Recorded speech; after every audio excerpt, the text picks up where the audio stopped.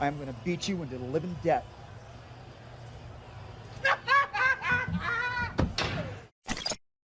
Good evening, ladies and gentlemen.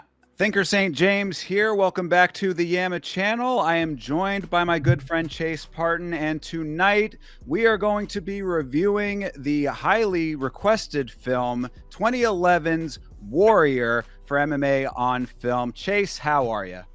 I am all right. You know, it is another good day, of course, and we get to talk about MMA, so I'm very excited. And it's a movie again, so we're glad to be back, of course. Absolutely. Taking a little bit of a break from all of the craziness going on in the sport to look at this film, Warrior. As I had said, highly requested one for MMA on Film. We appreciate all of the people who have been enjoying the series. As always, let us know other films in the comments that you might want us to review and take a look at.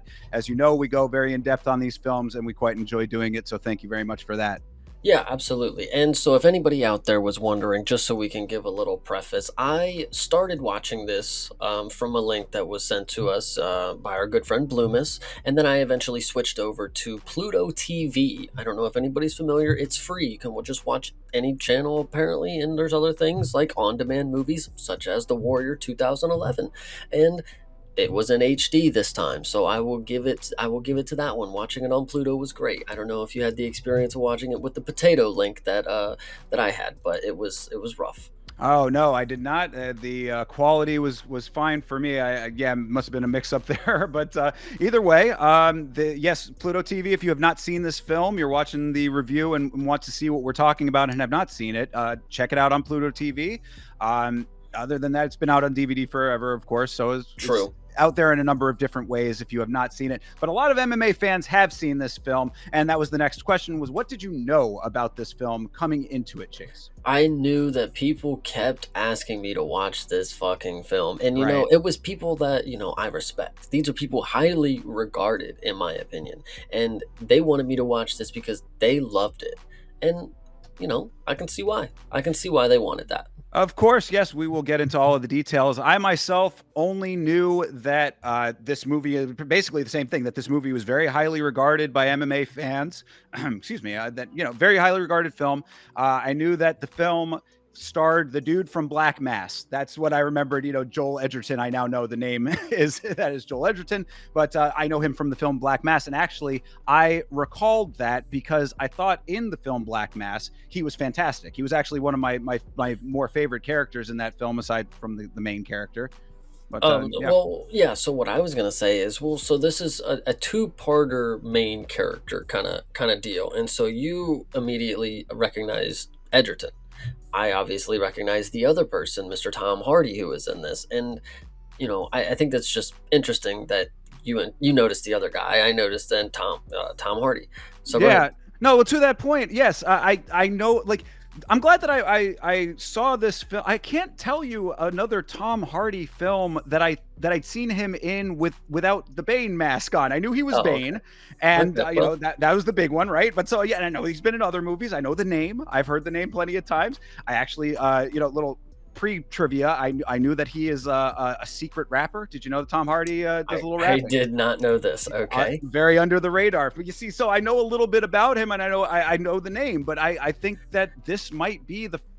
I'm sure that I've seen him in something else, but like aside from the Dark Knight series or whatever, He's Dark Knight. Venom, dude. Oh yes, you're right. I did see him in Venom as well. Yes, I did see the Venom movie. Okay, so there you go. So yes, I'm aware of Tom Hardy, but I aside from this, I don't know if I've ever seen him like in a more serious grounded role like this. So this was one of the more straightforward, dramatic kind of performances aside from those comic book films that we had mentioned. So yeah, but I had seen that out of Joel Edgerton, and like I said, I like Black Mass a lot. It's actually one of my more favorite recent mafia related films. I really enjoy that film a lot. So I thought that he was good. I liked the film, and I was like, okay, let's watch this one. Well, since you actually, I wasn't gonna bring it up, but so there is a show that Tom Hardy is in, and it's kind of like a mafia kind of thing. It's not Peaky Blinders, but it's Peaky something or Penny Dreadful, is that what it is? There you go. I That only know that because I also get it, like the Peaky Blinders Penny Dreadful. You know what I mean? Like I see yeah. the connect.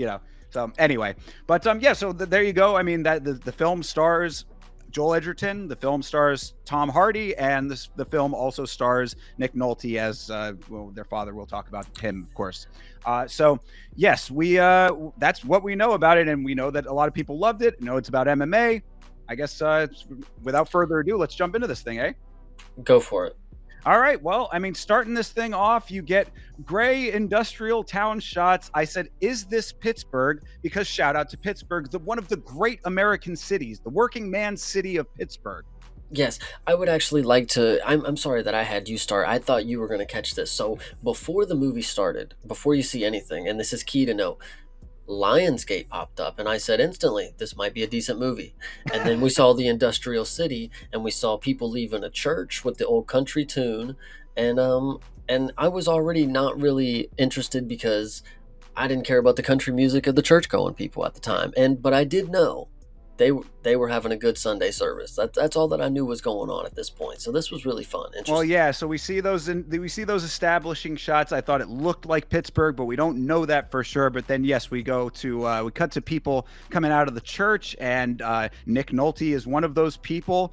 I said Nolte was already kind of aging, and he's definitely older now, but like he was already sort of aged by then, wearing his age in 2011. I was like, Nick Nolte, obviously an actor for many years, but he looks and sounds his age because he has this raspy voice we'll talk about later on, but it's you see it in his face. Definitely he's an older man in this film. What's interesting to note again, and I think this is just the two eras different that we have here, because I have no idea who this old man is. This is just an old man to me. Like Okay, you're saying yeah. his name, like I recognize the name. Oh, sorry, I recognize the name, which is probably something that my parents would have said around the house, like that dude's a fucking douche or something, anything like that. But I have no idea who this old man is. Like when I see him, he looks no familiar features to me at all. Well, he is a long-time actor with a very long resume. So maybe you go back and do some Nick Nolte watching, on your own time there. But I mean, now it's kind of an interesting dichotomy there, because now you don't have any frame of reference for him. So yeah, to be fair, he cooks. I mean, yeah, he's at the really beginning, is good in this role.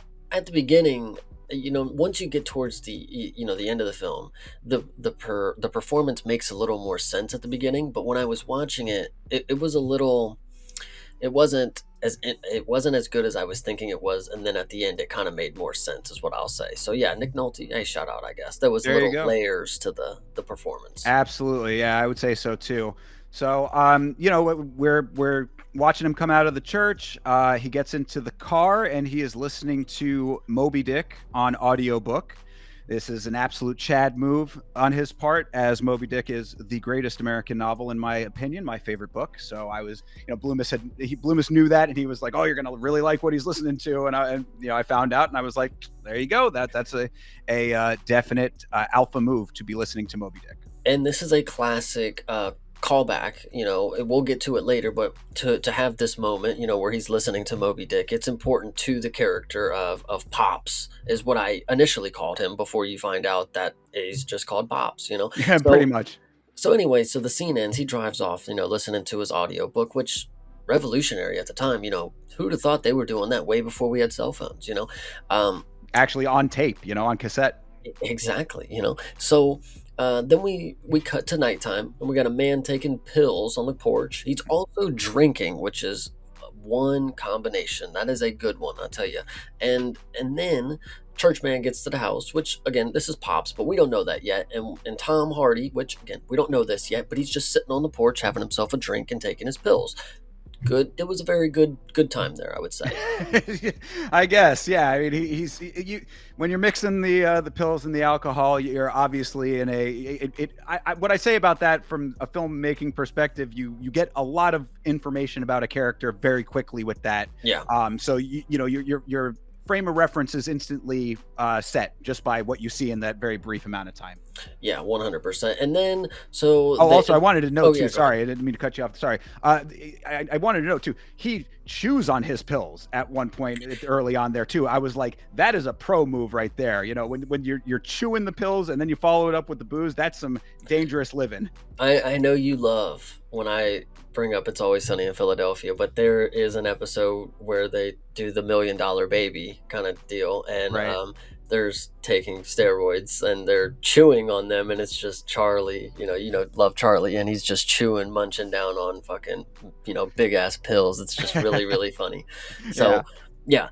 Anyway, so then they go inside and they're having a quick combo about, or actually they're not inside yet, I'm sorry, they're having a quick Yeah. combo about life, and then the car, and then Tommy offers him a beer, and Pop says no.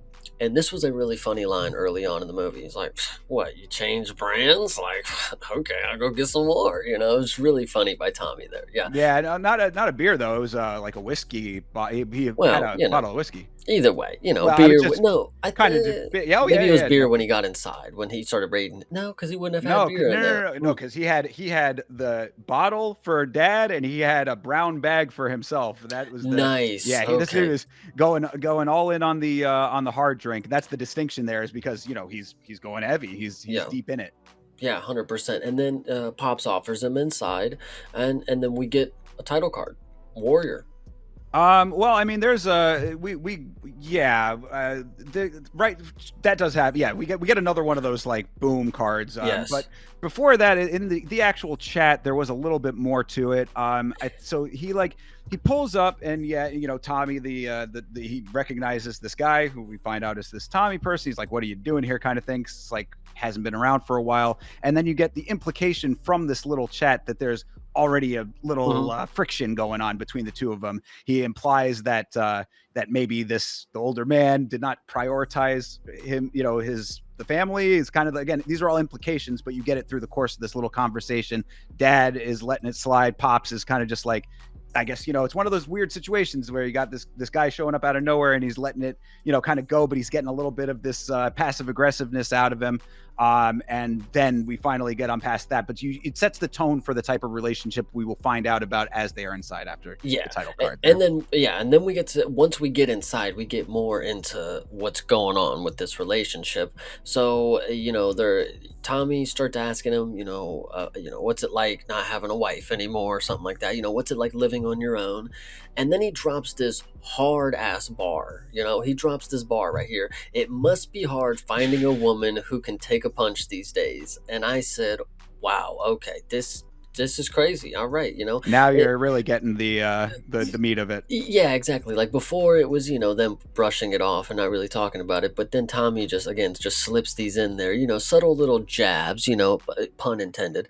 And Dad Pops is just, he's just taking it at this point, because he's a new man. He's he's saved. We go on in this conversation about him, turning to the Lord or whatever, not touching the bottle, anything like that. I'm not sure where it comes up in this conversation exactly, but more or less the whole rest of it. I mean, this whole thing, that's the basic gist of all of the conversation is, Dad is turning away from the negative aspects of his life, which obviously led to some pretty bad friction there. And, Tommy hasn't been around for a while, and the relationship is obviously very strained. Because when Tommy first gets in there, he's like, oh, there's no woman's touch around here.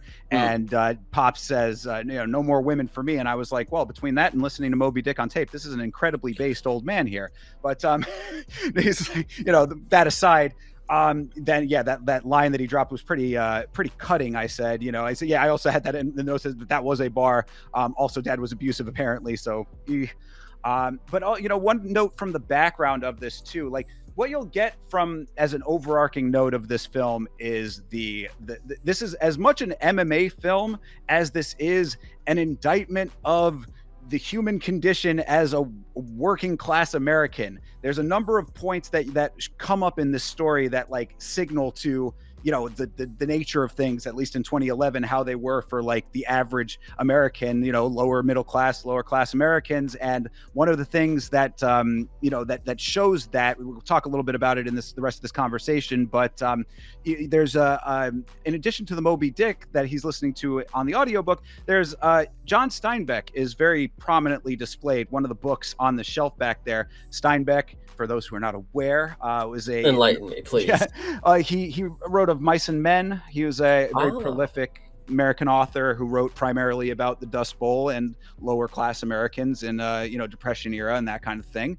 So it's just, again, I thought that was a nice touch to signal the type of story that this is, because unlike some other films that we have reviewed on this show, namely Bruised with Halle Berry, this film does not need to beat it over your head. It gives you this information in pieces, but doesn't need to force it down your throat at every second like Bruised did.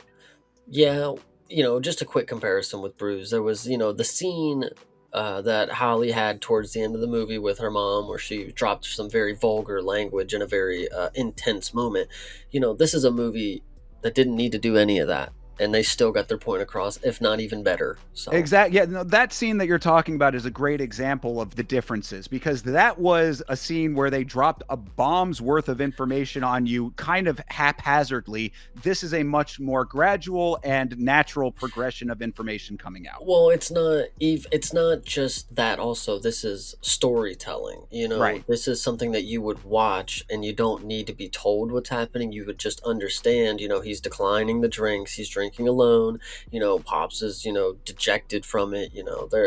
Anyway, it's silent storytelling is all that you can gather from this, compared to what you had seen in fucking Bruised. But either way, Sure. so yeah, Dad's 1,000 days sober here, he's saying, and Tommy is hitting the brown bag in the living room, in front of Dad. So again, part of that dynamic here, he's saying that he's sober, this dude is drinking, and obviously with the pills that we know about as well. Then there's continuous exposition dumping going on with the situation with the mother, and that's the real other thing that I wanted to make sure that we got to in this part of the film, because throughout the course of this conversation, Tommy is saying that the mother and now what we find out is the two brothers, Tommy and then his brother, who he kind of sees in the pictures on the shelves or whatever. The dad says, "Oh, your brother's a teacher now." He kind of gives him a little information. We're getting all of these things in pieces, but Tommy lets us know that him, his brother, and their mother had to flee Pops. They left, they went west, and then apparently the mother passed away in a very traumatic way. And Tommy makes a very big point to say that, we didn't have insurance, so we were out there in some, shitty apartment while Mom was coughing up blood, and where were you kind of thing. Again, giving you the information that you need as backstory, but also unfolding what I was saying about like the plight of the lower middle class person in this kind of scenario. Yeah, 100%. This is exactly where. So Tom Hardy is looking at his accolades. Actually, before this, just to go back one moment, I love the "You're not gonna drink with me? Come on!" Sure. Like that's a great moment. And then Tom Hardy is looking at the accolades. At this point, you're looking at the photos, and you're presumably like, oh, he's looking at himself and like what he wants or what he once was, and then you're listening to the narration about two brothers, and then he starts looking at other photos, and you're like, okay, so it's two people that are going to be in this story in a sense. And then Tom Hardy, really good acting at this point. Like, he's really doing a good job early on selling you an emotional roller coaster of a character, and I think that's very key. And so combo gets hard. Tom starts questioning why the dad wasn't around, and then Pops drops the line that he hired somebody to go find them, right? And bring him back the information, correct. And then Tommy tells him, like, did this guy tell you that we were fucking in this apartment while Mom was fucking dying? Like, did he get to witness that? Did he get to help, or no? He just fucking came back for information, and logical point, very good reasoning. I like that one. It's a good point. And again, I don't mean to keep harping on it, but it will come back into play at one other key point of the film. So that's why I was saying about like him specifically saying, we didn't have insurance. there's a reason for that. I mean, like, they're portraying a very specific status of people that they are. They're working class individuals. And that's actually kind of interesting that you bring that up, because now you don't really get that in today's film, because everybody has to be represented in a film. There has to be one of everybody. You can't have just the standard average something. It's got to be one of four different archetypes in America. You got to have the type A, B, C, and D. So, Right. um, Yeah. Yeah. Exactly. interesting. I could actually, now that you bring it up, that's a really good aspect of it. It does kind of it cements it in an era. At the time, it's made just like as a movie, and it's not really set in a specific time period, but it does lock itself in this time period. Once you think about, 2011, The Warrior, it's just interesting. Yeah, absolutely. Yeah, most definitely. It's like this is one of the reasons that I enjoyed this whole exercise of reviewing this film, was because not only the MMA standpoint of it, but as a film, of course, and also exactly what you just said, as an encapsulation of a time that's really, in the grand scheme of things, not that long ago, but definitely feels very long ago now. Yeah, it kind of feels like this is in the same. I'm trying to think, because I feel like this was a lot earlier, but it feels like this movie was in the same universe as Daredevil, like 2000 and whatever it was. You referenced Daredevil a whole lot. That must be like one of those touch point films for you. I think it's like right over there. It's definitely right there behind Daddy Daycare. Anyway, so he says, well, Yeah. So No, Go ahead. just the one other thing that I wanted to make sure that was mentioned somewhere in here is Mhm. that in that part of that conversation, we also do find out that Tommy was in the Marines. So. Yes, I did have Okay. that one as well. Tommy was in the Marines. Mom died in Tacoma, specifically Tacoma. I don't know what's Well, because they're on Pittsburgh, so they went all the way across the country. Okay, fair. So yeah, brutal death, no insurance, and then he says, "I liked you better when you were a drunk," and then passes out. So, yeah, and keep that line in mind, because that will circle back as well. But yeah, and to his credit, the good performances, and we'll talk about how good these performances are all throughout, of course. But to Nick Nolte's credit, Pops' performance here, the way that he holds back mhm. it's like it really is exactly appropriate for his character, because you realize that, like, this is a man who obviously was in a very different state of life when he was younger, when he was with the mother and with these children, and now when Tommy has given him all of this negativity, he's taken it because he knows he should take it. And I Mhm. think that was very, like, I really respected the way that they portrayed that. Yeah, I definitely agree. And what they set up here, and they start off this setting with Tommy and Pops. It's just a disgruntled household. Even though Tommy hasn't been there, what it was very broken at the time. He went away and he came back, and they're still in that state of broken. And then Right. you get a transition over to your other character here, because we go to a birthday party, and this is where Daddy's getting face painted by daughters, and having a good time. Mom's filming. This is other end of the spectrum. This is somebody who gets to enjoy life because they were given the opportunities, and this is where you get the whole other uh half of this movie here with this other character that we haven't necessarily met yet. So go on. Right. So I just thought it was kind of funny. I said we cut to a much happier looking place, which is Philadelphia. So, Yeah. yeah, Pittsburgh on one end of the spectrum, Philly on the other end, I suppose. You make of that what you will. But Is this supposed to be a thing I'm supposed to be getting on? You've made this joke about Philadelphia or Pittsburgh a couple different times. Like, is this like a rivalry thing going on? definitely that. Absolutely. Okay. Yeah. Philly and Pittsburgh, same. But like in a Pennsylvania. movie, I didn't think, who gives a shit. Like, that's how another thing that's probably time, coded in this. It's like Well, probably Philly and Pittsburgh at that time were in the Super Bowl or something. I don't nah, know. no. I mean, I think that that's just one of those deals where it's, they're close proximity cities in the same state that just kind of have they're both the major cities of the state, sort of thing. But really the biggest difference, as far as I understand it, at least, is that Philadelphia is like, it's a brash city or whatever, but it's a little bit maybe more metropolitan. Pittsburgh is like working class, good people, great. Pittsburgh's one of my favorite places in the world, but it's dark, and it's it's I don't know, more earthy, I guess, is how I would describe it. Like Philadelphia, I guess, is like kind of a has more of like a metro feel to it than Pittsburgh does, and that way, like, 'cause that's what I'm saying, when you see the portrayal and like the grays and all that kind of stuff, I was like, accurate portrayal, like, Yeah. but really also from a filmmaking standpoint, you do get the Philadelphia, you get like a lot of more brightness. And as you said, we're going to be cutting to a, a happy time, a birthday party kind of setting. So you see the difference between what's going on in Pittsburgh and what's going on in Philadelphia. But you had to know that it was Pittsburgh. That's also why I wanted to bring it up, is because they never gave it a credit. They never gave it text on screen. You get it for Philadelphia, but you don't get it for Pittsburgh. Nice. So yeah, I actually doubled back to make sure of that, because I was like, wait, did they actually say that this was Pittsburgh? Nope. You just need to know. You just gotta know. Yeah, so That's the right. birthday party's going on.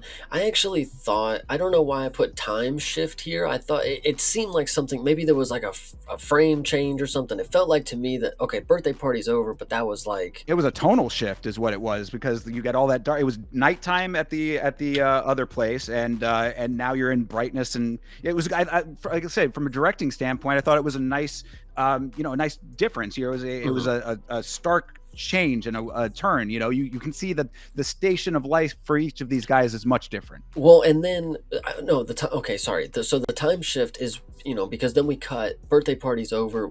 The woman's taking out the trash, and then we got the man working in the yard. This is a very cliche scene. I feel like that happens here because, she says she's heading off to work, Oh, and then well, hold on. We can't skip over all of the party stuff, because there's important stuff in the party. okay, Okay.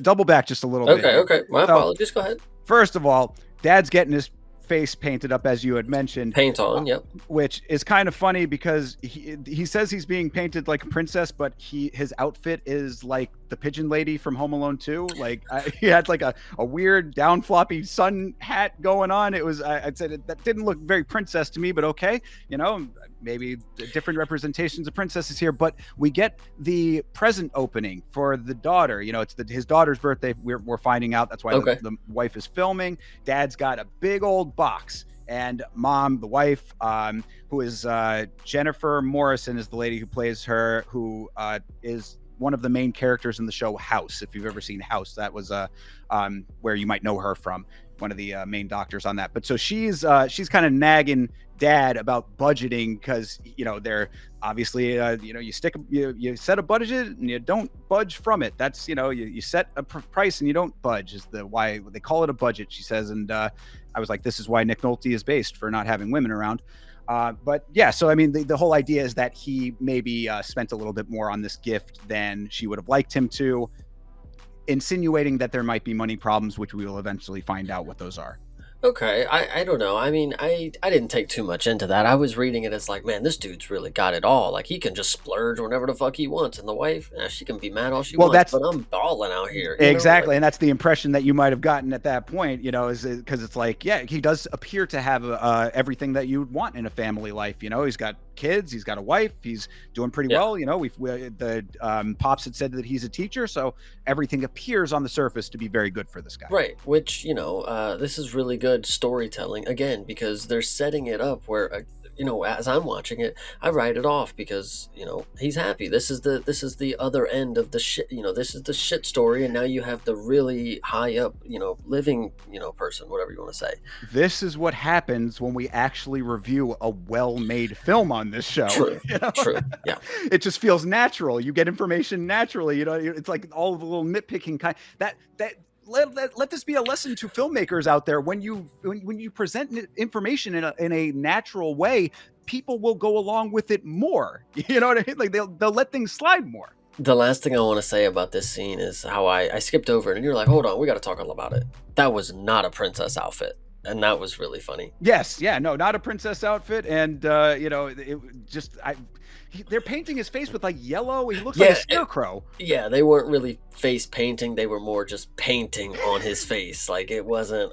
They weren't trying to make him look like anything. They were just like, all right, you're gonna be yellow now. Your cheek's gonna be yellow, and your forehead's gonna be a trapezoid, and we're gonna go. Pretty much, yeah. And I don't know how you extrapolate princess from that, but kids have great imaginations. Let them play. Yeah, just don't act like you know what princesses know how to fucking wear. I mean, you're not a princess. Right. Come on.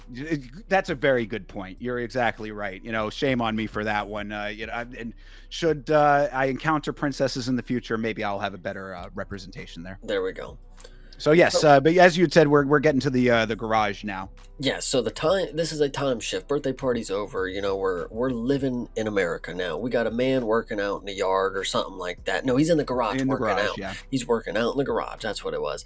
And then woman's taking out the trash, and and then she starts heading to work. And this is where you get a cliche line where I don't know if this is of this era, but it feels like something like that's just like a timeless cliche that we don't really get anymore, where it's like, hey, if anybody makes trouble, you call me, I'll handle them. Well, that's because his wife is leaving the house looking sexy as hell. Good Lord. That she, what he says is, where's the rest of that skirt? And I was like, yeah, I kind of agree. Man, she is, she's very leggy, and you could see that. Right. So yes, wife, we don't necessarily know. We know she's going to work. We don't know where she works, but he's like, yeah, if you have any trouble at where at the job, let me know. And she's like, yeah, the same way that you took care of those guys that gave you trouble at your gig or whatever. We find out that what we know about him up until this point is that he's a teacher, though. So I was like, obviously he's also like the faculty badass if he's in the garage lifting weights. And I was like, it would be funny if he was teaching kindergarten. That would be a funny twist. Yeah, I actually think that's interesting because what we find out later about what his career is or what he's been telling people, they right off the bat tell us he's a teacher, and then it's supposed to be kind of like were we supposed to believe that he wasn't? That, we'll get into it, but it was just kind of an interesting plot point that didn't really go anywhere, I guess. Well, no, I mean, but it does because yeah, we'll get to all that part Yeah, of why. go ahead. But again, this is when a film presents you with information and then connects the dots for you. It's like this is how you naturally watch film. You have these questions, get the answers to them in a logical and nicely progressing way. Very satisfying film viewing experience. Yes. So yeah, so we've got the we're in the garage. Then all that happens. Yeah, that's pretty much the end of What the garage scene, I think, right? he says, "Wait up for me tonight," or something. Oh like yeah, that. well yeah, he's like I every once in a while I get a little action. And she's like, hey, wait up and maybe I can help you out with that. Yeah, there we go. Something like that. Yeah, the cliche scene. This was like this kind of felt like out of a Michael Bay film. Like this scene was a really cliche lines. I don't know. I felt Yeah. like this was better. They could have done better with this one, I thought. It's just standard movie stuff. Yeah, I mean, it's serving purposes that we'll find out about later, but it is just kind of like really. I think that this film like does a pretty decent job. We'll talk about pacing of this film a little bit later on, I would say as well, because like I think that they do a decent job of getting us to where we're eventually going, but then there's sometimes where it's like a little herky jerky, maybe. Mhm. But Yeah. but so anyway, yeah. So all of that does happen, and then now we are going to just to Walk down a dark alley.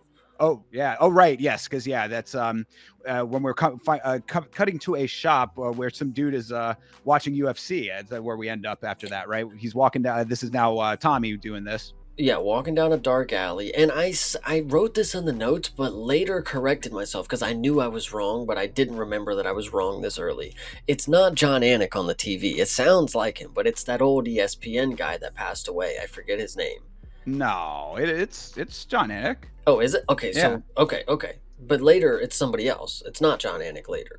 Well, no, it is John. Okay, well, I'll tell you about it when it gets to that scene because yes, that's coming up in a little while later. But yeah, you're right on both parts. Actually. Okay. So John Anik is on the TV. Sorry, walking by the TV. John Anik's on it. Go ahead. Yeah, we end up going into a shop now, or what you think might be a shop. It turns out we'll say it's a gym at that point, but it's the front of a gym, and it's a dude watching. Not UFC fighting, but UFC desk analysis. I was like, damn, this dude is a hardcore, actually young looking John Anik on that old school MMA live set. This is MMA live from ESPN2, which actually stopped airing in 2011. So they got it right before it shuttered, only lasted for about a year either way.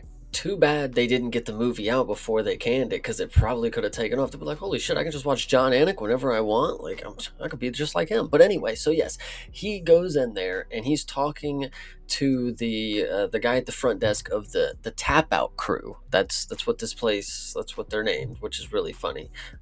Or maybe John Anik was on the TV talking to the tap out Yes. crew. That's what it was. That's what Right. it was. Now, one thing to keep in mind for this entirety of this film is that tap out is all all over this film, and there's many reasons for that. In 2011, Tap Out was still a huge brand. Still, Tap Out still exists. It's not as prominent in this sport, but in 2011, that era of MMA, Tap Out was the brand. If you were wearing Tap Out, that was an instantly recognizable way for you to be recognized as a fan of mixed martial arts. I do know the brand Tap Out, but as somebody who's not really familiar with the game of pre UFC, before like the Reebok shit, anything like that.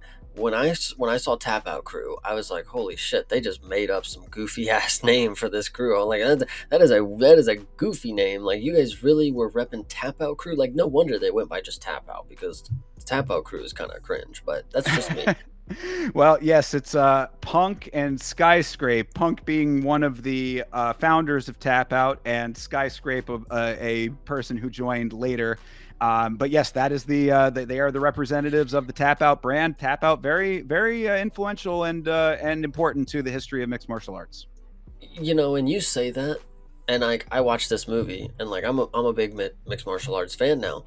But when I watched this, those guys aren't recognizable to me. The names didn't ring a bell. I look at it, I'm like, those are some really bad stand-ins for MMA fighters for this Tap Out crew. Like, I thought this was a crew of people that tapped people out. Like, I'm like, who the fuck are these guys? Like, No, they were the dudes that started the MMA clothing brand. This is the history, Chase. This is the stuff that know when you get deeper in.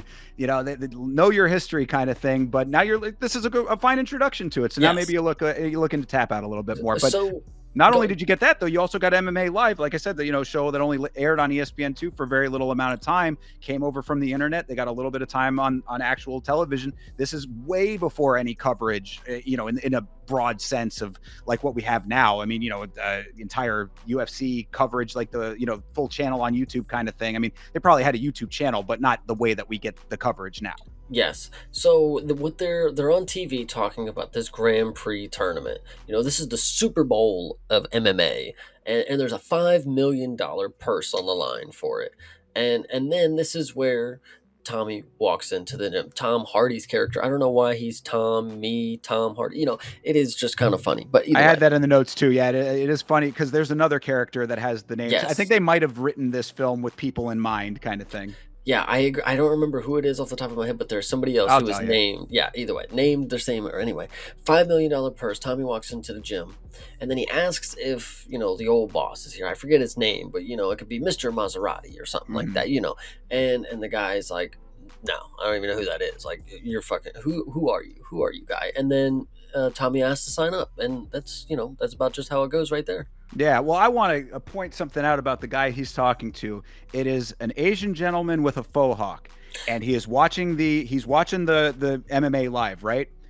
This guy in this film, all he does is watch MMA analysis. That is this guy's entire character in this film. He's the front desk guy, and he is, every time that you see him in this film, he's watching MMA in some capacity. He's never training. He's never doing anything else. You see him one other time when he calls back to somebody from the desk. So he's still at the front desk, but he is front desk guy, and front desk guy watches MMA Live. That's what he does. Throwback in the era of haircuts. I mean, this movie has a lot of interesting ones, and this guy's got one, and then we'll talk about somebody later in the fight. Later in the movie has got an interesting one too for the time. Excuse me, but yeah, and then this is where. So after anything else for this scene? Well, I just wanted to reiterate that yes, from what you get out of the MMA Live segment is that we've got the Sparta promotion, the Grand Prix format, as you had mentioned. Yes. It's bringing it to it had not been in the United States, at least in the world of this film. 2010 is a long way removed from the 2000 Pride Grand Prix. Either this guy has been holding on to the concept for a very long time, or it took a while to get this script filmed, is what my note was. But either way, because Pride Grand Prix was in 2000. Of course, this is 2010 when this film was probably getting made. And I said he's talking to the Tap Out crew. They say it's the Super Bowl of MMA, as you said. $5 million purse. I said that it's funny to see anything tap out anything from this era, Tap Out still being a thing that you can get at Kohl's, but like nowhere near what it was back then. So just reiterating those points, because obviously this tournament's going to be very important. Yes. So that's it. We're good. Yes. Yeah. We're that's about that. Moving on from the right side of the equation, which is Tommy. We're going back to the left side of the equation, which I don't think at this point have we learned this character's name yet? No, I'm glad that you said that because for a while there, I was trying to figure out when we actually found out what this dude's name was. Hmm. Because it, like with Tommy, you get like, hey Tommy, you get that directly at the very beginning of the film. We just sort of, throughout by basically by midway through the film, you're just like, oh yeah, okay, and now I know what his name is. You know Right. what I mean? Just Yeah. like, They might have said it on like a commentary thing later, and like that was the first time. But yeah, it's weird. So anyway, high school teacher. We have the science class. That we have the fun teacher.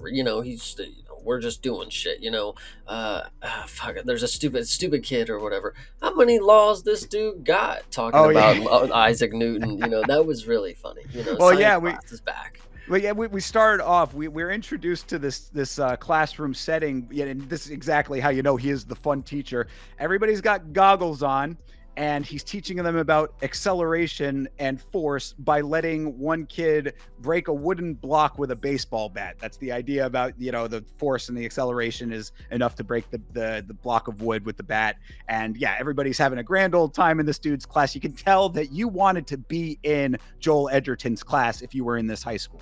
Facts. If he did one thing in this movie, I mean, he did a lot well, but portraying a fun high school science teacher, I mean, he might as well go get a degree or something, dude. Go to college and become a professor. You get plenty of people to go fucking take a course if you're gonna do shit like that. I mean, Yeah, I crazy. mean, well, we'll find out later. All the kids having a good time. He has a connection with these True. kids, which is nice. I would like, you love to see it kind of thing. But yeah, that was kind of funny with the dude Isaac Newton. I picked up on that too. And then he chides a girl for texting in class. The bell rings, and then he's deciding to hand out the test results. I was like, hey, time management, dude. You're Yeah. you're a teacher here. You got to be on top of this situation. You can't just be keeping these kids from their next period. You always know it's a movie, and it's a good movie or a bad movie when the bell rings right before he's about to do something. He's like, Right. "Oh, all right, class, we got to do it again tomorrow." Like the bell rings right when it's always right in the middle of something. It's never the teacher like, "All right, we got 5 minutes left. You guys can just hang out." Well, it's gonna ring in a second. That's how my Yeah. classes ended up being. But Yeah, well, and we're going to talk about when we get to the MMA portion of this story, when you actually start seeing the fighting and stuff, some of the beats that we've seen in a couple of these other films, and you're like you were saying about like that with being like a thing that just has to happen in films sometimes because it's like, yeah, the scene needs to end. You can do something right at the very end if you're going to or not or whatever, but the bell signals the end of the scene. So it's like, yeah, it doesn't make sense for him to like do something unless there is a specific point for it. There doesn't make sense for him to do something that he normally would, and then the bell rings. It's like the bell rings, time to move on kind of thing. yeah, With the MMA stuff, it's like a couple of things that like move things forward will happen. And you're like, would that necessarily be as realistic as it could be? Maybe you give it a little bit of a pass because it's a movie, but we see the same similar beats from other ones, and there's a reason for it. yeah.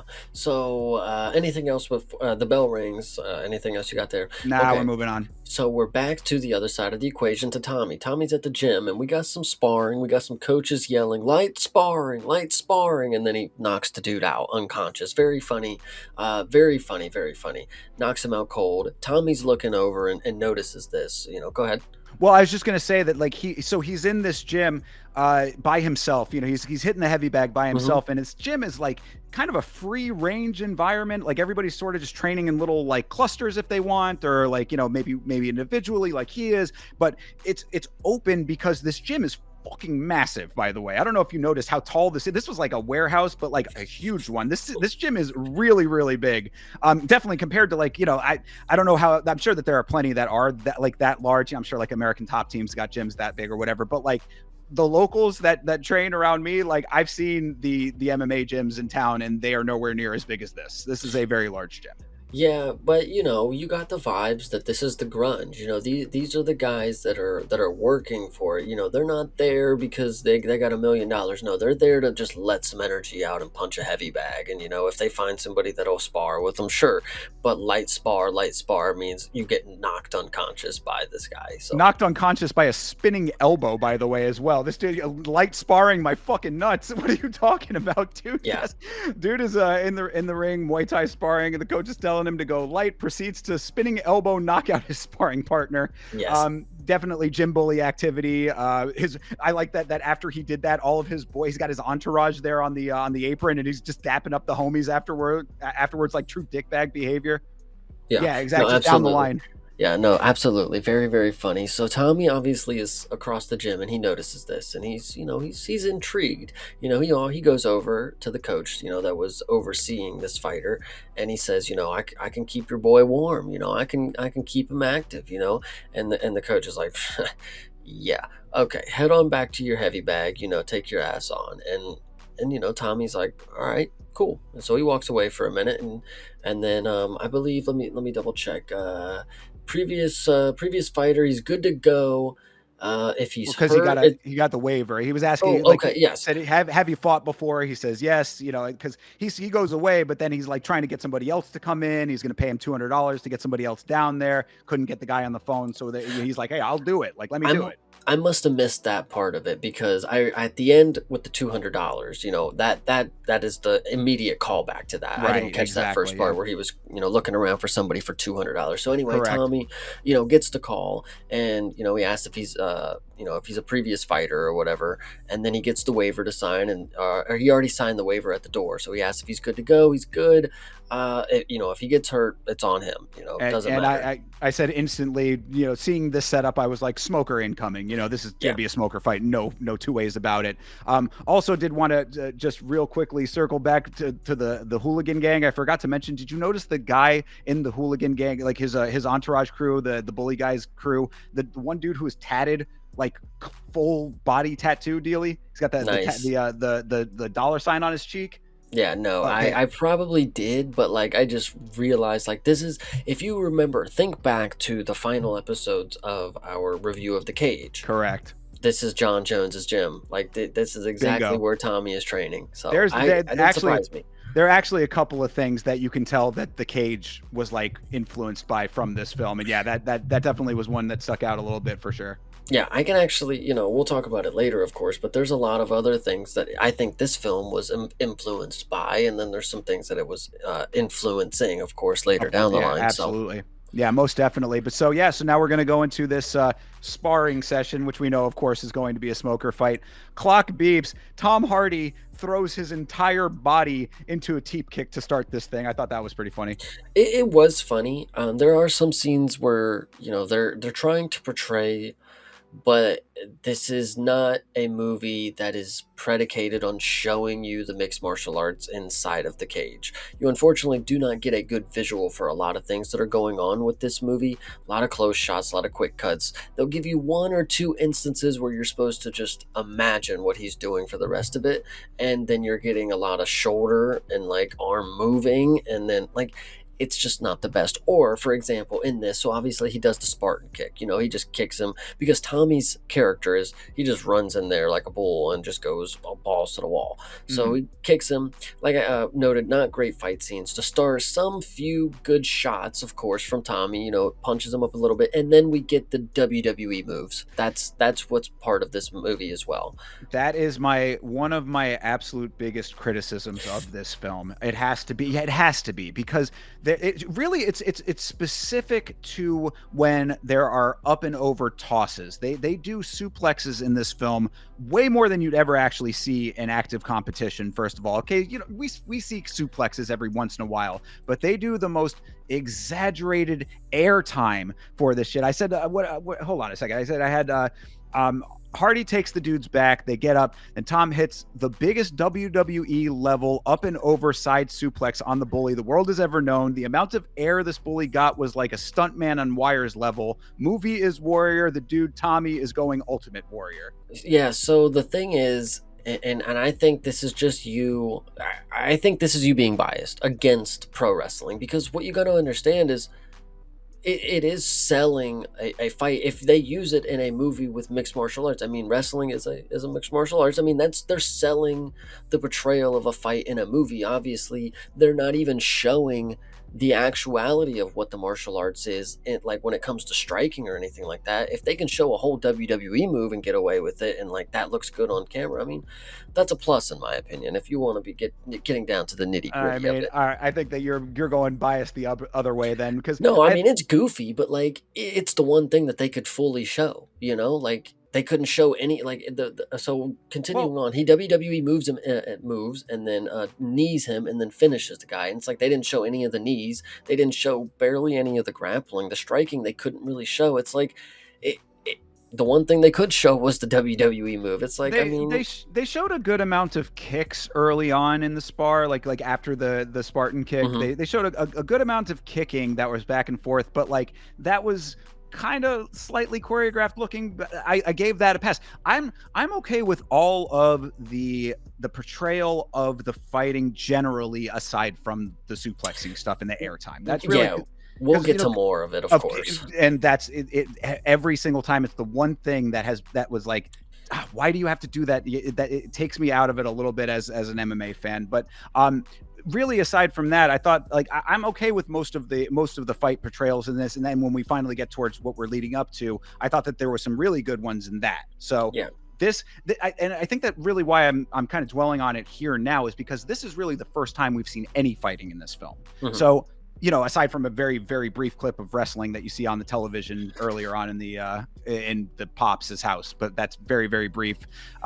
So this is the first time this is the first representation of actual back and forth exchanges with in a fight capacity, and you're already doing that kind of thing. I was like, if you're gonna do some stuff like that, you really probably should build up to it as opposed to thrusting it in your face early on in the Have first the movie. power bomb be the finisher in the movie, but would Ramp that would that, really be worse, to be honest. If you got the whole movie, you're watching like, man, that was the coolest striking ever, and then he fucking did a 619 in the end. What? Like, I mean, you think that maybe a little bit of a ramp up might be appropriate, but then you could go that way as well with it. It's like maybe just don't like just make it a more grounded MMA film. It would have been fine. I mean, really, because I everything else is working. I think at the time people didn't know how to showcase that on. I mean, MMA movies, mixed martial arts films in general have been made for centuries or whatever. But I think the director probably just didn't know how to film or direct people to do a better choreographed fight. Because, like you said, with the kicks, a lot of them were choreographed more or less,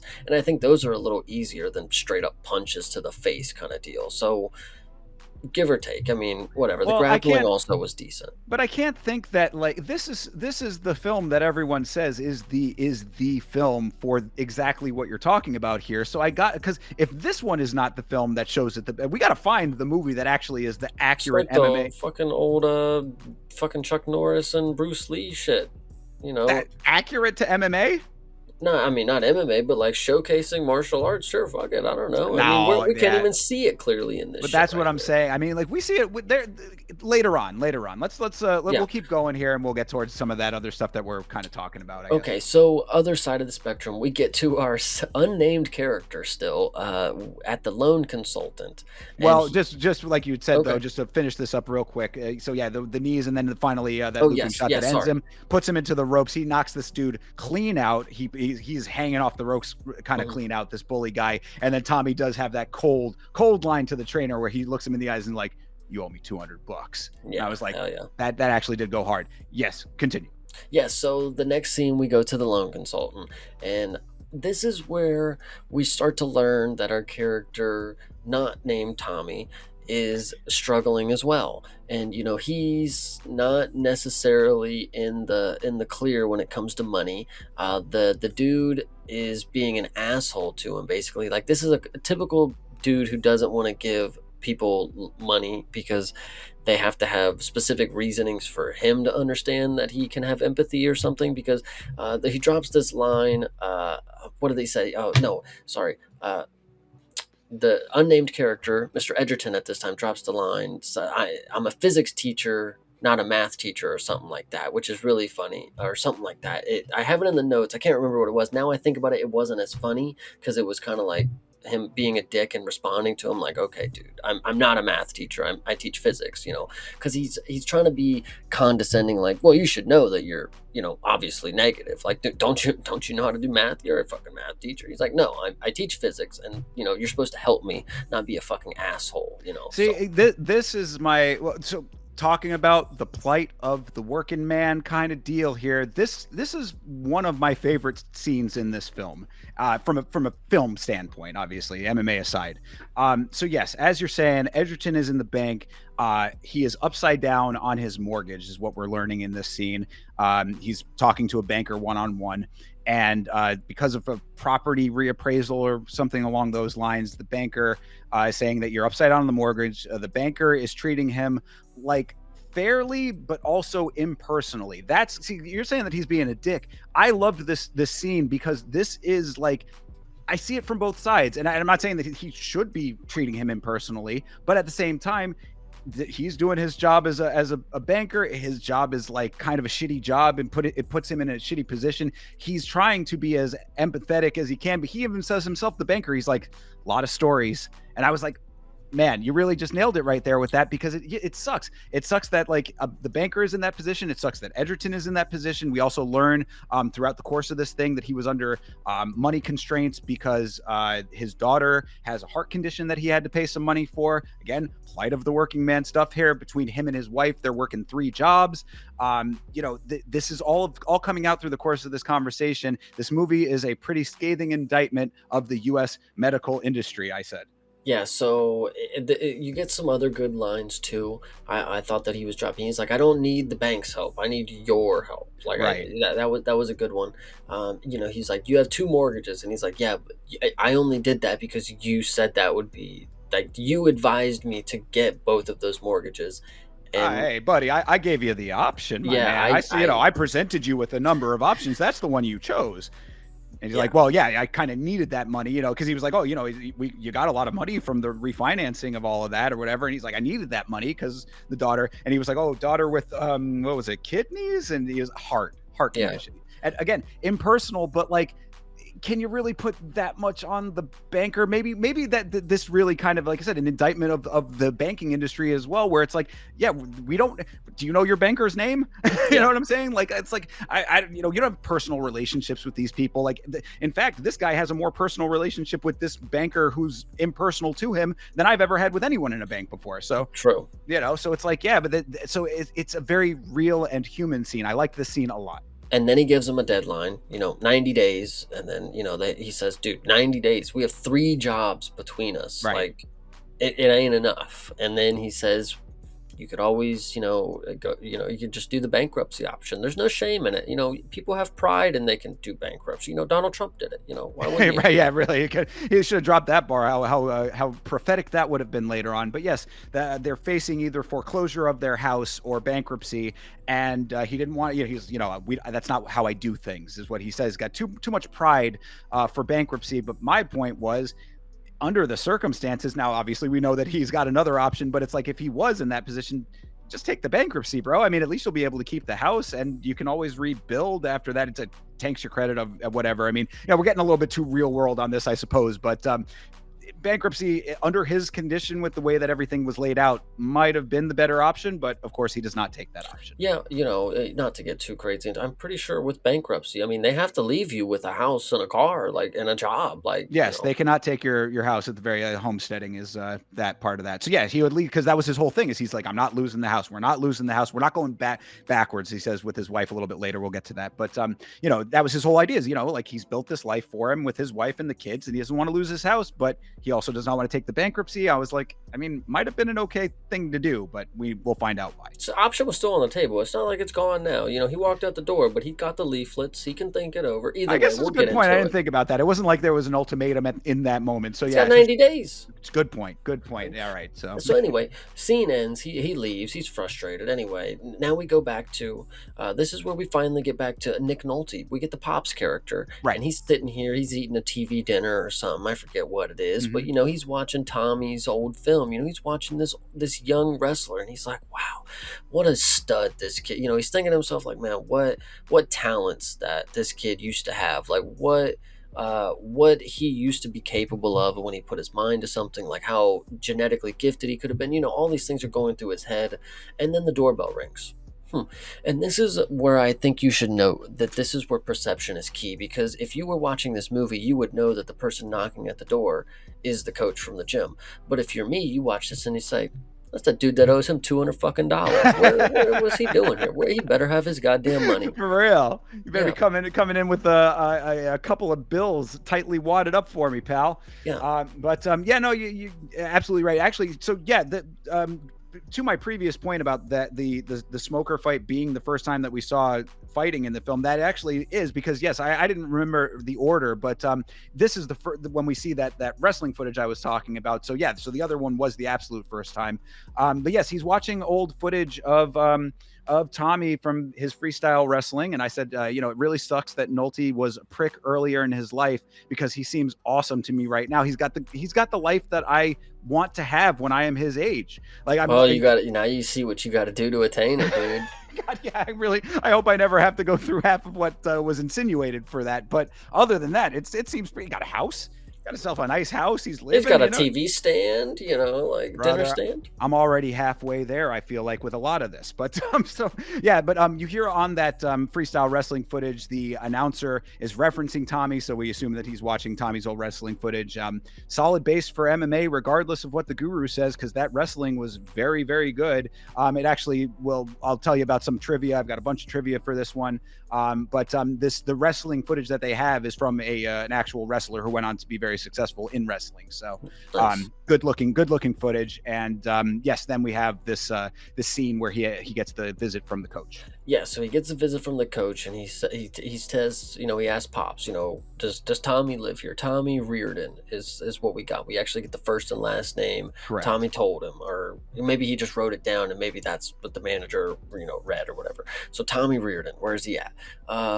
He beat up the number one contender in the world, is what was dropped here. So this was the best guy on the planet. Think about that. We haven't even made it to Mars yet in 2011, and they already knew that Tommy Reardon was the baddest man on the planet after beating this guy in a sparring session. After WWE chokeslamming him, they were like, that guy's it. So Yeah. Pops just, you don't live here, don't know what you're talking about. Leave. If you have $200, though, I will take it gladly. But he did not. He did not get it. So. Yeah, it doesn't. No conversation about the money. But I did think it was a slightly odd. They talk about that interaction a little bit later, and we can kind of touch on it there too. But he was like oddly cold to this guy, I thought. But I don't know. I think this was fine. Okay, fair enough then. This is how I would expect, and this is how my father would probably like. Ooh, fuck! Who are you asking for? What are you doing? You don't know.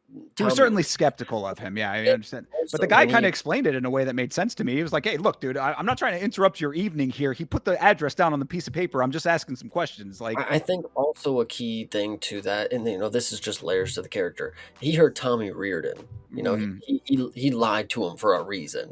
True. Good point. He didn't call him Tommy something.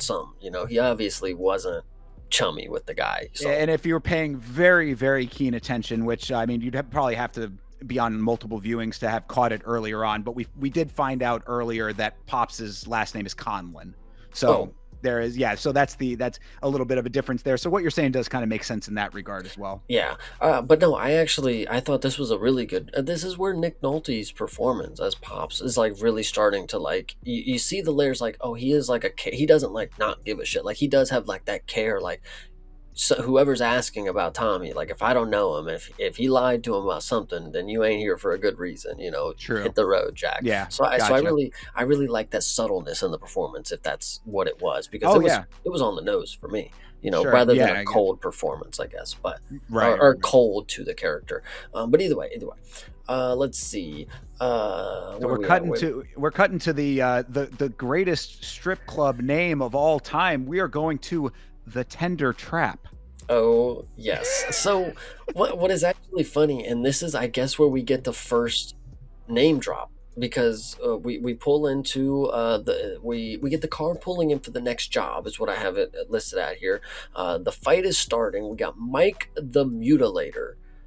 And then I think this is where we finally get the name drop, because I think they say Brendan the teacher is Well, yeah. So just to set this up a little bit more, yeah. So we see a neon sign. It's the strip, a stereotypical kind of strip club sign with a girl on it or whatever, and it's the tender trap. I said, has a somewhat slightly different meaning in 2025 with the trap part, but I, leave that to the side.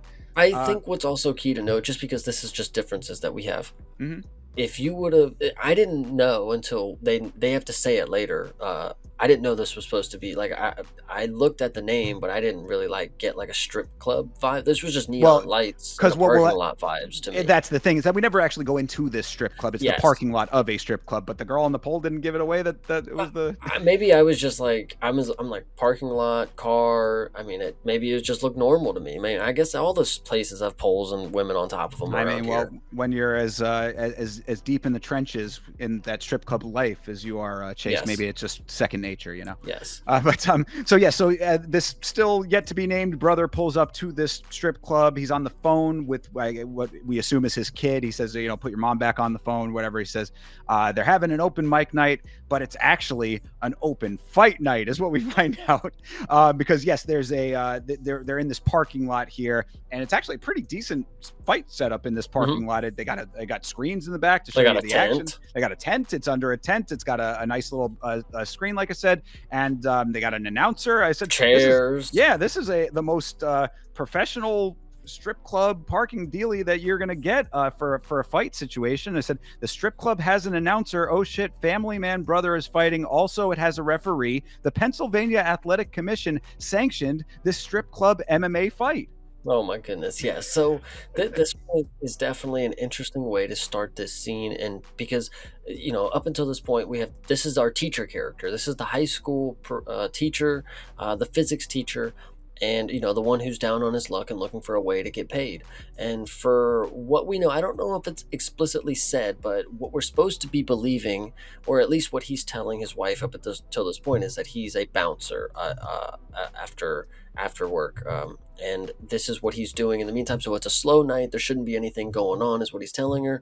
Hangs up, but it's actually a fight night, like you said. So Exactly. And we also, get in, as for me too, I did have in the notes here, this is also when I picked up that his name is Brendan. I did not know that up yes, until this point too. So I think maybe she said, "I love you, Brendan," or something, if it something was, like it was that. a very passing mention at best. I also would like to note that in my notes, I was typing quick.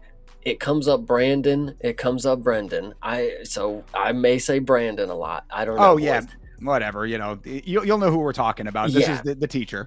So anyway, Mike the Mutilator versus Brendan the Teacher I'm pretty sure that's where we get it, is the commentator drops it right there, which kind of makes sense. Like it kind of is like a big moment, I guess, since we haven't heard it up until then. It's like Brendan, and then it's like the teacher. I I don't know. mean, I could see someone using the teacher as a nickname and actually making it kind of hard though. True. Like Yeah. I'm going to teach you a lesson right now, kind of thing. Yeah. No, that's actually pretty fire. But so anyway, this fight is about to start. We don't get a glove touch. We do not get a glove touch in this one. We get a decent scramble. Once again, not the best visuals is what I have here. Striking and clinch work, hard to see, because what they're trying to do is they're putting a lot of it behind a blurred out person's head, and then they'll move the camera through the crowd, or they'll zoom in super close, and then you're supposed to just understand that a guy's arm being pulled by another one is like he's on top of him now doing something. But you know, if you don't, what's crazy is when I watch it, like I understand what they're trying to go for, because I can imagine, I can put it together. But if I didn't understand what moves they were trying to show me without actually being able to show them, I feel like casual audiences are probably like just like stun locked at what they're witnessing. Like they're not understanding that he's like, oh, he's doing a Grammy roll, oh, he's going taking his back, because like there's a lot of, even in the later on, especially with the final sequences, there's a lot of like quick action moments, that they're doing, just like MMA moves that you're just supposed to be like, oh, they're just chain wrestling, but they're actually doing just like heel hooks, go to fucking leg lock, and then switch over and get half guard. Like they're just doing the main things that you would see in the fight, I guess. But But I mean, I think that that's good then, right? Because then that shows that for people who actually are in the know, that they can pick up on what those actually are supposed to be. But the average audience is probably just going to see it as MMA and be like, "Oh, okay. I mean, that's what I would assume MMA is, right?" see it as MMA though. I think because they're doing such a bad job of portraying anything that the casual audience would be able to like understand and see because it's too quick and too fast and too much of the imagination going with it. Like I can Eh, fill in the blanks, but I don't think if my mom was watching it, she'd be like, "Wow, that was a really good double leg takedown that he just did right there." well, but that they wouldn't know they would be looking for anyway, though. Like I mean, they're not going to see that and be like, "Oh, that could have looked better because they but have the they do the frame of." WWE moves, and they'd be like, "He just picked him up and slammed him on his head." Like it's you know I guess. I mean, I can kind of see, I guess, what you're saying, but I think like that this was a, okay. tr- a, a trip like where he did like they literally in this fight right here he literally just they strike and clinch and then they do like just like a takedown and then he takes mount instantly and it's like somebody watching it it's like they're not understanding what that means to the position of the fight I guess but like as I don't know I Well, think I mean, I think that as a human being, you know that you don't want to have somebody, sitting on your chest punching you. but the way that they would have got to that position is unbeknownst to the casual viewer. They're not getting explained to them how that could have happened, and that's just that's what this movie is. It's actually more for the casual audiences in that regard, is because you know, they don't need to show it, and they don't have to, and they didn't, and they still got their point across. So it is what it is. But either way, so we get a nice takedown. Like I said, he takes mounts. The visuals are hard to see. Things are shown again. I just noticed. This is where I have in the notes. Just noticed. Brendan looks like Chael Sonnen. There are similarities there for sure. Yeah, Yeah, absolutely. I think that's kind of what they were going for. I don't know if listen. I think they tried to make him look almost like Chael Sonnen. I don't know, but that's just me because I like mean, that once just might be his face. you're not wrong, but like in this moment, like I remember I had to make a point. Like holy shit, I'm watching the movie of Chael Sonnen right now. But either way, uh, yeah, he wins Well, the fight. Yeah, he submits him. I'm pretty sure, right? Is this where he submits him well, as well? let me go through Yeah, my go notes ahead. on this, and we'll come to that conclusion. I think because I said that I appreciate this backyard under a tent dealie that they got going on for this fight. Definitely of the time regional scene fighting, and sometimes of now time fighting as well on the regional scene. Still, because you might know that I commentated for Real Cage Fighting here in Florida. We were out, we were at a venue, but like out open air outside. I mean, it definitely had the same vibes of that, and I was like, okay, I can feel that. I think that this is a good representation of that level of fighting that he would be fighting at in this type of capacity. So I was like, okay with that. His opponent, I said, was a jacked plumber looking guy with a balding horseshoe and good traps. So I said, good dude there with that. One solidarity dude in shades booing Irish Brendan. I said yes, because the crowd, this was an interesting filmmaking aspect of it.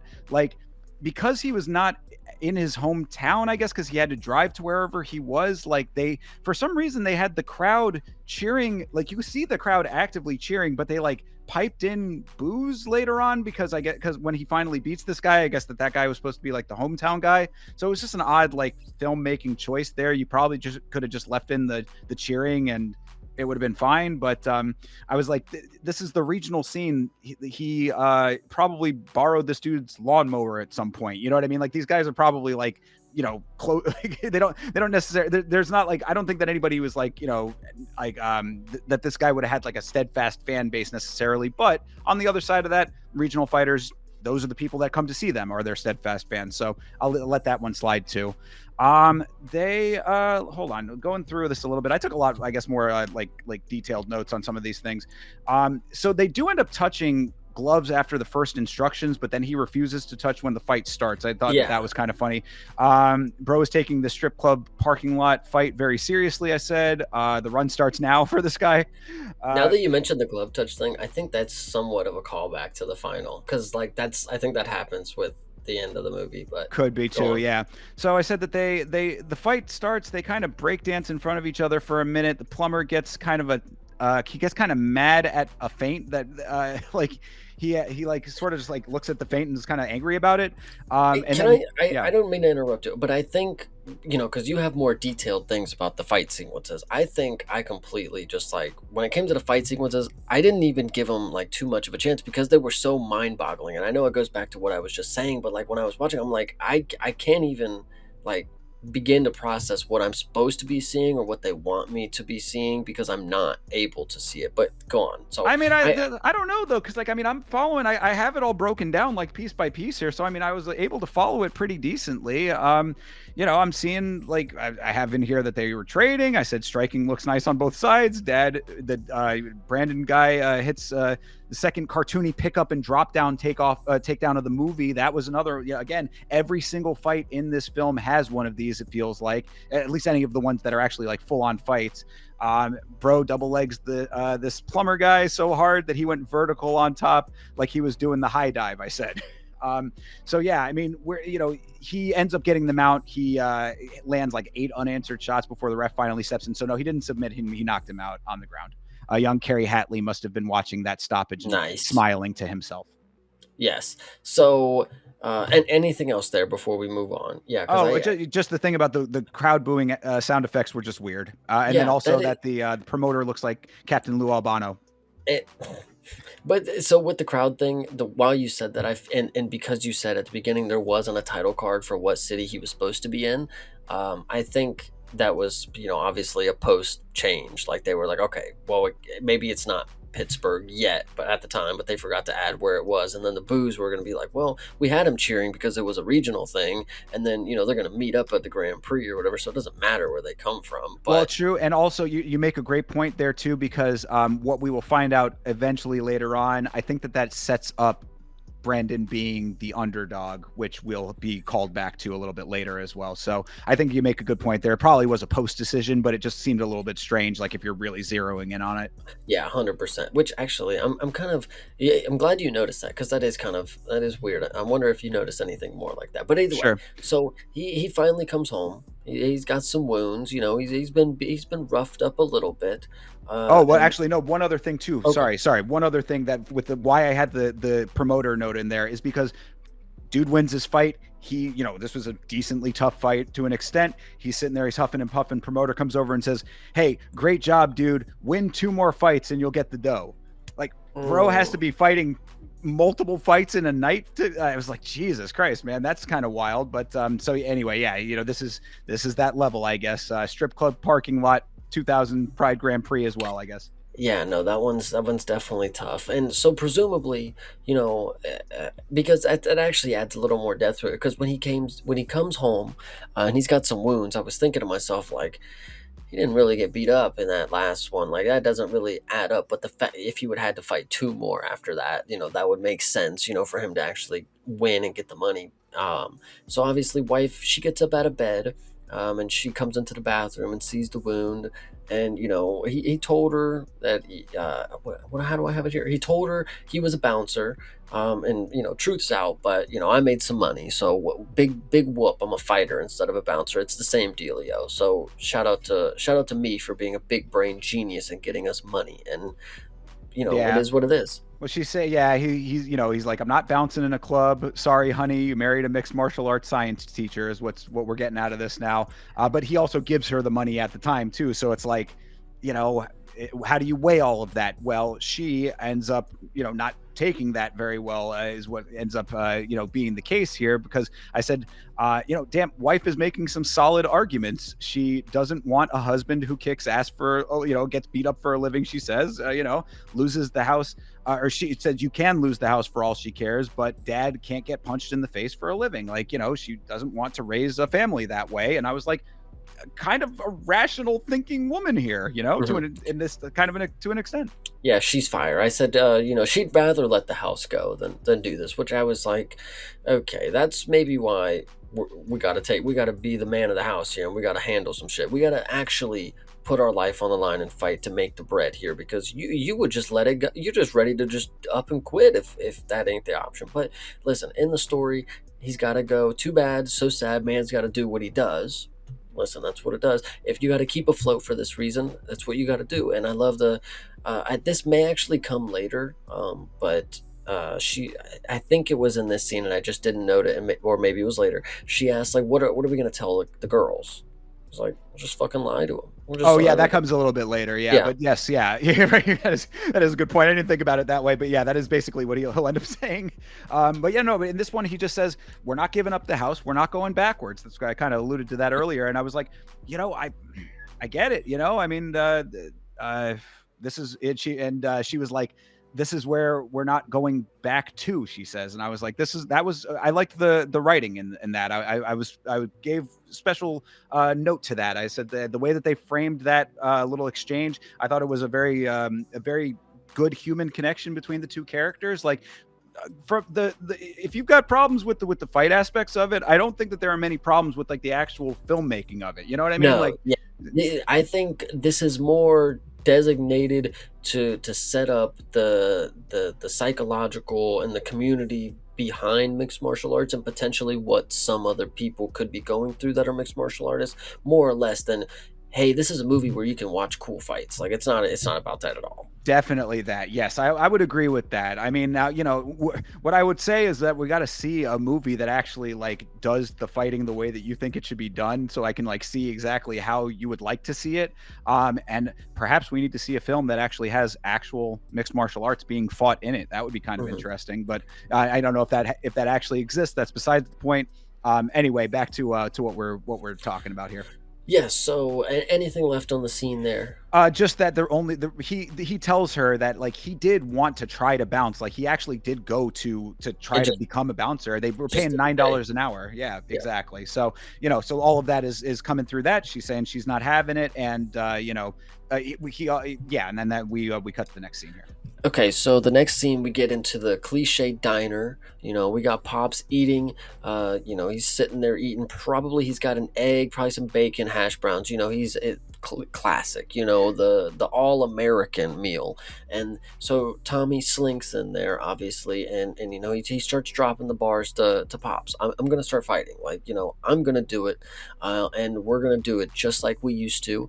I'm gonna join that Grand Prix tournament, and I need a trainer, and it's all about fights. I don't need all that extra BS. Don't come in here with your feelings. Don't try to talk to me about mom. I'm gonna live in the basement or whatever, attic, whatever it ends up being, and you're gonna train me, and we're gonna get this shit done because we're gonna get this money. And decent enough. I kind of like, we'll talk about it later, but brotherhood is a big thing in this movie. A lot of different forms of it, with a lot of different, not just male characters. We have some other ones, but brotherhood is a big component in this, and I think this is one of the bonds that you see created in this. This is no longer a father son relationship. I mean, it is, but as of right now, like, these are two men who are going to be united with a common goal. Pops wants to be closer to him, and Tommy needs a trainer for fighting. This is a common. They can reach a common ground by doing this for each other. And if Pops seems a little reluctant at first, but he's just playing the part of. He deep down obviously really wants to be as close to Tommy as he can be at this point in his life. He regrets a lot, and I think this is just a really good scene because you see just how much and how quickly, like, Pops has been paying attention, that he cares, because he's like, all right, we're gonna do this, but put the pills down. Give me the pills right now. I know you got more. I heard them shake when you were walking in there. That's a really funny scene. They made the how many is that? That's three bottles right there. So that was really funny. I like that scene a lot. Yeah, I also very much like this scene. Yeah, so when we start off when we cut to this scene, we cut to to set up that this is a diner. It's someone flipping burgers on the griddle, and I just had in the notes that if this was also Brandon and this was another one of his jobs, that would have been really funny. It was not, but it would it definitely would have made me laugh. Anyway, that's besides the point. But yeah, so Tommy is meeting Pops at the diner here, tells him he's going to start fighting, as you said. We find out that Pops used to be a trainer, so Tommy's like, that's one of the few things that you actually were good at, so he's coming to him for it. And he says, he wants him to train him, but this is no human connection here. And that's, like you had said, it's about these bonds here, because we already have established in this story that Pops wants to have a relationship now that he through religion, through all of these changes that he's made, sobriety, all of these things, he's changed his life. And now with Tommy back in it, he would like that. But Tommy is too far gone from that. He says, no, we're not having this. It's just going to be about the training. So to your point about, okay, well, if that's the case, then Nolte's character, I thought it was a really good way to portray how he was going to take control of that situation, because you're right. He's like, look, you came to me, is the way he says. So if we're going to do this, I don't want you quitting every 5 minutes. I want you, if, like you can't have it both ways with this, where you get to have the training, but also just be a prick all the time. So like, no, none of this quitting every 5 minute shit. And then the pills thing. Yeah. The line was pretty funny. He's like, you sounded like a goddamn maraca when you came through the door. I thought that was pretty good. Yeah, I forgot that I wrote that part down too. Yeah, he says 3 bottles of pills, which 3 bottles of pills just walking around with on the daily. I mean, Plus alcohol if you from before, right? How was he up in the morning to get the breakfast, attempt with Pops? Yeah. Anyway. So and also to his credit too. Sorry, to his credit, to Tommy's credit, gives over the pills immediately. He wants to fight. He's coming in with the mindset of, a person who is going to embark on this journey. He says he'll stick to the old man's diet. He said, we're going to have to bulk up. We're going to have to get on a diet regimen. You don't eat this kind of shit that I'm eating, whatever. I said that this is already a better dynamic trainer and trainee than Boss or Budokan had with their students. We were talking specifically in Bruised about how Halle Berry was smoking the cigarette and then came in and, wasn't really like invested in becoming a fighter necessarily. This made more sense. It's like, this guy is a complete, because if you look at it on that same level, we just talked about it. He's as fucked up as you get with between the pills and the alcohol and the psychological stuff that we'll get to. There's a lot going on with him, but he is a fighter. So he says, I'm going to make this, this cutoff point. We're going to train. I think this is one of the parts in the movie, and maybe there'll be more that I remember, but this is one of the ones where I feel like they introduced something really early, but it wasn't something that was going to be a remaining thing throughout the movie. Like later you'd be like, oh, okay, the pills are going to come, he's going to withdraw or something, he's going to get back on, something like that, but it never comes back. So. Well, and tipping the hand just slightly, if one of my major criticisms was the over the top suplexing, the other major criticism is the ending of this film, and that ties into that basically, because it's like it's like they had an amount of time and they just didn't. They were like, all right, we got to cut a bunch of stuff out, and that's the thing. It's like this film is over 2 hours long. So it's like when we talk about pacing, we talked about the same thing with Bruised as well. I mean, Bruised is a comparison a lot of times for a lot of things because of the all of the elements and the things that we're talking about. Like Bruised is kind of the example of like what you shouldn't do in a lot of ways. This falls into a similar trap where you have over 2 hours worth of material, and then for it to dead end the way that it does, little unsatisfying. We'll get to it, of course. Yeah, so I think there was just some things that I feel were missing, especially with this part right here. How he was just so easy to give up, not to give up, but to give up the pills. I think there should have been like a little rebellion to that. Like, listen, I'm not one that has ever been on them, but I can tell you from a lot of people who are addicted, medication is hard to get off of. It's not just a cold turkey type of thing. Like, you will literally withdraw from shit. So I think there should have been maybe more of, you could have had an opportunity to spread awareness about things like that. Like, here's what happens when you do get hooked on something like this, and like, here's something that he's trying to adjust to now that he doesn't have them. How does he overcome that portion of it? That would just add another shitty aspect to this person's life, but that would have been the realer aspect to it. I know Tommy's going through it in this movie, but like alcohol withdrawal and medication issues, probably not the easiest time. I mean, all very fair points. I was okay with this for the reasons that I kind of led into that portion with, where it's like, if he has decided that he is going to fight, and he knows about the Sparta tournament, he knows about the 5 million. So it's like, maybe having already have fighting experience, like he knows that he needs to get off of this stuff. So, okay. But you do make a good point about the withdrawals. I like that point of it too. Like, in the moment I was like, yeah, it makes sense. Like, he's dedicated. That's how dedicated he is. He'll give up all of his vices for this. But like, I think they could have done it in a way where it's like, you know, if Maybe he's a, it's if yeah, if he's addicted to, right. opiates or something, it's like, okay, guys, I Sure. mean, Oh yeah. No, absolutely. I mean, very brief little aside. When Vitz King was going through some medical stuff a while back, like he specifically was enduring pain in order to not go on opiates, just out of an abundance of caution because of how addictive they can be. So yeah. you make a good point with that. Yeah, so I think there it was just, the direction could have been a little better, especially with focusing later on with the story. Like, what could that imply later? Or what could that bring later to the story? They just drop it off pretty early in the story. Either way. Sure. So we get to another scene. We got the high schoolers. We're back to the high school, and they're in the classroom, and they're all, ooh, shit, like that was a fucking fire. Like they're all fucking going crazy over this clip on their phone right now. They're like, yo, did you see it? Like, did you guys catch it all last night? Like, I just sent it to you, blah, blah, blah, blah, blah. Students chatter asking if it's true, that, hey, Mr. Brendan, teacher man, is it true? My brother said you fought at the titty bar last night. Is it true?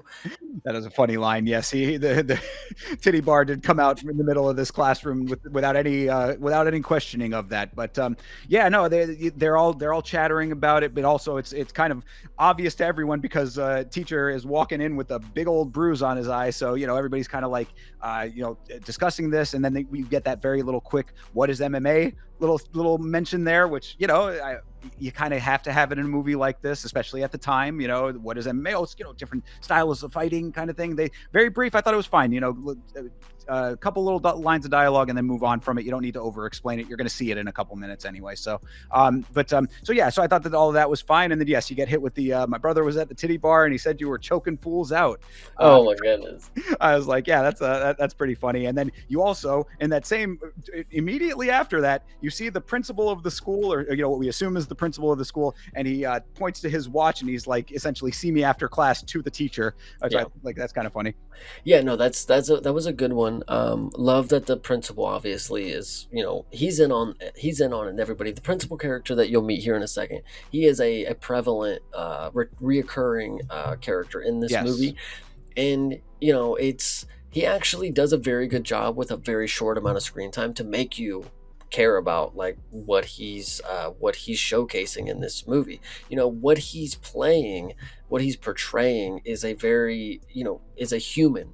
This is somebody who actually, he's a principal, he has teachers, he wants a good staff, he wants to he wants to relate to people, whatever you want to say. Like, these are two dudes that obviously have known each other for a good amount of time, so he brings them into his office. It's like, dude, what are you doing? Like, I heard you were fighting at a strip club. Like, what are you doing? And he's like, yeah, I mean, I was. I Yeah, mean, well, and I mean, and crazy to think that as recently as 2011, this might have legitimately been a problem for a teacher. I mean, it's violent, it's outside of the norm, especially in 2011. You got a big old black eye when you're trying to teach a classroom full of high school kids. I mean, this is legitimately a thing that could have been a big problem. I mean, I would assume nowadays it might not.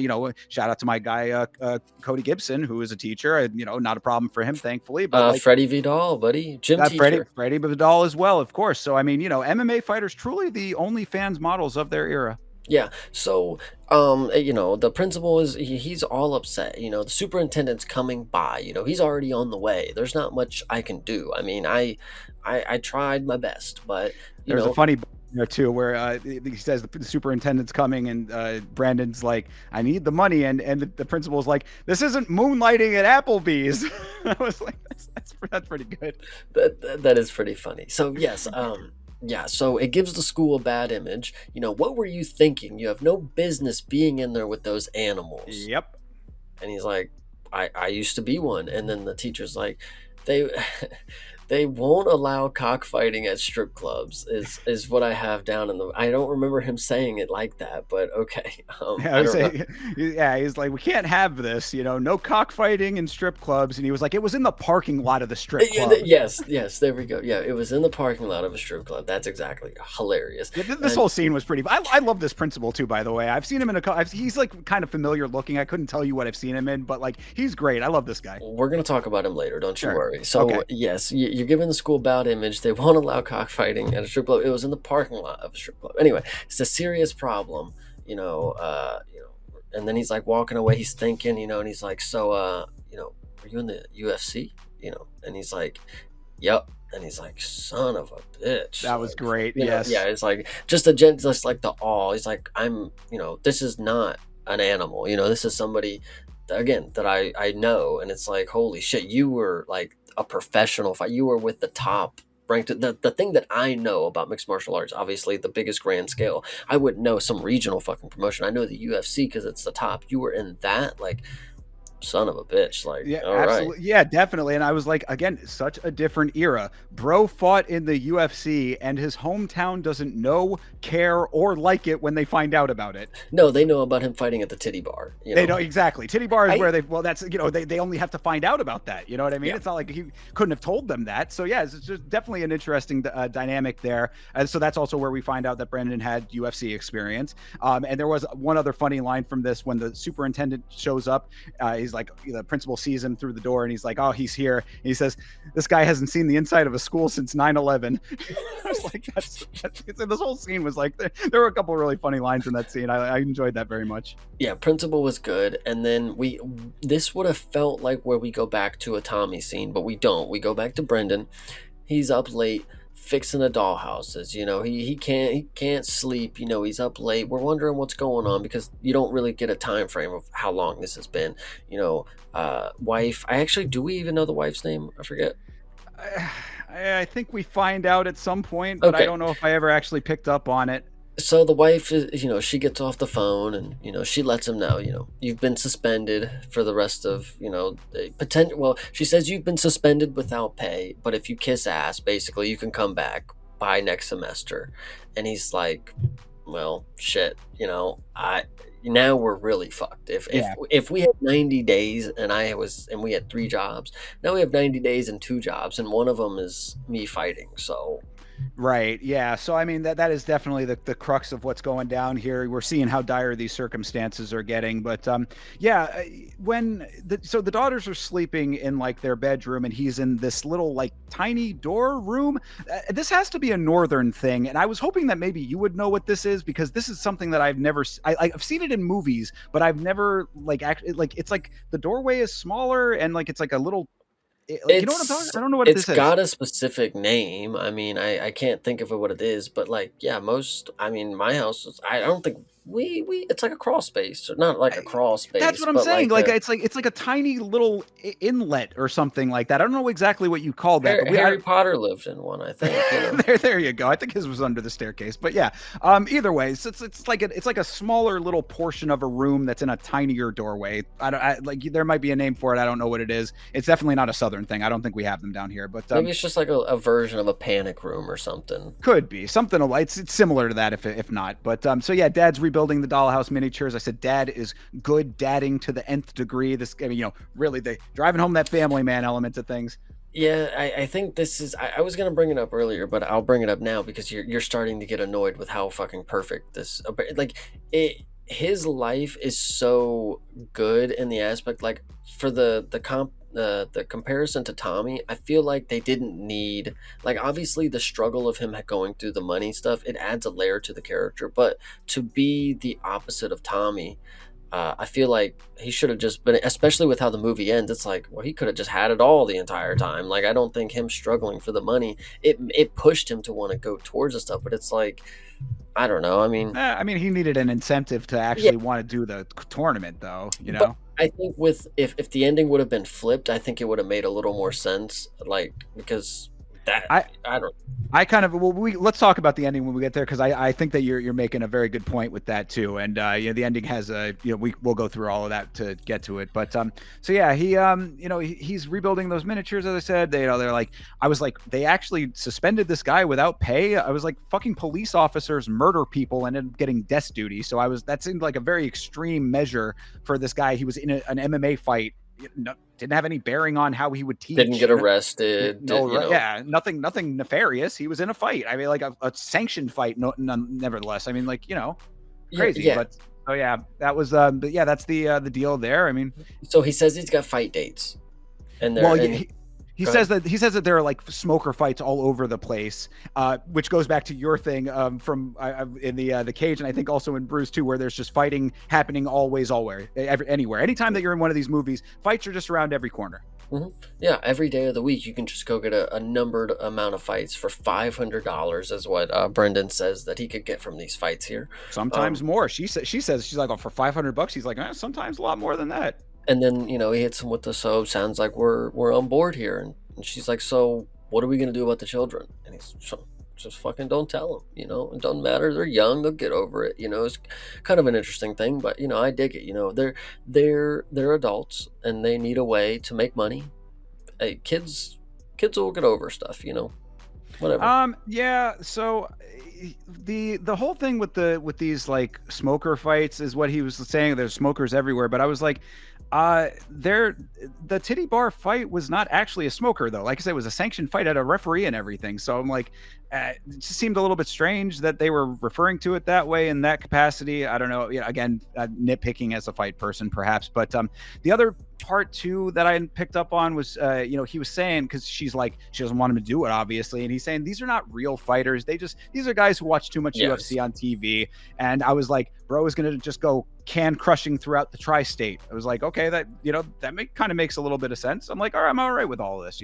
I literally wouldn't even mind if that was the case. Like if his story was just like, yeah, I mean, I'm just gonna go 50-0 against all these bums. Like if I get $200 a week, like we're gonna get to pay the house. Like I genuinely wouldn't have a problem with it if that was a real story of somebody. Like if they just refused to never go pro because they could just make $200 a week outside of a titty bar. I mean, props, hats Could have off. been the Kayla Harrison storyline if she never came to the UFC. Win PFL twice, $2 million in the bank, right off into the sunset. True. On a local level. Yep.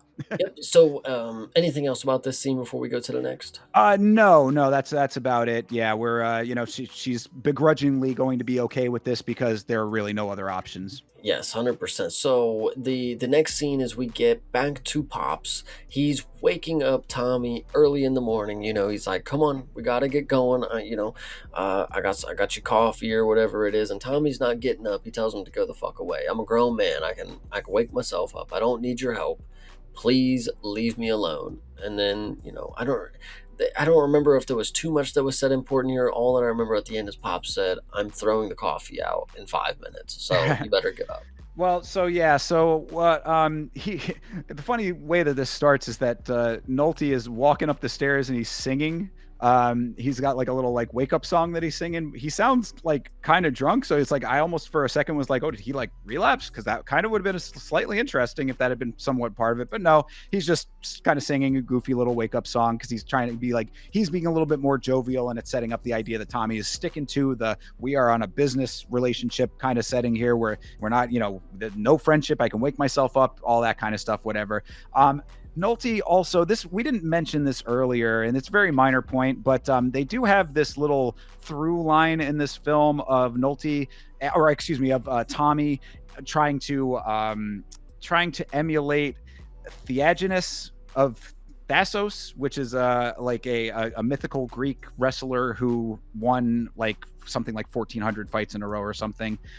Like they set that up very, very briefly in the wrestling training footage. And Nolte has a poster that I guess Tommy had made when he was a kid. He got it from out of the basement, and he's like, "Oh, did you keep fighting or wrestling when you were in the Marines and this and that?" And Tommy's just like, "I can wake myself up. I'm shutting down all of this, whatever." And then that's where Nolte's just like, "All right, fine. Well, the coffee's gonna get thrown out in 5 minutes, so get your ass up." Yeah, I remember him pulling out the poster or whatever, something that he made. I don't remember. I don't know what you're talking about. This Greek god thing. That It was was it was very briefly mentioned during the wrestling footage. That's one of those things where it's like they're trying to set up things for payoffs, and maybe some things you need and you don't need kind of thing. Like maybe it wasn't necessary to have that, I guess, because it was very quick and you could miss it. this next scene. The way that this next scene started was very confusing. Yes, This definitely. was very jarring. You would have thought this was a flashback, because you go to the desert and this is the military. You're with the military. You're watching people line up. They're doing their salutes. They're 10-2ing or whatever the fuck they do over there.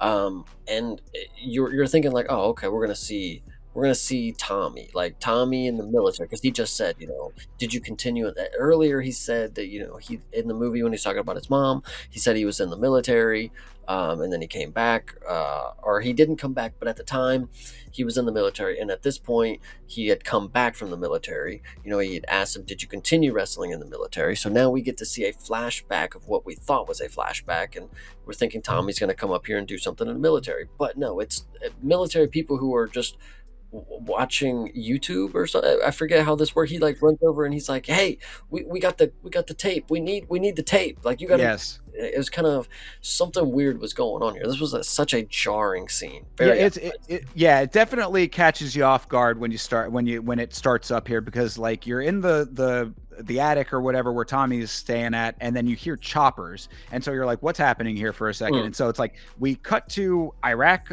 I think there was a text on there. I think it's Iraq. War is still on.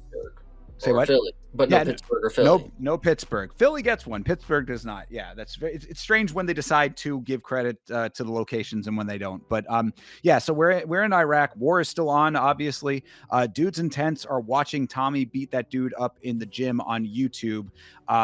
Taylor viral gym footage arc is what I had in there. This is very similar to The Cage, because we had failed to mention that it was such a brief little shot of it, but back when he was starting the smoker fight in the gym, somebody was filming on the phone. So they did kind of set that up, but it was very, very quick. Again, some things some things could have been like maybe dwelled on a little bit more, and what they choose to include and whatnot maybe there was a little bit of tightening that could have happened in some places. But so yes, very much like The Cage. Somebody had filmed it. This footage is now out there, and this dude recognizes him and then goes bolting out of the tent. He goes to another tent and starts shouting about the tape. He goes through some camcorder DV tapes and pulls up some night vision combat footage. It's Tommy on YouTube and on this tape. It's crazy because you don't know that he recognizes him, and like he's just like, holy shit, wait, I gotta go, hold on guys, I gotta go. And he's like, he runs like 4 blocks down, and he's like, where's the tape? Like everybody's supposed to know of this infamous tape. Like when you say the tape, it's like you mean the tape of the guy that did that, whatever. So they go through rummaging all these tapes, because apparently they have so many different unidentified people that they need to figure out. So they pull out this tape. It's a cassette fucking tape. He puts it in, and it's, again, when I started watching this, again, Thinker apparently didn't have the issue that I had where I was watching in 15p. So I couldn't have told you that they were watching a video that had Tommy on it, because it just looked like dark night vision scramble to me.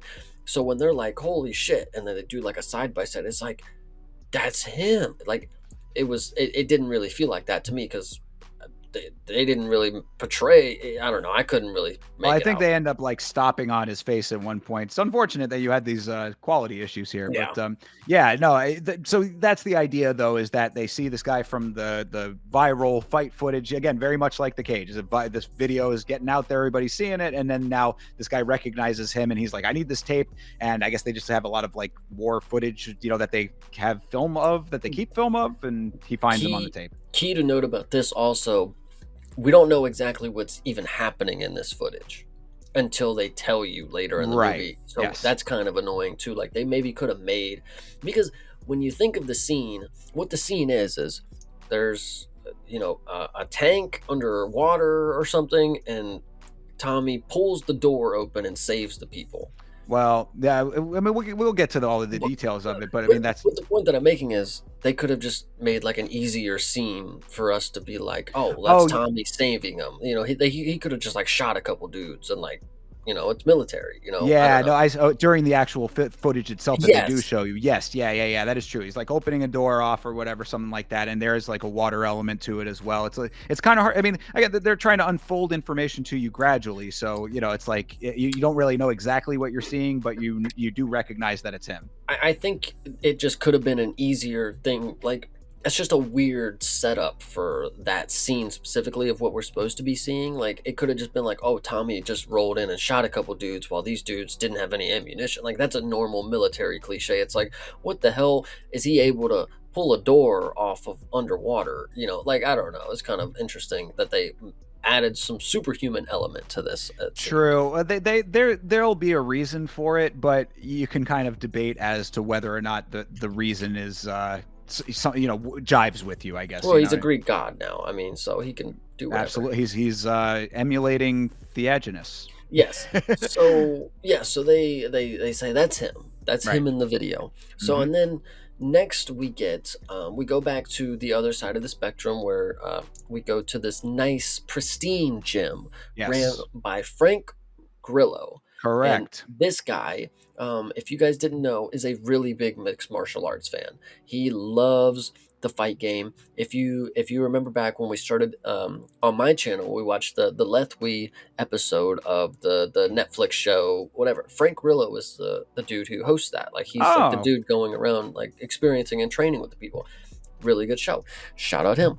yeah. Well, and also to that same point, Grillo, he's been in a bunch of stuff, including the show Kingdom, which is MMA related. Which if we get around to wanting to watch a series that's very very long at some point, let us know if you really want us to do it. But yeah, the Kingdom is about MMA as well. So yeah, Frank Grillo he is entrenched in the fight world, and also his character is named Frank. That's the other character that is named the same. Yes, and so Brendan is at I don't know what my line is right there. Brendan as walks in and they reunite after a long time. It seems they're like, hey, nice to see you again. Whatever you want to say. Frank Grillo and Brendan, that is Joel Edgerton's character. Go ahead. Well, yeah. Before that, though, as Brendan's walking in, Frank Grillo is in a ring and he's training a guy hitting pads to Beethoven, which is going to be a reoccurring theme Oh, here. But okay. he's saying he's hitting pads to Beethoven to loosen him up, and I was questioning whether that actually is like a thing that any coaches have ever done, because like I guess in this film they make a very big point about it in this film, but I mean maybe maybe that's something that maybe like a specific coach did that they like are emulating in this, because Brandon's character has parallels with Rich Franklin, who was a teacher and an MMA fighter. So I would suspect that there are some things that maybe they're pulling and adapting from real life to this. I was curious if that is like a training method that anyone has done in the past, or if it was specific to any one trainer, if it is still done in any capacity, because it's not something that you hear about regularly in this sport. I would say it's not like we know that off the bat. Oh yeah, they're always training to classical music. Yeah. Yeah, as someone who didn't catch this right here, I only caught it later on when Brendan was walking out with like the music. This is just I thought was just a nerd thing for him. It's like, oh, physics teacher, of course, is gonna listen to fucking Beethoven, Oh like no, that's the whole thing with this trainer is that I want you to feel the music to like get basically loosen him up, kind of like it's like almost like ballet esque is what he's trying to get at with it. It's like you move with the music, you flow, you get into a flow state with it. mhm. Yeah. So they reunite after a long time. Throwback era of an Under Armour tank top, though. This was definitely a throwback here. Frank Grillo rocking the compression shirt with nothing else. I remember those Legit. days. This was a good time. This was actually a really good time. So they give a quick chat about family.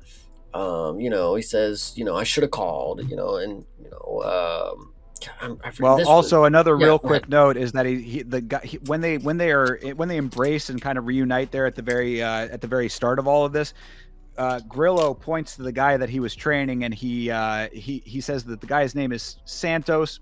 A for realism on that, but we also find out that he is training that person to go into the Sparta competition. Mhm. Gotcha. So yeah, that part. I think you'll have more to say about what they talk about here, because all I have is they talk about the family. He should have called. Then there was a little problem, and then they talk about the money. But go ahead if you have. Yeah, no, Brandon, the family man, tells his friend that he wants to fight again. Obviously they had known each other from Brandon's time, in the UFC or somewhere thereabouts.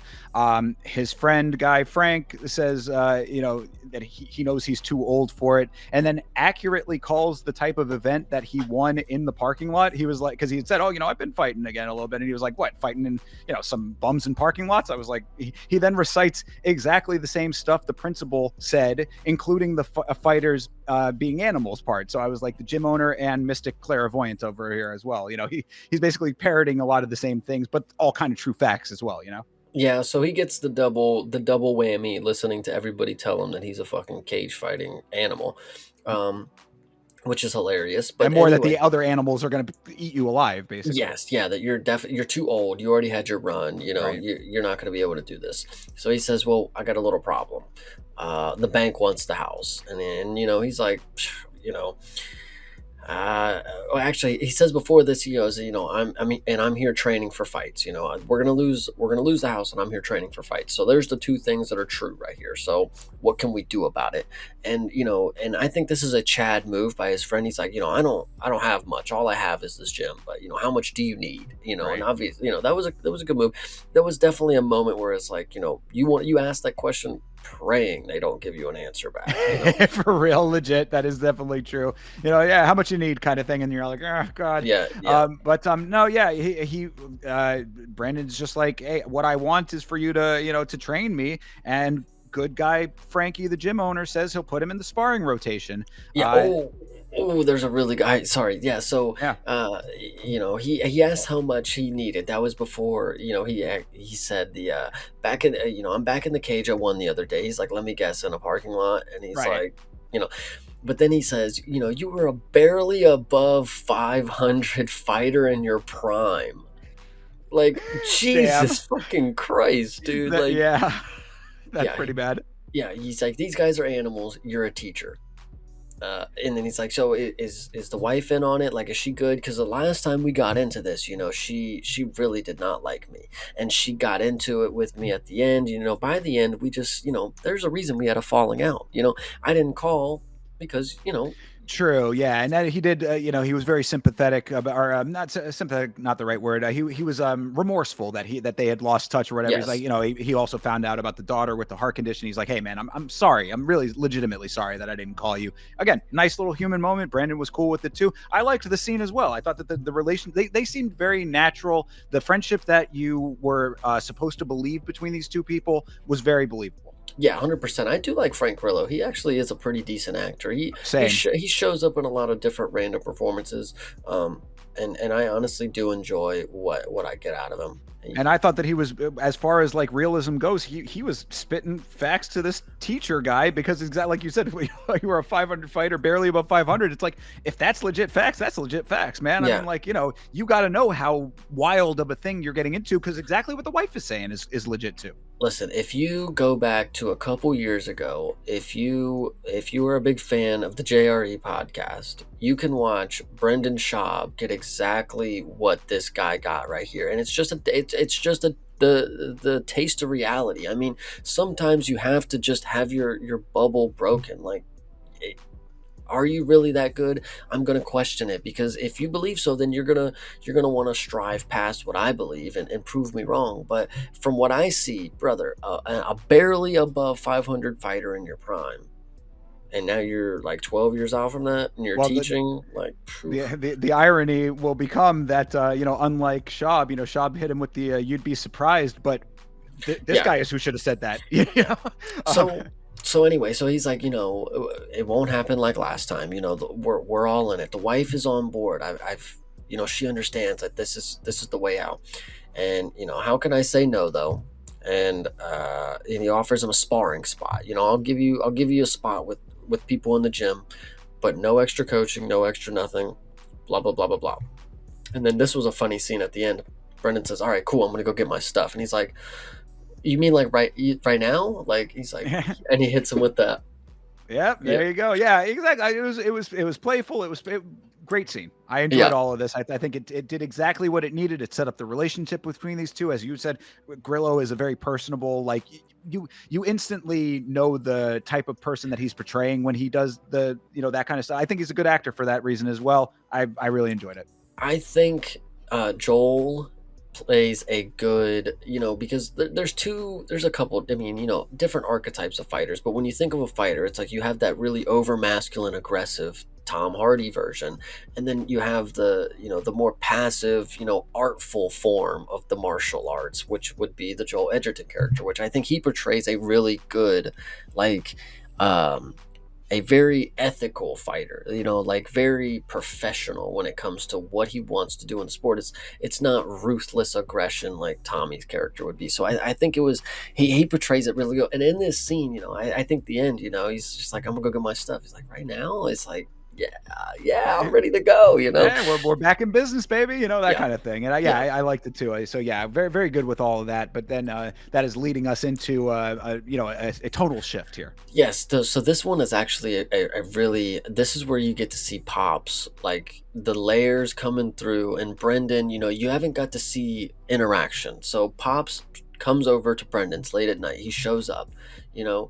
Brendan's actually like getting his stuff out of his car. He's like going inside, Very and very similar parallels to the opening scene of the film when Tommy shows up. I didn't get that before. That's actually There very you go. very fire. Yeah, so Pops shows up, and and he's telling him, I'm 1,000 days sober, Brendan. Do you care? Do you want to hear me out? Nope, I don't give a shit. I got my own family, and they're not gonna have anything to do with you because it is what it is. The past is the past, and I actually think this is a good parallel at the time because when you have the two people, Tommy's actually the first one to forgive Pops. And I think that's very key because Brendan in this situation, he is being the one that is doing exactly what Tommy was doing at first, but he's pushing Pops away, and there's no chance, not even an opportunity. And he's supposed to be the good side of the characters, and then Tommy is actually the one that comes along to it Well, and first. to that point also is that again the level-headed son through line with Brandon is that Brandon says, "Are your hands working? Because if we have a phone or a phone call policy, right or phone, that's what you Yeah. can do with me." And so it's like you can tell that like Brandon already has like let him in a little bit to the point of like he will communicate with him in some capacity if it's like absolutely necessary. So you can tell that he's a little bit more of like pragmatic. He's it's like, look, we're not having a relationship, but like I'm gonna pick up the phone kind of thing. So it also speaks to what you're talking about there. I have it wrote this way, and I feel like I'm maybe getting this one wrong, but he says, like, why haven't I have grandkids in there that I've never met. And then I think Brendan says, like, why haven't you met your grandkids? Like, I think he's like, why you haven't met them. There's a clear cut reason, and then he lets him know, he's like, Tommy's back. Brendan's walking away, and that's his last effort. It's like, Tommy's back. Like, please, like, talk to me about something. And Brendan does look concerned, like he does, wear the emotion on his face. This was very good performances by everybody here. Absolutely. The expressions were all on point here. Tommy's using his mother's maiden name as of right now, which would be the Reardon. Right. And then we get a little argument here.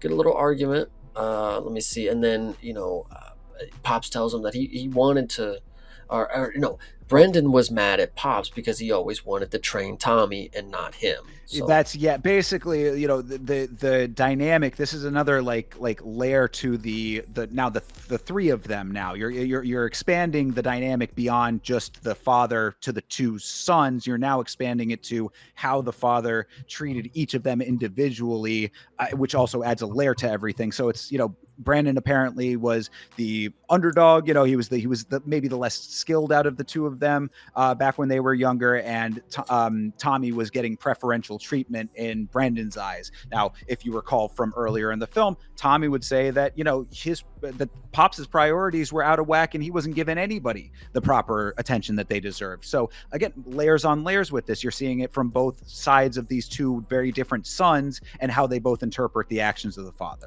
yeah, 100%. And this one, this is where you see Pops again. The Nick Nolte's acting is really coming through because the wife opens the door and the kids open and they're like, "Daddy," and he's like, oh my God, those my grandkids, look how big they are, they're getting, and like shuts the door and goes in, and you can feel there. This is not the only moment that you feel like, man, Pops, he's an emotional wreck. I mean, this is somebody who needed to stay away from the alcohol bottle and did not for a really long time, and now that he doesn't have that outlet, he's an emotional wreck. That's really what it comes down to. Yeah, this was like, I wouldn't class there being many like truly like emotional scenes necessarily. Like there's nothing that's like gonna like make you tear up in this film necessarily. This is about as close as you would get to that, I thought. And for what it was, I was like, yeah, that's it's biting. I would say it's a pretty biting little scene to you watching this older man. Now, like seeing an older man of, a person of that age, and knowing that there like is a desired connection, you obviously feel for that, but then it's that multi-layered element of it where why he doesn't have that connection. I thought that the presentation of that was all very well done, and even if it's very brief, because as he's walking in, he's trying, the Nolte's character is trying to wave to the kids, hey, listen, and Brandon is just, who's that, Daddy? It's just a nice old man, and it's like, damn, that's heavy shit, Yeah, that's pretty crazy. Yeah. No, this one was definitely, there was some moments in this where relatability is key. A lot of people, it's all about perception and what you relate to, and some of these moments hit a little hard. Well, and it again, going back to, I don't want to like continue just unnecessarily piling on Bruised, but like, these are the ways that you unfold relatability. You don't just drop bombs like they did in the scene you referenced from Bruised, the assault scene, as I had been calling it, or whatever, like where she just blurts that out for everybody to know now. It's like, if you set up these things in a way where you give the atmosphere of what you need to understand out of the characters, then when something like that hits, you feel it, True. So this scene, okay, so this scene ends. Is there anything else you got there? Really, just to reiterate, I have in the notes, Joel Edgerton is a good actor. His performance is intentionally understated and subtextual, I said. Yeah, 100%. So this next scene, this is another one of the weird scenes that we get that I didn't understand at first. Am I stupid for not understanding what was going on next? Because we get Tommy running, and then Tommy gets a call from the manager or something, and he gets a fight from the manager, and then Tommy uses the phone to call a Latino woman. Well, okay, so let me yes, that is all true. I'll set this up just a little bit more, because there's a little brief part here that goes back to something I had said earlier. The first thing that we see next after this is we're back at the gym, and Asian faux hawk guy is again watching John Anik, who is back on the TV telling us breaking news here. We have this new character being introduced. His name is Koba, and what we find out about him in this very brief little clip is Koba is the universally considered the greatest pound for pound fighter who ever lived. That's an exact quote from John Anik for this thing. So I said, and we find out that this Koba is going to be in the Sparta tournament. So this Russian fighter is fighting for the first time in the USA and has never fought in the UFC. I said that this is obviously a Fedor Emelianenko stand-in, and perhaps this is why Dana White hates this movie, because apparently Bloomis had told me that Dana White does not like this film very much. Nice. Yes, so that I thought had to be said, because yes, this Koba character will become relevant later on, but we do find out about Koba, and then this part is very strange here. The coach of the guy who Tommy had beat up badly, the one from the viral clip that the soldiers were watching in the gym, says that he talked that guy into sparring with Tommy, and Tommy is not interested. And then Tommy goes and makes this phone call, who we will find out is his buddy's wife from the army days. But that little scene in between was just a little bit weird. The gym guy is like, 10% and a thank you is customary. And I was just like, what are you referencing here? I didn't really get what they were trying to get at with that. Well, and that scene too, but the next one where he was talking to the woman on the phone, I was very confused until later that they tell us that this is, his buddy from the military's wife or whatever. Again, back to the brotherhood thing. And this is like, I don't know, I was very confused, and because I was sitting here thinking, I was like, okay, so he's got a family. Like, this is his family. He's got somewhere off, he's got them, but it turns out not to be his family. So in this scene, I didn't really catch anything that was relevant. Maybe I'm wrong. Well, just that he's called, like, they without telling you, it's a show me don't tell me kind of thing, but like, you have to be kind of like really paying attention for some of these things, because like, basically she's saying, Tommy calls this, the Latino woman, we get the El Paso, Texas, so it's in a different place, and then she's saying like, oh, everybody's doing good, and she's looking at pictures of what we will eventually find out is her husband, but we do see a picture of the husband and Tommy together in fatigues. So again, you have to kind of read into it to know that that's actually what that is. So I could understand it being a little bit like not immediately understood if like you weren't like zeroing in on those things. But Mhm. yeah, so that's she's like, oh, everybody's good, and Tommy's like, I'm going to take care of you, and she's like, oh, you worry too much, she's holding back tears. It's emotional kind of scene with her, but I can, if you don't really understand that, then I guess it might fall a little flat. And so, anything else on that scene? Nope, just that he's checking in with her after all of that weird stuff at the gym. Good, because we're actually going to get into the worst way to watch a montage ever in film. We got to get into the montage. The montage, not you can have that opinion of how it's presented, and that is certainly valid. But my biggest thing with the montage, there is at one point here, I said the montage won't stop. It's out of control. This montage is a long montage. Yeah, so I think I think I just typed some stuff, but I didn't type too much. Let me It's think here. because how could you? I mean, it's one thing and then it's another thing. It's like, and it's like you said, the presentation of it is interesting. It's like, it's not like intercut. It's like different boxes. Like, you see how we're on screen right now, the two of us together. Imagine like that, but like then things are moving and like. So I can tell you where they potentially got it from. Okay. There's a movie that was made back in the early 2000s called Catwoman.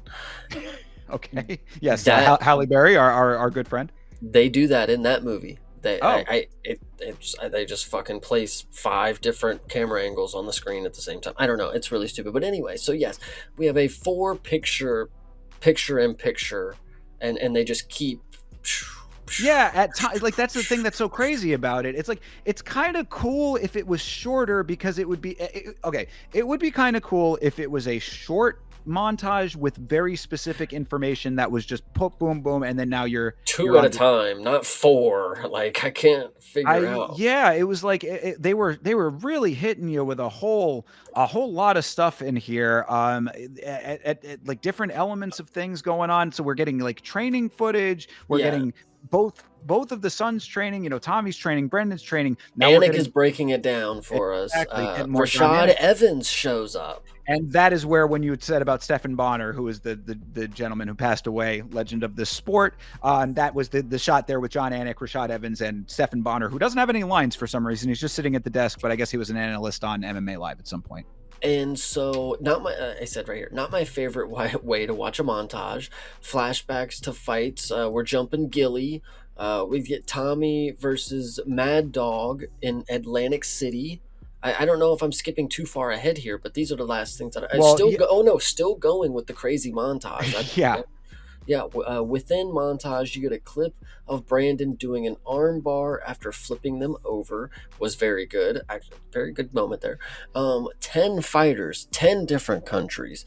The inner voice is speaking. We get a heel hook from Brendan. Music is endearing. Brandon keeps winning by submission. This is like his bread and butter. I don't know if you've caught on by now. I know the first fight I mistakenly thought it was submission is because every other fight he wins by submission. It's every single one. Sure. Every single one. Yeah, we're definitely setting up, again, the dichotomy between the two brothers.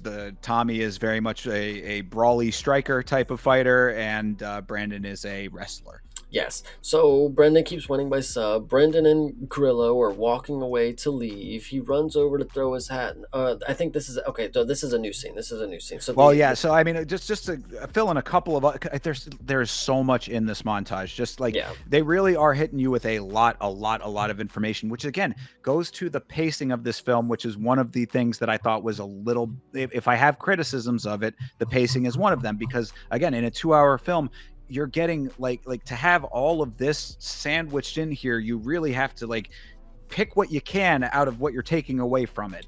So, we get the gym owner, Frankie, really pushing the Beethoven aspect in this thing again, which is funny that if you didn't pick up on it till the end, this is probably why, is because it's sandwiched in amongst all this other stuff. But yeah, the montage keeps going. We get the Anik and Rashad Evans and Bonner. We get, Anik, can this Koba guy be beat? And Rashad Evans just like, nope. And so that was kind of funny. But then this also ends with the guy Santos that was being trained when Brandon goes to the gym to meet Grillo for the first time. He injures his knee, and that's when Grillo throws the phone, because now the guy who was supposed to fight in the Sparta tournament is now injured, is what we're being implied there. So this next scene is pretty funny because it starts there in a parking garage. It's Brendan and Frank Grillo, and they're talking. They're walking away from, they're walking away from the gym, and they're on their way out. And they separate. They're like, "All right, man, have a good one." And then they go to their cars.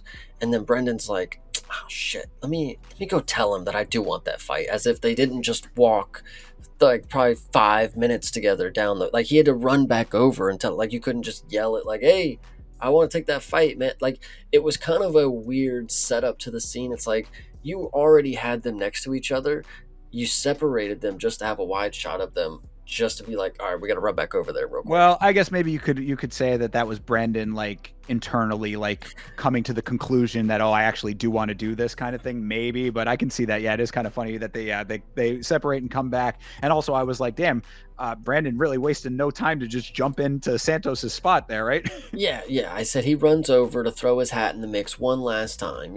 Grand Prix. He can make it happen. He's tight with them. Is what Grillo says. Or what Brandon says to him. He's like, you can make it happen. You're tight with them. Like you got this. And obviously, Coach doesn't have much faith in Brendan. He's not really. He's like, "I'm not really feeling it, but if you say so, man, I mean, we'll go for it." So he'll make the call, though. I'm not confident, but I'll Right. go ahead and do it. Yeah, so yeah, because that's all, like we said, that's in the parking lot of the hospital after the injury of the Santos guy. After all of that, so I wanted to mention, like, my note was that I felt like the architect in the Matrix. If you remember the Matrix with like the architect with all the screens, that's what it felt like with all of that visual overload before that. But so yeah, we end up. That was probably the rest of the movie that we were looking for earlier in the stream. So they cut some stuff out due to the runtime. And, the ending was probably in I that mean, little then they must have montage had a somewhere. 4.5 hour film if that was the case. Because good lord, that was yeah, there was a lot in there packed in for sure, and we've still got a lot more to go in this what we did get. So yeah, so I mean, you're right. He's in tight with them. He's saying I want to be in there. Frank Grillo is definitely skeptical of it, but he's like, all right, I'll make the call. And then we immediately cut to back at home, and Brendan gets the call, right? Wait, he gets the call, but he gets the call in the most disrespectful way from his wife. That is so fucking funny. She hands him the phone. "Hey, your Well, because boyfriend's she's on calling." the phone with him, and she's like, yeah, well, the amount of training, the amount of time that he's spending with you now, it's like you're part of the family or something. You can tell that she still like has resentful feelings towards the coach. And then yes, she hits him with the boyfriend line as she hands the phone over. Yeah, that was pretty funny. And then I do have, wife is visibly not okay with it, but he's got the opportunity. He's in the Grand Prix. Wife upset. She didn't have any say in it. That was the thing. Like, yeah, you're happy. You seem really happy that you're making a decision without me. You're gonna go fight when I don't get to say that you can, or when it's gonna be. I know you don't have a job or anything, but you're just gonna go off and fight, Well, like, yet again, okay. I have to come back to my same point from earlier. Wife has very valid concerns about her past his prime husband going into a tournament where he might possibly fight the greatest pound for pound fighter of all time that was just set up in this Koba guy. She says it in a great, actually, she has a great line. She's like, "You said you were going to be fighting dudes who watch too much UFC. That's the guy that they're watching." Yeah, that is a pretty funny line. Yeah, she still has no faith in Brendan. She will not watch him fight again, is what she says here, which I is a callback later. Now that I remember writing this line, that is a Correct. callback that is Yes. answered later.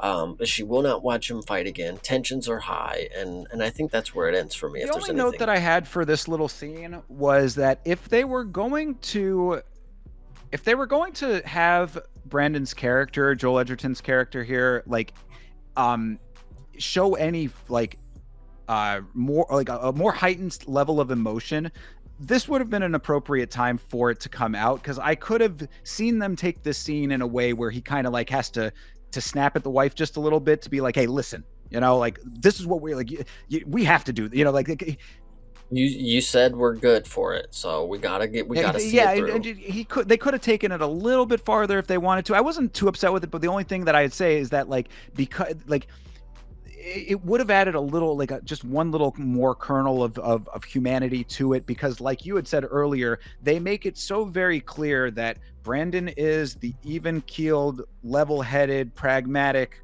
more solid individual, and Tom Hardy is the more erratic, and all of the other things that we had mentioned about him. So it's like this could have been a nice little thing to be like, well, he's still like a human, though. You know what I mean? He still has a range, but Yeah. like they never really take it that to that level. I thought that if there was ever a place that they could have, it might have been there, but it's not like a major note. It's just something I picked up on. Yeah, 100%. So this scene ends, and the next one opens up, and we're at the The tournament war presser. on the shore, they call it, this Sparta tournament. Yes. And this is where I noticed the tap out endorsements. This is where I was like, oh, that's where I recognize tap out on the clothing and stuff like that, not tap out crew. Like, gosh, cringe. Anyway, so this is where we finally get to see the infamous Koba, and we find out that he is played by Kurt fucking Angle, everybody. If you didn't know, Kurt Angle is playing the Koba. He is a Sambo and undefeated and MMA athlete as of right now. And, we don't really see too much of this right now. We see him wear a suit, he like tightens up his tie or whatever. You see he's got the 5 o'clock shadow, and he's just walking around. But mainly you get to see Brendan walk around, and he gets to, he lays eyes on Tommy. They see each other. Tommy sees him first, actually, and then kind of plays it off like he'll find, he'll figure. And Brendan gets interrupted by Frank Grillo and then the media woman. So he kind of, he's not really, he's halfway kind of talking to him like, yeah, but I'm just worried about other, he's focused, he's fixated on Tommy. He wants to go talk to Tommy, Yes. but he doesn't get to at that moment. So go ahead. Yeah, no, I just, I mean, you're pretty well on for all of this. This event is, like it actually has a little bit of the feeling of what it looked like at the the pre-fights for the Grand Prix in Pride. Actually, if you go back to the Smashing Machine, you see a couple of like ballrooms that kind of were reminiscent of that. Especially the long table press conference is something that was echoes of Pride. So I was like, good representation there. That all checks out. Guys in the suits and all of that. Tommy looking exactly like he looked at all times in this movie. I said I'd ask why Tommy couldn't get a haircut for this, but there's a guy from the Tap Out crew that looks like the dude from LMFAO with the big ass fro. So maybe Sparta just doesn't care about haircuts. We also see Rumble Johnson at this point as well, who's going to be a character coming up. So a little element there. And that's about it. Aside from what you mentioned with them, this now them finally seeing each other for the first time, the brothers not actually interacting, but being aware of each other. Yeah, Tommy walks out, and Brendan just watches him, and then Pop walks in, and then he looks and sees that Brendan has left, or not Brendan. He sees that Tommy has left, so he goes after him, walks after him, and then that scene ends. Next scene, we open up. Pops is watching the news, reading magazines. News comes up, and they're talking about Tommy. We got one of the military guys, he's talking, and Pops goes to get Tommy. He's like, you got to see this. They're talking about you. Like, there's something going on. The world has stopped because they're talking about you on the news. And there's a Marine testifying, and he's saying Tommy saved his life. Like, Tommy is 100% the guy that saved his life. And Tommy just doesn't want to hear it. He just goes for a walk. He just leaves. Yeah, not necessarily testifying, because that's kind of a distinction there. He's more like a testimonial, I guess you would say. Okay. It's like he's being interviewed. It's actually CNN, I believe. It's like Don Lemon. So like that's like it was kind of interesting that they got the actual CNN got him out guy to the Middle East where they were on base. Well, no, he was in the studio. Yeah, it's kind of, I gotcha. But yeah, I was like, oh, they actually got the license for CNN and the actual anchor from CNN. So interesting that they were able to do that for this level of a Fox film. Shepherd was too much. Yeah, I guess so. But yeah, so yeah, we find out that Dad turns up the local news after listening to the Moby Dick again. I was like, he is very committed to his audio book. I was A+ for that. Yeah, we find out that Tommy was a war hero saving the lives of his fellow troops over there. Apparently that was what the tape was about. And I'd say the local news from 2011 covering MMA in any form would be a stretch, but they do say that the video The video was from an active soldier thanking Tommy had gone viral as well. So that's yeah. I'm sorry, that's what it was. It was that they were showing video of that fighter, or excuse me, of that soldier thanking Tommy after his fight video went viral. So this is a secondary viral video in response to it. Nice, gotcha. Yes. We're gotta like piece all of this stuff together. It's a lot to take in. Yeah, so this is where Tommy goes for a walk and then he ends up on a beach. And this is an interesting moment because I don't know how Brendan knows where he's at. It Well, doesn't explain, I don't think. yeah, the phone rings, Nolte picks it up, and it's Brandon. And I was like, movie logic, everyone is always watching the news. It's just like we're all getting this information together. Well, yeah, or you could read it as he was picking up the phone because he just saw him at the presser earlier, and he's like, "Hey, where's Tom? Like, where is he? I want to talk to him." Yeah, I don't know. Maybe you could read it like that, but in my mind, Tommy goes to the beach. Brendan meets up with him, and in my mind, because I watch a lot of stupid movies about brothers, I guess, I was like, this is their safe place. They went to the beach because they knew, like, if anything's wrong, they go meet each other there. But, like, I don't think that's right. No, that actually was a note for me as well. I said Atlantic City is big, but I guess you can just assume people go to the beach because it's like, where else? Why would anyone ever go anywhere else there? I guess I mean, like it was very strange because yeah, and also crossover note from Bruised. Also, this is taking place. The big fight is taking place in Atlantic City again. But yes, it was a little strange. Like yeah, he could have gone anywhere in the city. He's going to end up later in a casino. He could have gone to the casino. He ends up on the beach, and Brendan just somehow finds him on the beach. You let it slide. It's a movie kind of thing, I guess, on that one. Yeah. And then we get more of tense scenes. We get a standoff basically between Tommy and They're Brendan. laying out the dirty laundry between each other now, and this is like the brother showdown, so to speak. I think I didn't really take too much away from it. There was a lot of dramatic scenes where they were, spilling the beans, but it's not necessarily what they're saying. I mean, it is, but it's more or less how they're making you feel with the performances. So they were doing a pretty good job of making you feel like these are two people that are butting heads, that they haven't been there for each other.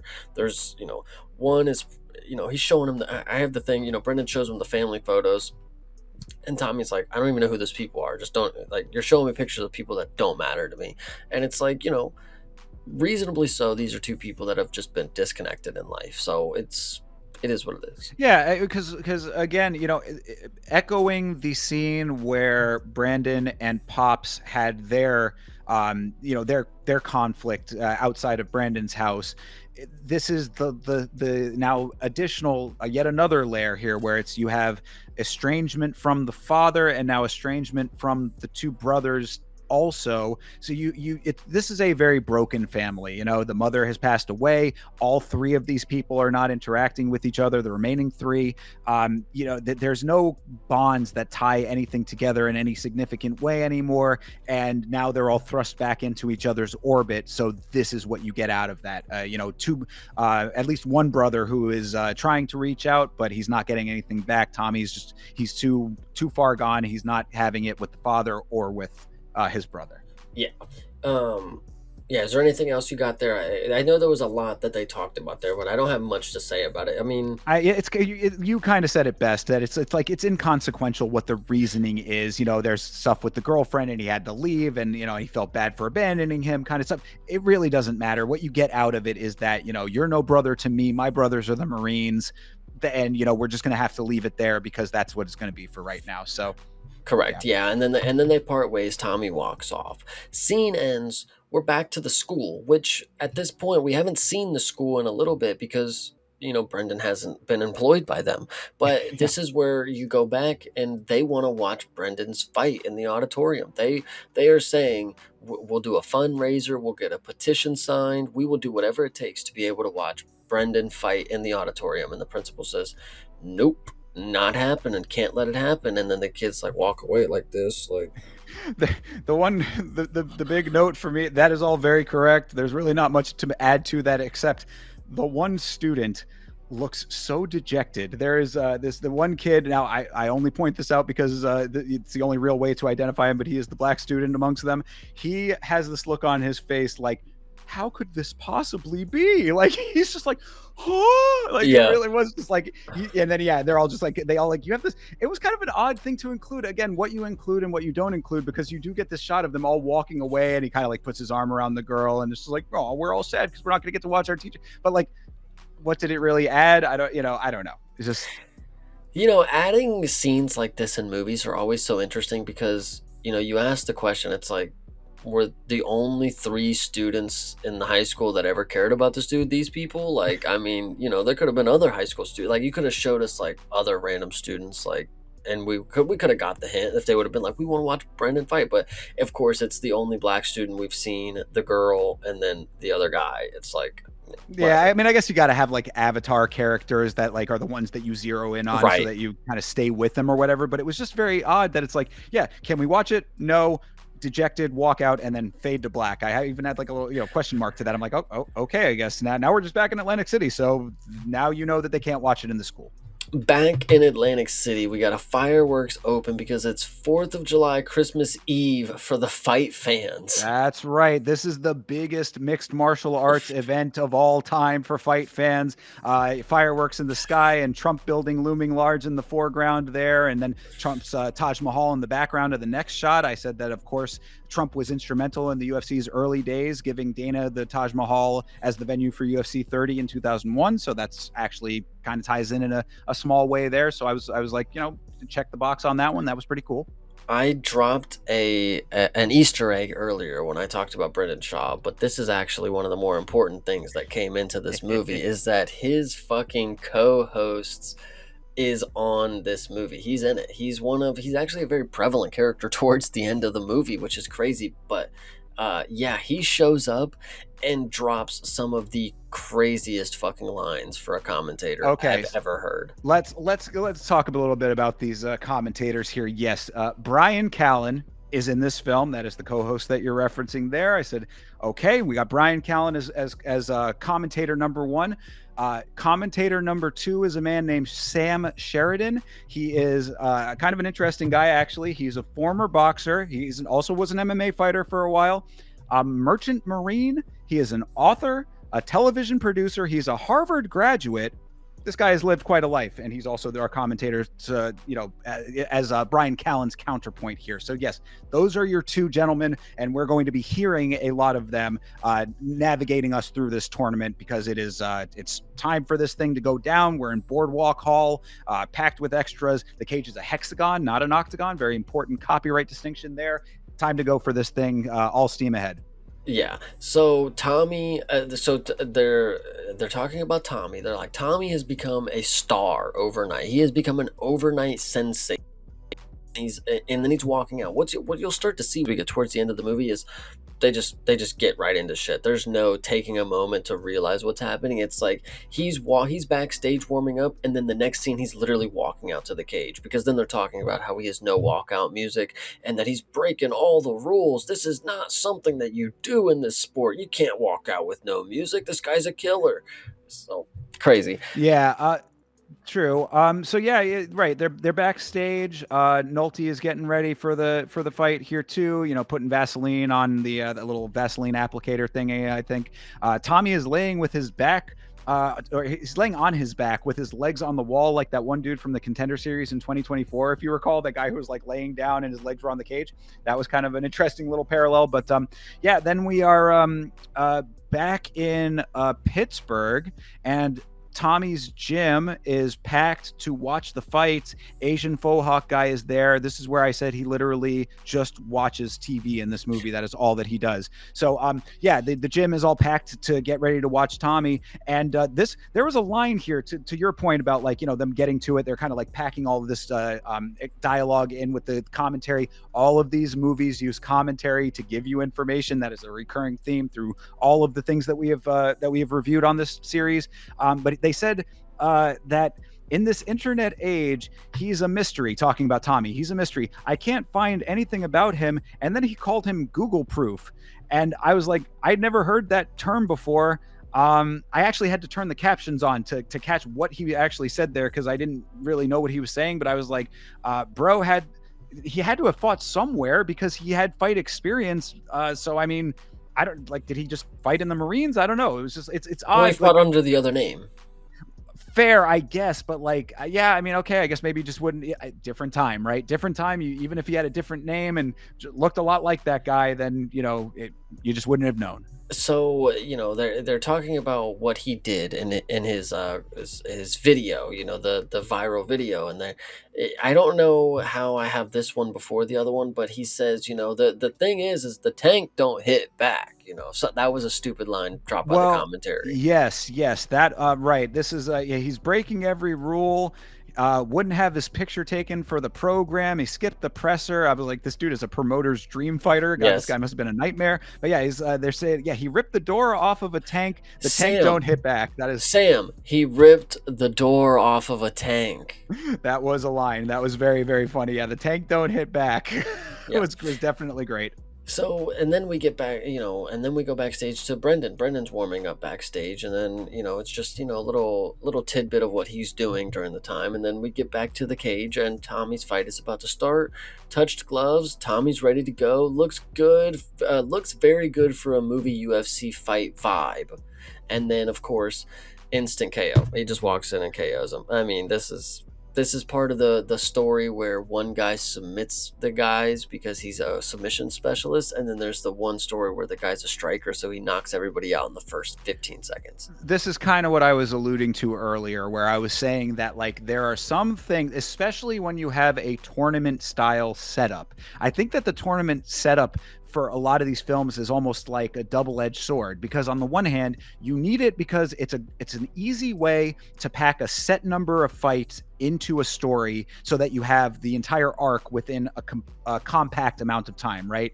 You only need to win this many amounts of fights, because like, other than that, how would you do it? It could have to span an entire career, perhaps. You know what I mean? So it's like you get an encapsulation with the tournament style. However, with that, then you need to pack in all of those fights. So what you end up getting is what we have seen several times now with tournament style presentations here, the instant knockout, so that you can get fight number one out of the way quickly. We saw that in the cage. We're seeing that here now. Yeah, I think it is unfortunate that we do have a tournament, and so like they do have to not take damage enough till like the end of it or whatever. But True, that too. That's a good point as well. so he knocks him out first round, instant KO, and just walks out the cage. Marches out of the cage. I said fan-friendly fight style, not very fan-friendly otherwise. Yep, just walks out the cage. But Sam, he's breaking all the rules. He's doing everything that you're not supposed to do as a fighter. And so yeah, this one was awesome. So it's Brandon's turn to fight after this. Yes. Brandon and Frank are having a moment before he goes out. And then here's why I have the note. Brendan walks out to classical music, and that was where I just thought it was a normal nerd thing. Like Brandon is having a little moment of unsureness with himself. He's kind of fidgeting with his fingers a little bit. Making sure that he actually can be that. Frank is like, can you do it? You can do this kind of thing. And then the power of Beethoven will see him through, is what I said. All right, so please tell me you took notes on what happens immediately after this. We get the Beethoven walkout music explainer from commentary. MMA movies have built-in exposition boosters and commentary teams, is what I had there. Oh, and then yes, yes, this is perhaps the most what the fuck moment in the entire film that you're talking about here. Yes, Brian Callen explaining that Beethoven has as much place as walkout music as Brandon has in this tournament, then holds up a goldfish in a bag at the commentary desk. So many questions right now, I said. Yeah, so who was this bit for? Because you're a commentator. You're not like on like television, like you are literally just there for your voice. Did he go to the fair outside and win a game? Like, I remember I won at a fair or something, like a little festival. I won a goldfish one time, and I like took it to my parents. I'm like, look what I just won. And they're like, we don't have anything to put that in. Like, what are you doing? It's like he just carried that in his pocket the entire time because he didn't have a tank at home. He was like, well, I guess he just lives in the bag now. Yes, it comes out of nowhere, and you make a very good point. Like, when we see this, it's not as if we're seeing it through the broadcast. Like, that would be different if it was like, yeah, it's obvious it's for the broadcast. No, we're seeing this as if it's just part of the film, and these two commentators are just at the desk together. So he literally does like the off screen, like, pull it in from out of frame, and like I have a goldfish now, and he's making the point. Yeah, he belongs in here as much as this goldfish belongs here at the desk with me. But it's like, why and where? And just again, very the questions abound. Hear me out. So, if you remember a little while ago, there was a post fight speech from Hanato Moicano. If he had pulled out a live turtle and said, "It is like a turtle in a tree," you would all be like, "What in the where do you get the fucking turtle from?" It's like, why does he have a goldfish with him? Yeah, this was the strangest moment of this film. I mean, obviously, I guess you could say that it's supposed to be like comedic relief, and it certainly accomplished that in a very puzzling way because it's like so out of left field. But he makes the point about Brandon being a feeder fish to sharks. But bro, why do you have a goldfish though? Is what I said. Yeah, this one was definitely weird. So anyway, moving past that, this is where Yes, I first noticed Rumble Johnson. This is where he's in correct. the cage, I believe. Yes. And this is where you get to see Pops and the principal are both at home watching this fight. Not together, of course. These are Well, two separate scenes. But go ahead. Pops is backstage, but yes, Oh, I'm sorry. yeah, but yes, yeah, we do see that the principal is watching the fight. Principal underneath all of the hard exterior that he has to put on for his job, he is supportive of Brendan.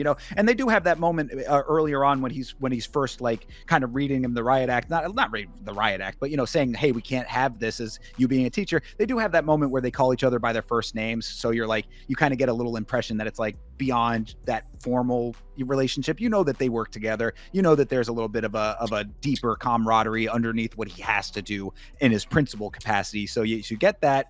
And also we get, this is mid-sized Rumble era. I wanted to point out, this is not when Rumble was at his tiniest, when he cut all of that weight. This is not heavyweight Rumble. This is middleweight Rumble, and accurate because these guys are fighting at middleweight. We actually found that out way earlier in the film when the other coach came to the door looking for Tommy at Pops's house. We found out that Well, he's the number one middleweight in the world. bingo, exactly. So yes, so the mid-sized Rumble era, surprisingly few recognizable fighters in this film outside of the MMA on ESPN team, to be honest. But then you also have Kurt Angle, as you mentioned, so not an MMA fighter, but they're doing a fine enough job. I'm not mad at it. Yeah, I think the Rumble and Kurt Angle is fine. It's fine, and the fact that Brendan looks like Chael Sonnen, like I think that's like good enough. And also because I mean, like a lot of these guys are going to have to get beat. Like so, let's say that you had an MMA fighter like as one of those, as like the guy in the last fight that just got instantly knocked out. Like maybe an actual MMA fighter doesn't want that association, even if it is like, you know what I'm saying? Like I think that maybe there's something to that where it's like, yeah, I'm not going to go into a movie. I'm not a guy who gets knocked out in the first, 10 seconds of a fight kind of thing. Whatever. Anyway, the point is that, yes, but we get Rumble Johnson. His character's name is actually awesome. His character's name is Midnight Lee. I was like, that goes really, really hard. Somewhat feels racy, but I could be wrong. I did kind of think that. I said, yeah, kind of a 50-50 split between cringe and hardness, and the racial component is not lost on me. Yeah, true. So we get this fight to start with Brendan, and there's some decent MMA work for the camera. Can I say one more thing before you get into that part? I said that there's a moment, you see this very briefly, but I said, I thought that the KSW round number flags were unique because I don't know if you saw my KSW watch along, but in KSW, they actually have ring girls that wave flags to denote the rounds. I was like, that's somewhat unique. This takes it up a notch.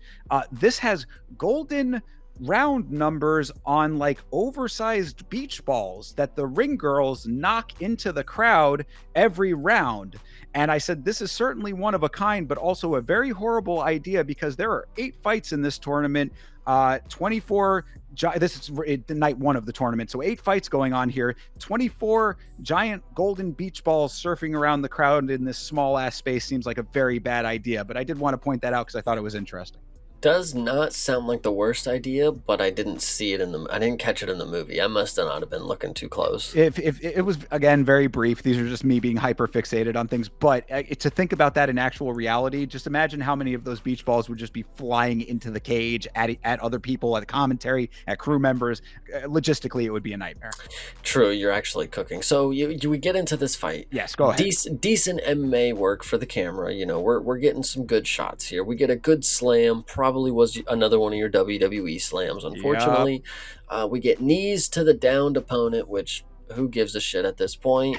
We get back of the head strikes also, which is very funny. Oh, I had a note about that one too. Yeah, where the ref tells Rumble to watch the back of the head, and Rumble proceeds to land 3 shots directly to the back of the head. I was like, Yeah, Hamdi love it. Abdel Wahab was, obviously a big fan of this film. Yeah, love it. And so we get the hooks in with the choke, and there's already 20 seconds left, 10 seconds left. No tap, but he's out of it. Brendan smiles at Rumble in the corner.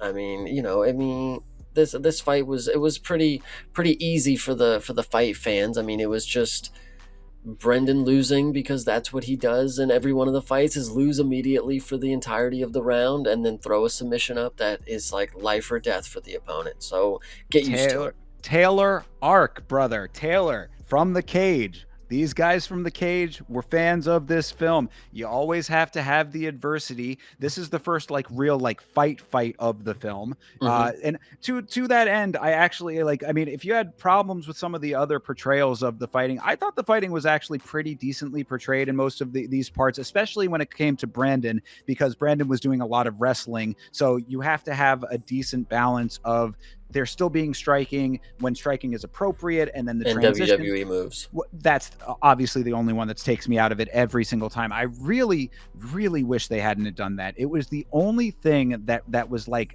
that. You have different opinions about the portrayal of the fighting with the way that they shoot it or whatever. Fair enough. I was actually really okay with all of that except for that one thing. I was like, if you hadn't have done that, I really would have given this very high marks on the realism of the fighting. I can see that. I can definitely agree with it. But so anyway, we get no tap with 10 seconds left. You know, he gets up, but he's clearly a little loopy. So we go to the corner. Brendan is smiling at Rumble in the corner. Okay, round two is about to start. Well, Anything but anything no, yeah. before? Before that, Rumble's corner again. The cage bit it bar for bar in some places, man, because Rumble's corner is reading him the riot act. What are you doing? What are you doing? You should have finished him in the first round. Blah blah blah. Like we do not hear corners doing this often. Mhm. The only time you really hear that level of intensity out of a corner is if they're trying to motivate a fighter who's way down to be like, you got to win this round kind of thing. But even then, it's not like berating them necessarily. We've seen a couple, but those raise eyebrows when they happen. True. Yeah. So round two is gonna start. I actually feel like now that you bring up the coach's corner moment, I feel like we got like seven from Frank Grillo that were all the same, but I could be wrong. That I have a funny piece of trivia that's going to tie right into that. So Oh, keep okay. that in mind. But yes, we do get a good amount of Grillo, and he does tend to repeat himself a lot. Now, granted, I mean, you could say what he's telling Brandon to do at that time is like, bears repeating, I guess, to an extent, but it was noticeable, I would say. Yeah, 100%. So round two starting. Wife is still hesitant. She's not turning on the fight. She's still at the house. You know, she's looking at the remote. She's thinking about it. She doesn't know what we got going here. But Rumble's in the cage and he's killing Brendan in the clinch right now. He's just destroying him. And then Brendan gets a takedown. And then Rumble gets up and then Brendan trips him on the way up, rolls into top mount, goes for a Kimura. Everyone is cheering for this sub attempt. Rumble taps. Eventually. I mean, this is yet another one, though. I mean, like 2 times in one fight, there's a cartoonish airborne double leg.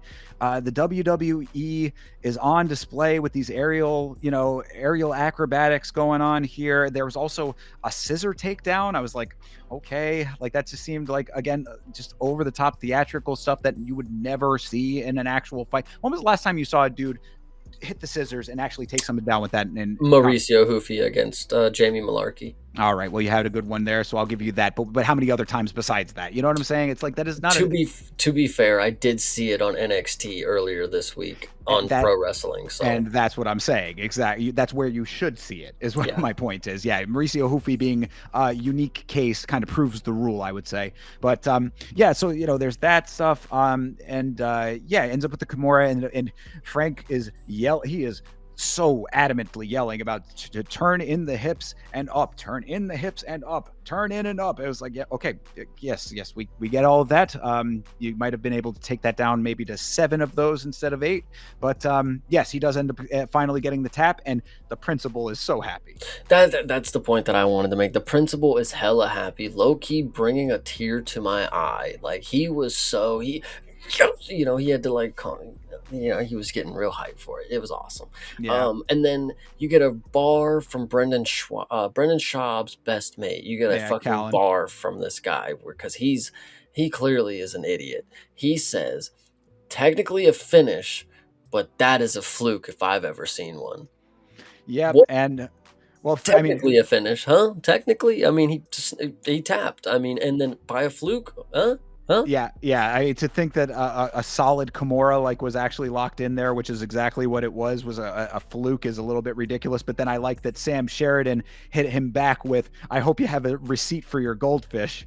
Nice. I Yes, I was do like, all remember right, that one. at least you get a little bit of a comeuppance on that very very strange moment. But yeah, that was a little bit ridiculous. Absolutely. The commentary in this film did not bother me all that much, but things like that were noticeable, and there were like odd little elements here and there.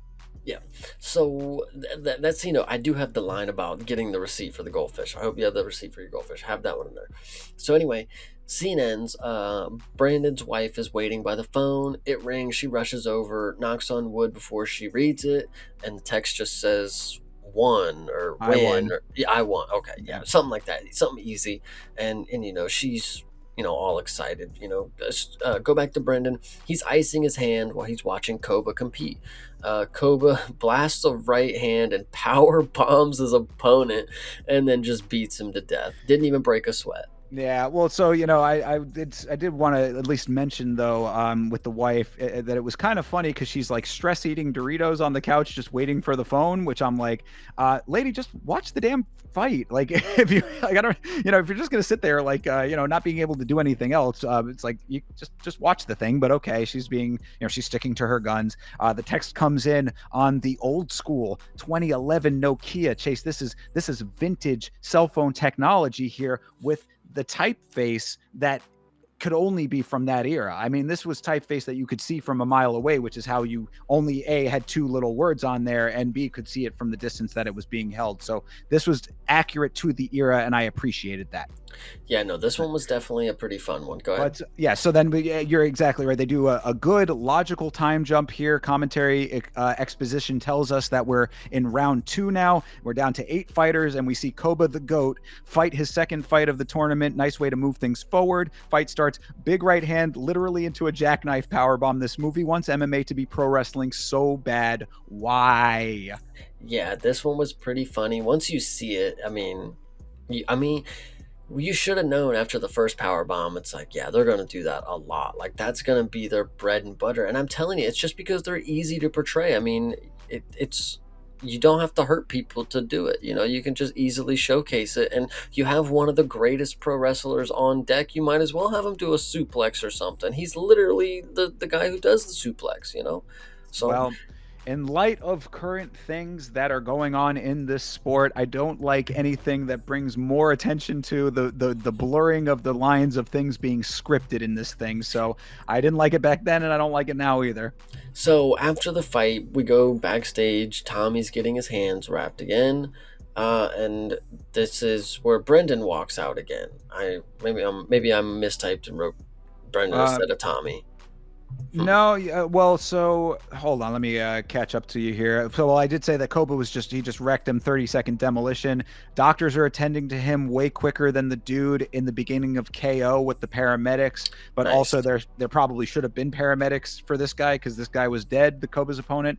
Yes. And then yes, it's the guy that Tommy beat up in the gym, who is also in the tournament, wins. He wins his fight, and now it's time for. So we see that for a second. He does the next slice motion because he wants to fight Tommy. He's going to try to get his retribution on Tommy, and then we cut to Brandon's next fight. Now it's his time to fight again, and Pops is turning up at the same spot before his walkout to encourage him. He's like. He had been at the sidelines, just kind of like giving him a thumbs up from the side. So after the line where I says Pops is cheering him on, the next line that I said is it is already midway through the fight.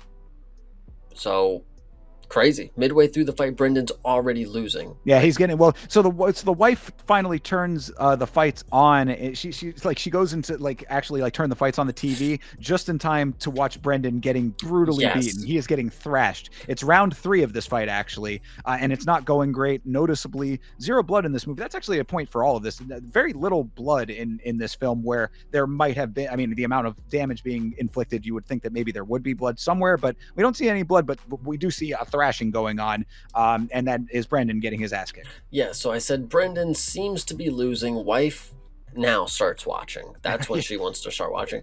And then Perfect timing. then the principal's cheering, he's like, "Come on, Brendan. Like, let's go, Brendan. You can do, doing some shit like that." Once again, Brendan gets the sub arm bar this time. Wife cheers, and now Schaub's friend is a believer.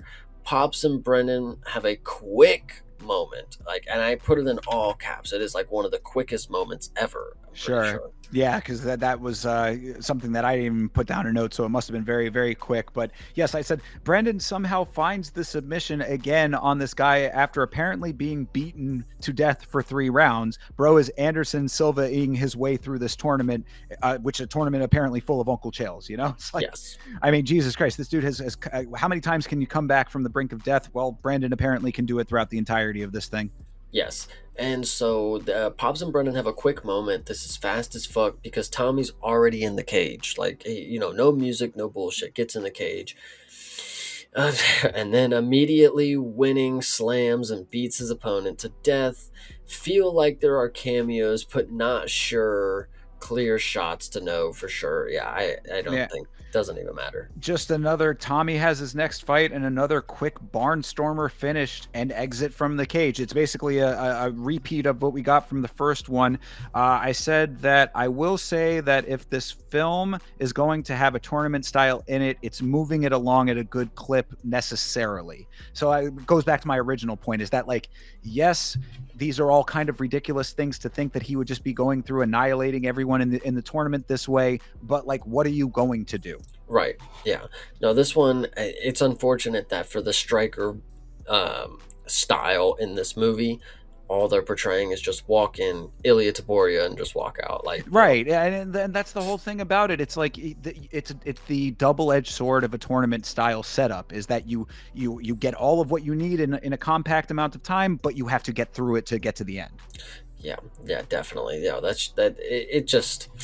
it could have been a little different, but with the way the movie was set up and a lot of constraints that you have with the tournament setup, I mean, they did the best that they could. Sure, so this, I mean, that actually ends us of night 1 of this tournament. So this is a 2-night tournament, very similar to the Pride Grand Prix, except in Pride it took place months apart. This is taking place back to back. So fight night number 1 is complete, and now we are with Tommy down at a slot machine because we are in Atlantic City. Yes, so Tommy is we get shot to the pier first. We get shot to the pier and then we get casino slots. And then we get Pops headed down on an elevator. This is actually a point where I didn't note it, but I remember I watched this scene like 6 different times because it kept pausing right when he got to the bottom of the elevator. And I would keep hitting refresh and then he'd go to the top and come all the way down and it'd freeze. And then I'd refresh, he'd come out. Yeah, it was really annoying. So that Did you was just really not fun. have the file that was sent? Like, what happened? Oh, to the file? I did. That's what I was watching Oh. at first, and then at a certain point it wouldn't refresh. Like it was just like it got to the loading bar, and it just like wouldn't. I've tried it like 7 times, so I had to switch over to Pluto at this point. Oh, wow. Okay. So, yeah, and then Pops is asking for directions, I believe, and he finds Tommy gambling on the slots. Yep. Pops is trying to make some small talk. He's proud of him for what he did. For the Army pals, and Tommy starts questioning him back. Like, are you really like who? I don't know. I don't even know what he says at this point. It's basically him just being an asshole to Pops. Well, So, no, actually, so okay. This is what this actually is, though, is more important than that, because Nolte finds him. Pops finds him at the slot machine, and he after now seeing the thing that was on the news, he's saying, "Wow, that was an amazing thing that you did." And what we end up finding out after that is Yes. that it was a mixed bag, you could say, because on the one hand, yes, Tommy did save a number of his fellow soldiers in the pulling the tank door off open, but he was also in the process of deserting his unit at the time. So that is why Tommy goes by his mother's name as opposed to, the Reardon as opposed to Conlon, and that's why they can't find his service records. Why, as you said, that why they couldn't, they didn't know anything about him on the broadcast. It's because Tommy is essentially was a deserter, and Yeah. so he did a great thing, but he also did a very a dishonorable thing as well. So he's conflicted about that on top of everything else. Yeah, and you're right. No, so that definitely happens, and then this is when he starts being an asshole to Pops. Because Pops and Tommy still aren't getting along. Tommy never seems to forget. He decides to start hurting Pops' feelings, sends Pops away, and throws a cup of money at him.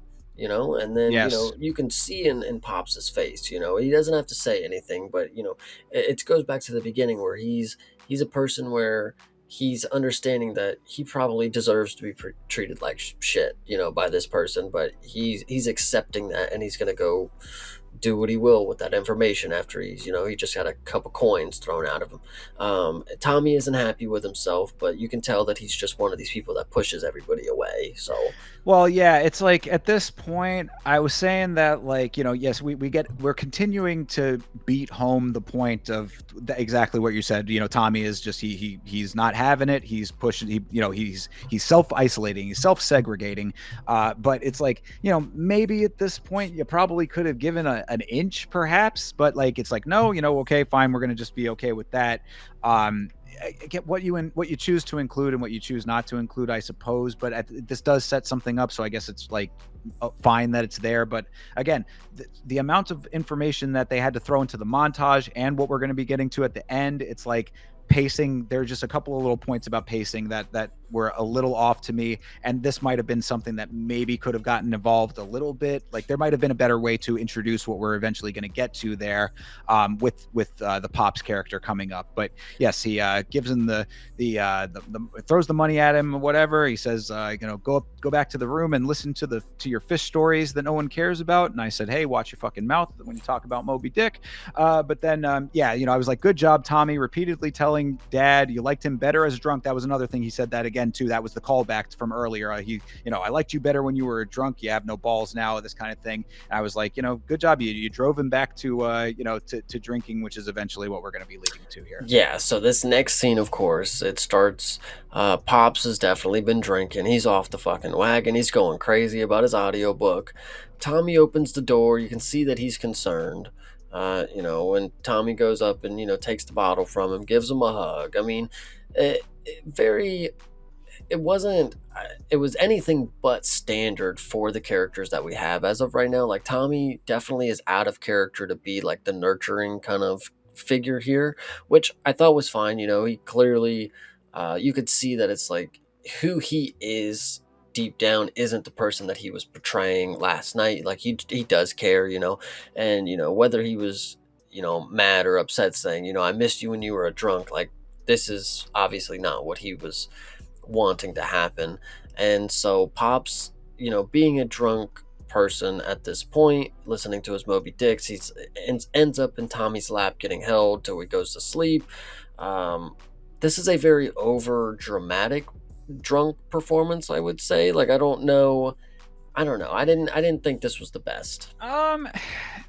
Half and half. So okay, as kind of what I was alluding to, it's like this would have been the appropriate moment for, like, in the casino probably would have been the appropriate moment if they were going to turn this character. He could have done it there to avoid what this scene is, but they didn't. They chose not to do that so they could have this scene, right? That's what I was getting at there. It's like this scene has to happen in order for the scene in the hotel room to happen with Pops being drunk. I didn't mind the way that they portrayed it, because it was so what I would say is that, like, when you have a character like this who is now fallen off the wagon for a very specific reason, there's like a couple of different ways that you could do it.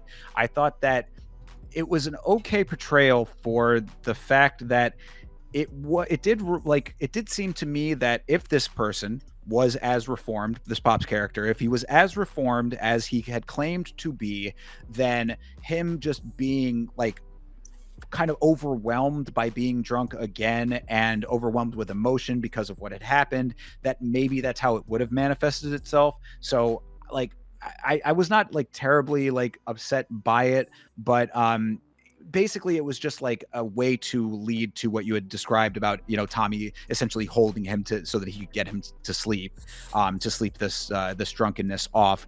I didn't mind. I thought it was okay. I mean, I'm, you know, I had the Moby Dick element of it playing again. Like I didn't, I think that made sense based on what we know about the character at this point. I was kind of okay with it because like the other side of it is what would you have done? You know what I mean? Like, what is he going to go start like rampaging through the streets? Then you don't get the emotional connection with Tommy. Like, there's only a couple of different ways I think you really could cut it, and it did lend itself to him being somewhat remorseful about even being drunk in the first place, I think. True. So and so after this scene, anything else to add there? No, I don't think so. I just, you know, I just said that Tommy is a complicated character and that this is a, you know, this is a way to portray that like, you know, deep down that he does want the connection, but like he himself can't let himself. And that's kind of what he ends up with, where he's like holding dad to sleep. You know, like you could have had an actual conversation with him outside of this state, but you didn't, you made it this way. So now you're like, only now is the humanity starting to show a little bit. Yeah. So the next scene we get Tommy walking out and he's being cheered for on his walk out, you know, without his trainer. That they made to note that because obviously Pops isn't there and that's what he is to I guess the fighting world, that's his trainer. You know, that's not his dad. It's his, you know, two different names, I guess. I guess in the world they wouldn't know that that was his dad. But Right.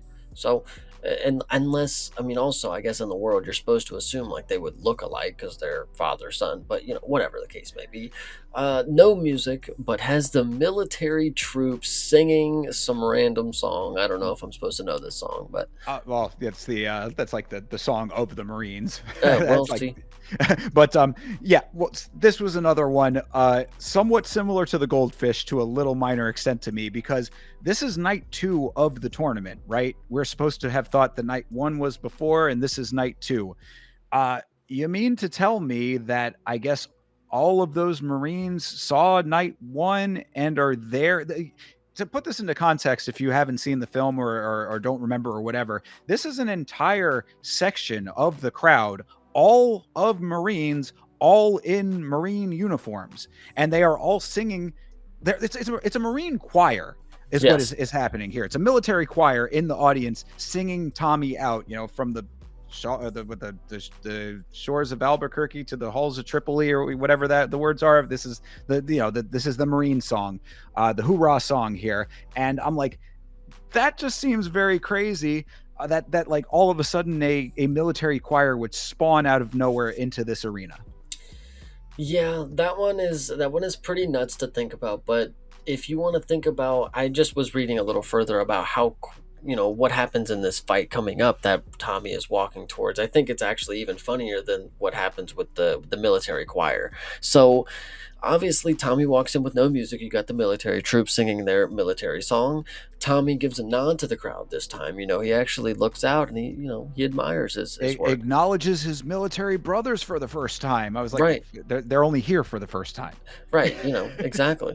And, you know, the last time he was acknowledging me, tipped his hat as he fucking left and left him off. But whatever. So Mad Dog, you know, the guy that was the sparring, partner at the time, the one that he was that he knocked out in the training room. This is who his opponent is at this point. Mad Dog walks in, circles the cage, and barks at Tommy, which I thought was a pretty fun. You know, he is the Mad Dog. You know, sure, I good mean, little inclusion. yeah, name appropriate. Yeah, true. And so Tommy looks loose. Mad Dog says it's not going to happen again. And I have in quotations, if you guys forgot, this is the guy that Tommy beat up at the beginning of the movie and knocked him out. And so the fight starts. Tommy instantly tackles him. Another insta KO for Tommy. Does a full body tackle into full mount and ground and pounds this dude to a late stoppage, basically. Yeah, I have ref question mark. Where you at? I mean, you just decided not to do your fucking job. Beats him instantly. Ref finally steps in. Tommy walks out the cage again. It's like we've seen this already. Yeah, right. Because I'm saying it goes back to the same point I've made twice now. This is the double-edged sword of the tournament style. You're basically speed running the parts of the bracket so that you can get to where you're eventually going to. Eh, But yeah, yeah, no good. and you want to talk about speed running? I mean, when you get to this next fight that we're about to get to, I mean, the biggest like the heel character of what we're supposed to be seeing is in the movie for 30 fucking seconds, basically. It's your pack. It's the tournament, man. It's what you got to pack all these things in because like it's. I will at least give them credit that they set up the Koba character, which is coming up here. But it's like, yeah, you're right. I mean, this is the. That's why I had to make a very specific point about repeating bar for bar what John Anik had said about this guy. This is the undisputed greatest fighter to ever fight, basically. And as you said, it's like, and he's just in and out. But well, we'll get to it in just a second here. But yeah, another speedy exit from the cage for Tommy. He's in, he's out. I said that the doorman must really be on it to be getting this thing open and closed so quickly because he is just constantly having to do his job here. And then we cut to the local drive-in movie theater. Because they are now instead because we couldn't get the fights in the auditorium, so the kids at the high school, man, they were they had some ingenuity about them. They somehow figured out a way to get the local drive-in movie theater to air the fights. And so Brandon's high school students are all there. They've got signed, they've got custom Mr. C t-shirts. I'm like, who printed those? And then, good guy principal, he shows up and he has to he has to go and rep because he's actually a good guy. He's not as much of a hard ass as you thought that he might have been. So this is the fight where Brendan's coming in, and the principal's watching with the students. Circles the cage at 1,000-to-1 underdog is what the Yep. commentary says here. So makes you believe that he's in for a hoot and a holler. So wife Oh is yeah. actually here in the crowd. She's gonna watch. She actually, there's her callback from earlier. She said she was never gonna watch again. Here she is. This is the biggest moment of his career at the time, and Brendan seems nervous about it. Koba is walking out. Look right at him. Don't take your eyes off of him. Don't take your eyes off of him. What I thought was funny is Frank Grillo did that, and then he's like, "Hey, hey, you got to be ready for this." Like it's like you just told him to fucking look at him, dude. Make up your mind. Yeah, same with the wife too. I was like, yeah, they always come around when you're winning. Yeah. But anyway, yeah, but yes, you're right. Brandon is getting ready to fight the dreaded Koba, who is walking out to the most menacing Russian music of all time. I don't know if you picked up on that, Yes. but that song sounds like very. It's not Halloween music, from what I understand. It's like a standard like Russian. It Like kind of sounds fight like song. music that plays on a speaker, like on the streets, like when people are like going to work and shit. Like that's what it sounds like. Yeah, it had a very, very ominous like tone to it. It sounded very menacing, as I said. But yeah, this is so he's walking out to that, and this is actually where I realized that this was Kurt Angle. I think for some reason, for throughout all of this, I hadn't picked up on it, but I did there. And then yeah, so now we're gonna get into the fight with Koba. Yes, so we come to the middle for the final instructions. We hear a glove touch, but we don't see like the ones where they're like touch gloves right now if you have any. We hear the thing, but we don't see him do it. But then we get a glove touch at the start. So I don't know if they were like, yeah, make they're gonna touch right there and then they're gonna touch later, but they didn't add the whatever.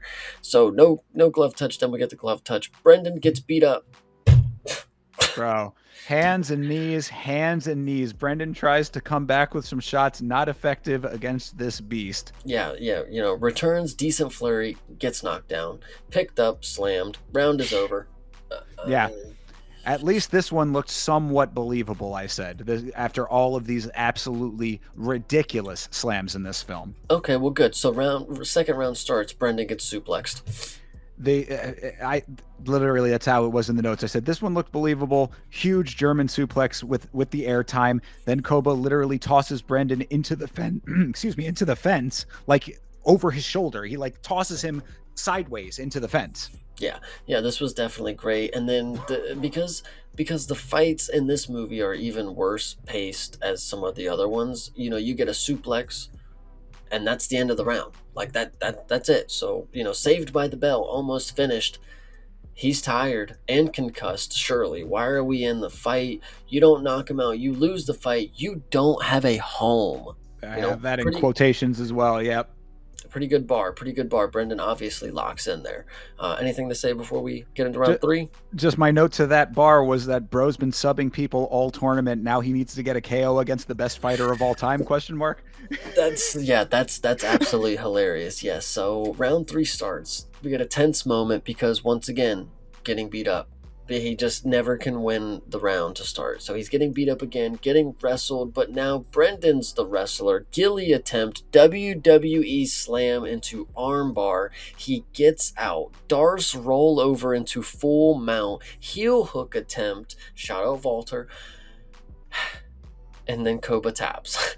Yeah, I said, it's like another come from behind victory, third time in a row. I was like, this is getting a little bit samey, especially when you consider that Tommy has knocked out 3 people cold in the first 30 seconds of his fights. So I'm like, yeah, guys, look, I understand why this is like the great MMA film after seeing it, but like you got to understand that there are like elements of this that it's like, all right, I mean, we're watching the same things happening to get us to the ultimate end point. I really think that one major note that I would have is that this movie would have benefited from not having it have been tournament style. I really think that there would have been, I don't know how exactly you do it. I'm sure that I could brainstorm a couple of ways, but like if based on what the fact that we have now seen 3 times the same thing from both sides of the equation, getting a little bit samey.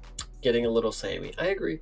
Kind of hard to think that would happen 3 times in one tourney, especially against the universally agreed upon best fighter to ever live. Biggest upset in MMA history, Brian Callen says on commentary.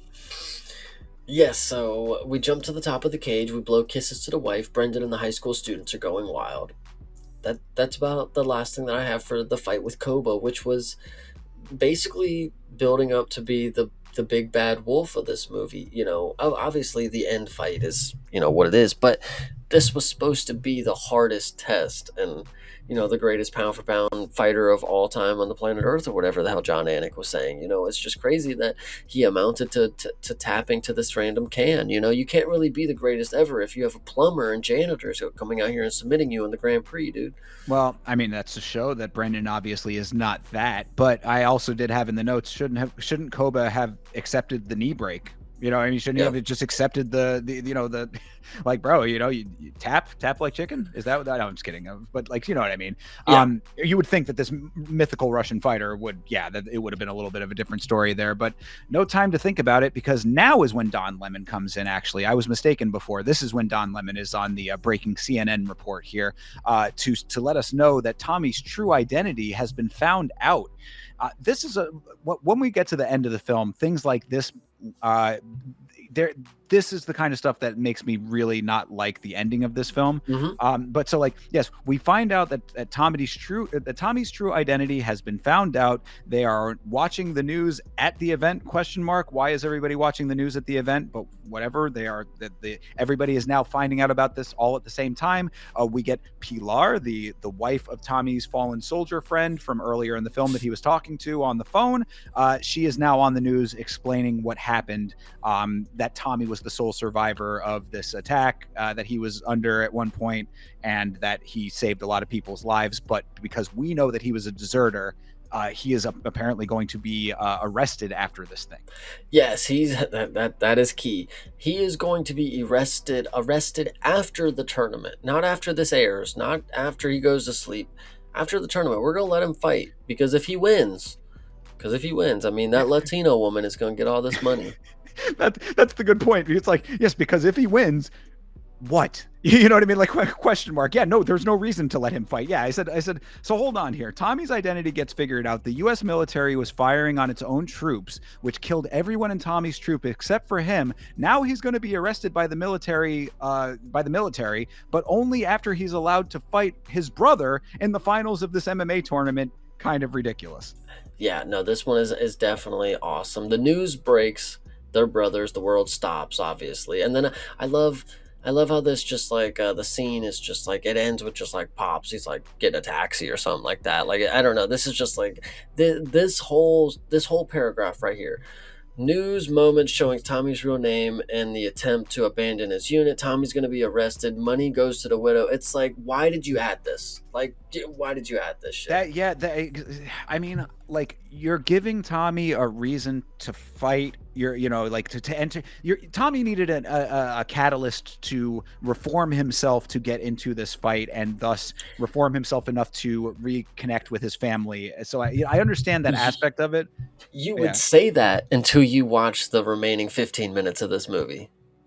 Well, So there you go. Yeah, and then and why also are you setting up this arrest element of it, which spoiler alert, is not going to get resolved? I mean, like, or maybe we'll get, I guess we can theorize that it's going to happen, regardless of the outcome of the final fight or whatever. But like it's like all of these things, again, what you choose to include and what you choose not to include. So we have it almost convolutes something that could have been a lot more streamlined, and I think still as effective, like still as emotionally effective. You already have the emotional relationship with the brothers and their father and all of the dynamics that come with that. You have all of the elements of Brandon's life with the, why he needs to win the fight. Now, I guess this is telling you this is why Tommy needs to win, is in order to make things right with the wife. But it's like, anyway, I don't know. It's just a lot.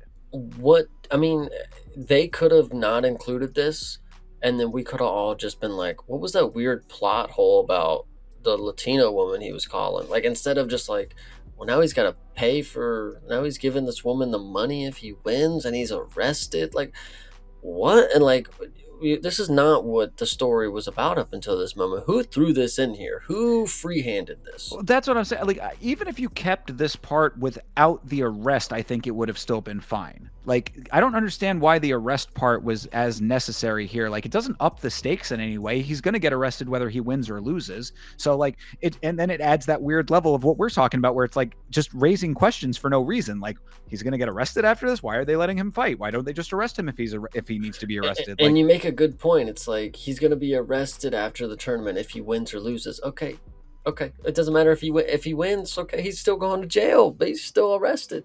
Yeah, so it just adds a layer, like the unnecessary convoluting of a story that's already over 2 hours long, people, and with the montage in the middle to give you a whole bunch of other information. This is what I'm saying about the pacing of this thing. So that's where we end up with all of this. And yes, as you said, Pops is finally sober, so he's catching a cab to the event.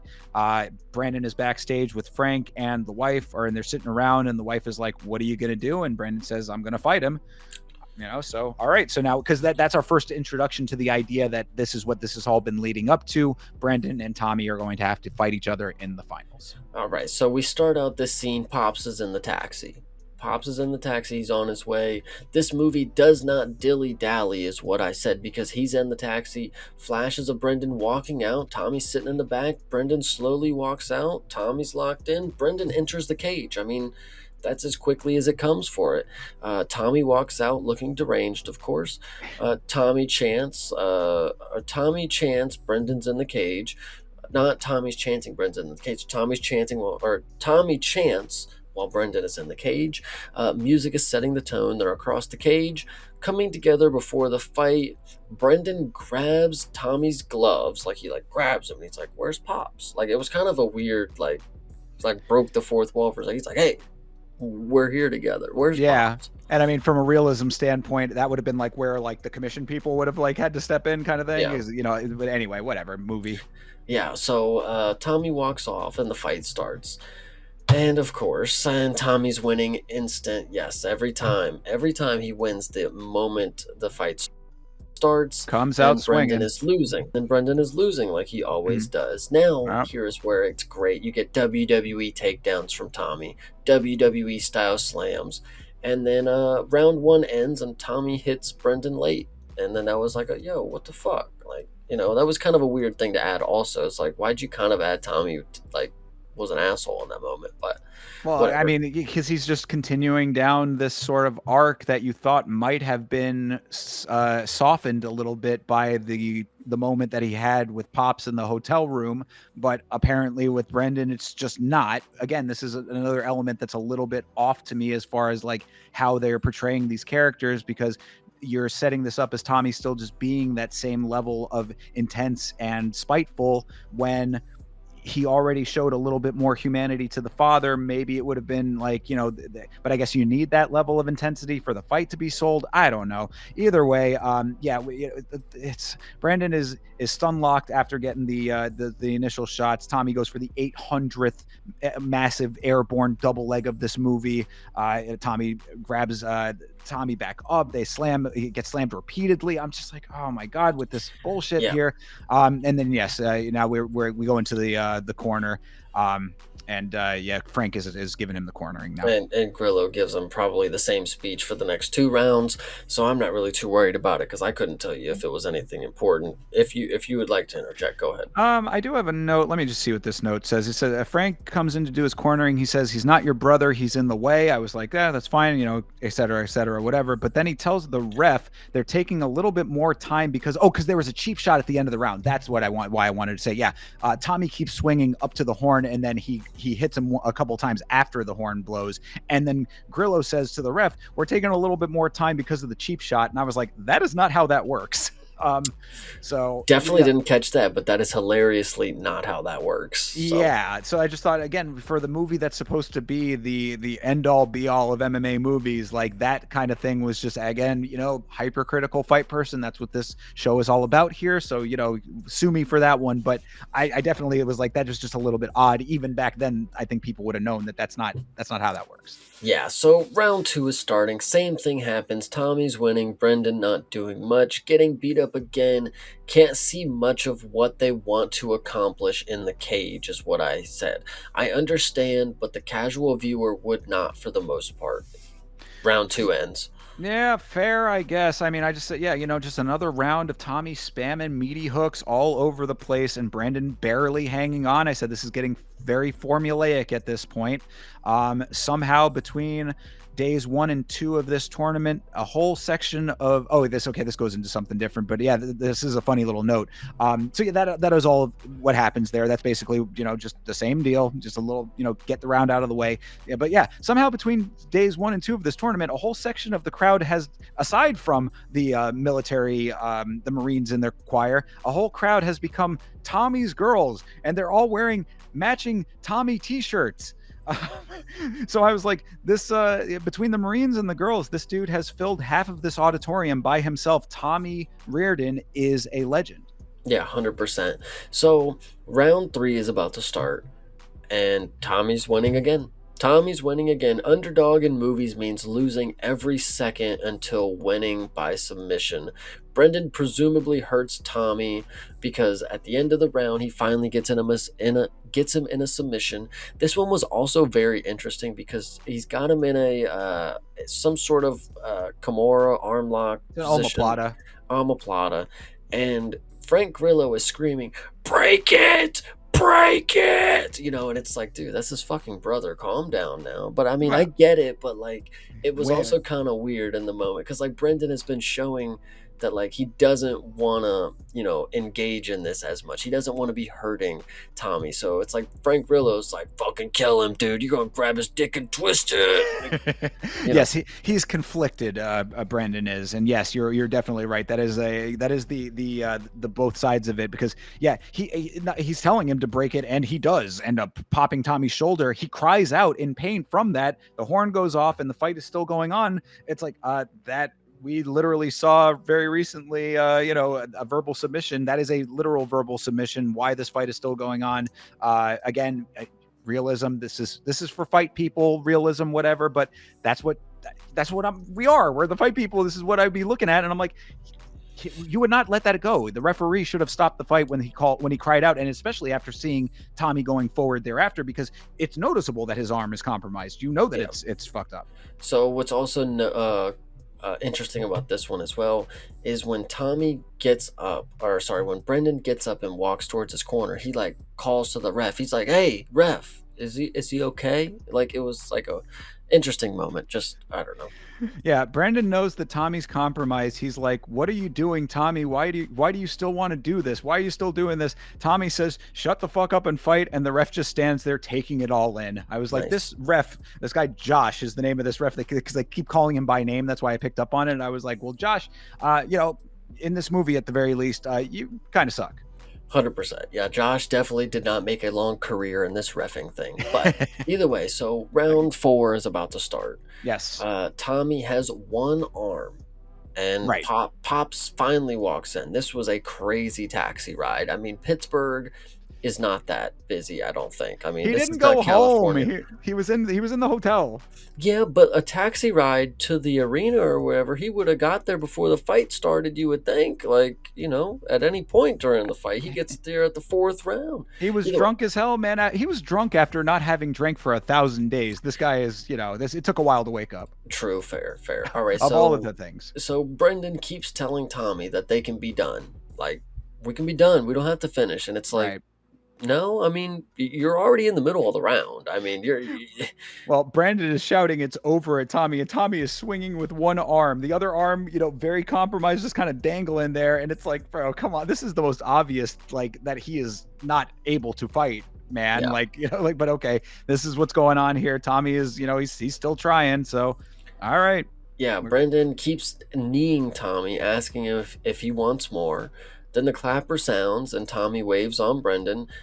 Tommy looks on and sees Pops, and music plays, and that's the end of round four. And I mean, nothing really too crazy is going on here. It's just kind of stupid at this point, to be Well, honest. The fact that the fight is still going on with a man with one arm, but that's whatever. yeah, exactly. And it's like Tommy gets, yeah, he starts kneeing him on the cage. He keeps asking him, "Do you want to do this?" It's like, bro, just go down already. Like, come on, man.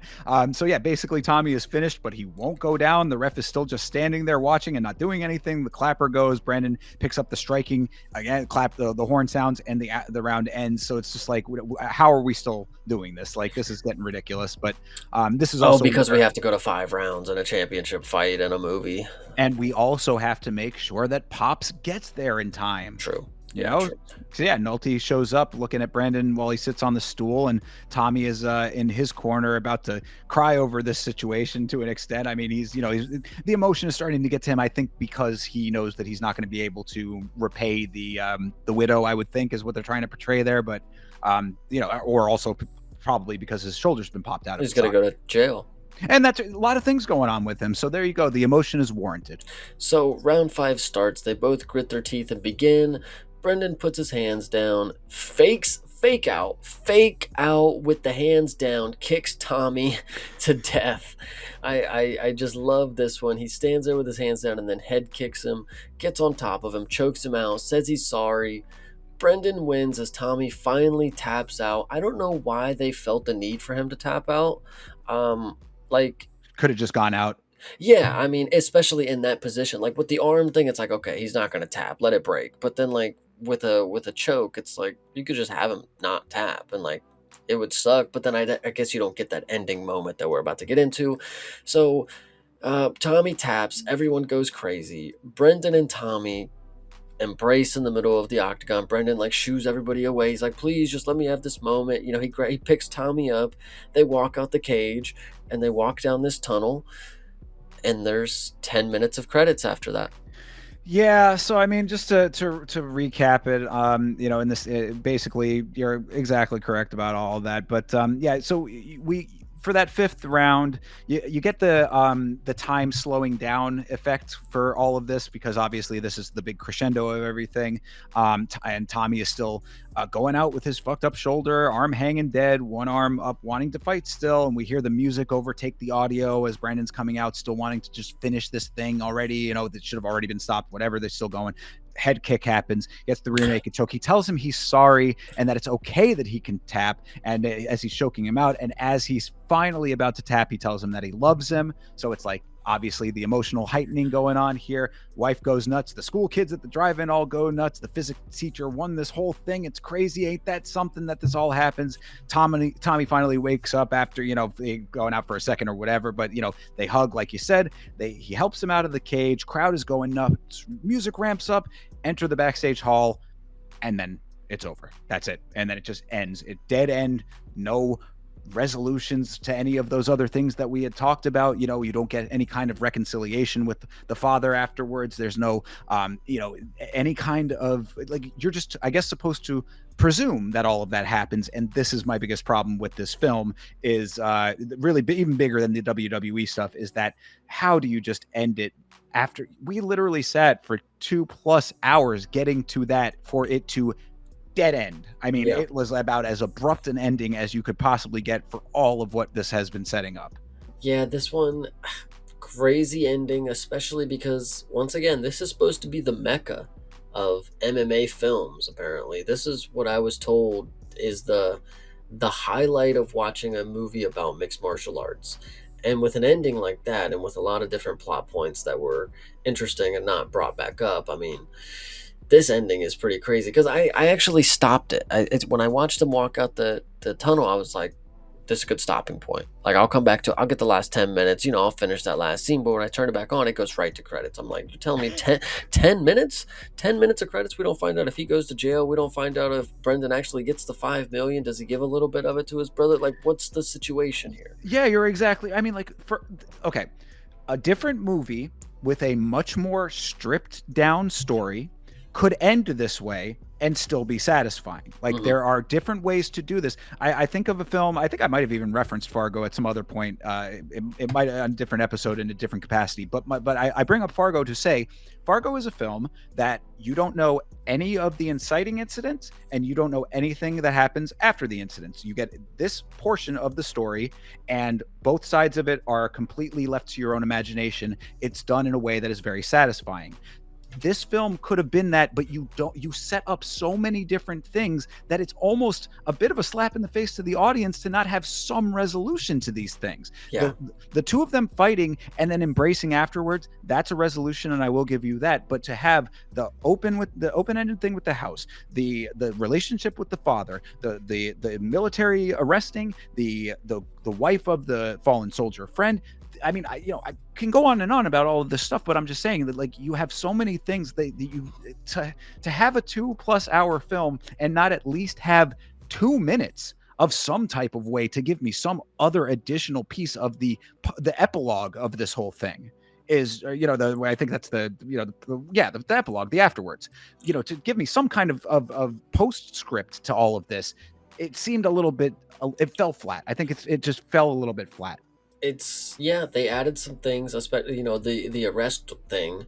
They added that later towards the movie, and then they just seemingly forgot to add that part back in, like. Exactly. So I don't know. It is very interesting. The movie is very good. I mean, there's a lot of good things about it. It's more of a heartfelt story than a mixed martial arts film, in my opinion. But I genuinely did really enjoy what I was seeing here. Well, I mean, so since that is the end of what actually happens in this film proper, I guess that this is a good time to do our little assessments here. So, what would you rate this film as a film? As a film, um, I'll give it an 8 for like a film itself. An 8 for sure. Eight is a good answer to that. I would say, again, because of the ending, I have to give it like a 7. I want to say like a 7.5. If we have to do round numbers, I will go with a 7, but it really is just about the ending when you compare it with the pacing of the rest of the film. That's the Mhm. problem, because and it hurts me to have to give it a 7, because this could be like a 9 easily, because of the performances. The acting in this film is really, really solid Yeah. for all the characters. I mean, Tom Hardy's great, Edgerton's great, Nolte is great, the wife is fine, like the principal, everybody is fine in this film acting wise. It really comes down to the pacing of the story and the way that it concludes, which is why I can't go higher. I have to give it a 7 as a film. So that's just that one. But as an MMA film, what would you rate it? Oh, 4, 5. Yeah, that hurts me. See, I would go a little bit higher than that. I would say that as an MMA film, I would give it probably about an 8. I have to say, I mean, I think that it does, like, I don't know. You must have a different criteria on what you want to see out of MMA on film. I mean, relatable stories to fighters that I've, witness kind of deal. I don't know two fucking brothers that have ever fought each other that wanted to be that never knew each other. That's just like a weird. Okay, you have two people that grew up together, but one left for the military. Now he's abandoned the military. Now they've met back up. They both want to be fighters. Now they're going to fight each other in the end of the tournament. It's like, why couldn't they just be two people? Like, why couldn't they just be like, why couldn't Koba be the other guy? Like, I Well, don't know. so but then let me reframe it then. But when it comes to the actual portrayal of mixed martial arts, how would you feel about that? I think there's just a lot of little things that could be done really well. Like when you watch The Cage and you looked at the way that they were portraying the meal prep, I thought that was that was very key and very accurate to what I would say most modern day athletes are. They're just eating powder all day. Like, I don't know. Yeah, I like that aspect of it, and I also liked being able to see the mixed martial arts at a wide angle where you can see the moves being done, where it's not cutting because the people can't accurately do it on screen. and I don't and know. thinking about it now too, like I gave it an 8. I actually have to drop that a little bit too. I think I have to give it a 7 for it being a mixed martial arts film as well, because why did you put that fucking WWE shit in there? I don't like, bro. Look, this is the whole point of the show, is to accurately assess these films in this way, right? I mean, it's like, if you are like, from a filmmaking standpoint, I told you why with the end, with the pacing and everything. From an MMA standpoint, those are the things that stuck out like sore thumbs to me. When That, you the weird stuff that I talked about with the verbal tap, the extra time on the stool. I, Look, it is what it is. I mean, I understand how you feel about it, but I got to be accurate here. So 7 on that as well. Yeah, I actually, you're making even a better of a case, because when you think of the mixed martial arts, like what we witness every Saturday for the UFC and the mixed martial arts world, what did the press conference look like in this movie? It was nothing. Didn't even see him sit down and get a question from an interview, like, or an interviewer. Like, it was just them in a ballroom, and we're just supposed to assume as the press conference. They did some really good talking there. At least with Holly Berry's movie, they did a face off. True. Yeah, you So make a good point. So, well, then, I mean, I guess there you go. So, that all being said, those assessments as they are, would you recommend Warrior? oh yeah, for sure. It's definitely a movie that you should see. I think it's more appealing to casual people because it's more just a drama. It's just a drama film. The mixed martial arts aspects of it, it's not shoved down your throat, and you can just ignore most of that part of it. Like, not just not the ending itself, but like the fact that these are two mixed martial artists. You can just assume these are two people having regular lives, and they're just gonna have their own stories, and like they're brothers. So Perhaps. I mean, I would say that the MMA plays a little bit more of a part than you're giving it credit well, for in that it assessment. But it it does, but like if you're just strictly here to turn on a movie because you want to feel something, the emotion is carried not from the mixed martial arts. It's just the drama. It's the people and the story. It's not the sport itself. That's not driven. That's not driving this element. This yeah, narrative. no, I agree. I definitely that I can definitely agree with It's you on about that broken part of it. homes and anything Sure. like Yeah. that. I mean, really, if you break it down in a way, it almost is like two. I mean, obviously, very different versions of the story, but it has a lot of parallels with Bruised in a way, and that, like, that element of it. It's like the fighting is, yes, it's a part of it, but like it's the trappings of it that are I different. thought this had a lot of shared elements with the Smashing Machine, because this was two people who were, again, brotherhood is a big theme that I thought was throughout it. This is two people who are on two different paths, and they're both in a tournament leading up, and they're supposed to fight each other in the end. But Smashing Machine, we didn't really get that. I think this was kind of them being like, here's our opportunity to take the two people that trained together that were brothers. So I thought That that was is, kind of. I think, yeah, that is an apt comparison. I think you're absolutely 100% correct on that. I also would recommend this film. Yes, what I would say about this film is that the way that everybody has been talking about this film, I can understand why they feel that way about it. I would say that this should be, in my estimation, this should be the baseline that you measure other mixed martial arts films against. This is a solid middle point that has all of the elements that you would want in a mixed martial arts film to an extent. It's got the fighting. I thought the fighting was portrayed pretty decently, so I was okay with that, except for the things that I had mentioned. But like, what I'm saying is that if this is the middle ground, then there should still be films that can surpass this, and there are definitely going to be many, many, many that are going to be underneath it. So like, So it's a so solid middle ground. so what you're saying is, so from here on out, our grading scale should have 5 being warrior. I mean, I want to say higher because it's like I think it's better than 5 would lead you to believe, but I think that it should be like it's what you grade against. So like, Okay. I would definitely say so, because I think that like if I see something in a different film and I'm like, that was better than Warrior, then that stands out to me as something that like is like an elevated element of it. You know Mhm. what I mean? That like that is noticeably better, and can be, and there's room for that, I would say. Yeah, this one was definitely a good movie. I will recommend it, but it's hard for me to recommend this to somebody and be like, if you are a true mixed martial arts fan, like this is the movie that's gonna make you realize like film and mixed martial arts can go hand in hand. Like this is literally just you could find this on Netflix any other fucking day. Not the mixed martial arts aspect of it, but the trauma aspects of the characters, the people, the emotion that is very similar, that is shared with a lot of different titles.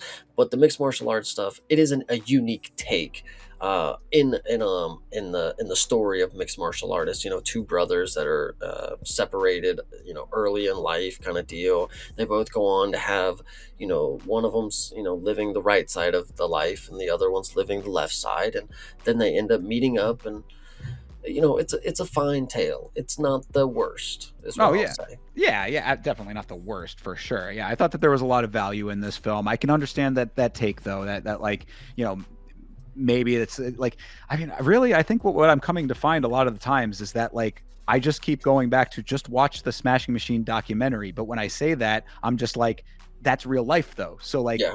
maybe I'm waiting for the MMA film that like that gives you the feeling of real life, and that I Yeah. think is the issue. You know what I mean? Is that it's ain't nothing like the real thing sometimes, Yeah, perhaps. and so if you are out there listening to this stream still, or if you are ever watching this stream in replay, I want you to go ahead and leave a comment on your mixed martial arts movie that you think that we are going to get the best example of mixed martial arts in film, because we are definitely looking to have a bunch more of these movies, reviewed and recapped, because these are Absolutely. definitely fun to do. Yes, most definitely. So let me get through the trivia real quick, and then Yeah, we go can ahead. wrap this thing up, because I know that we've, another one where we went long as usual. You know how we are.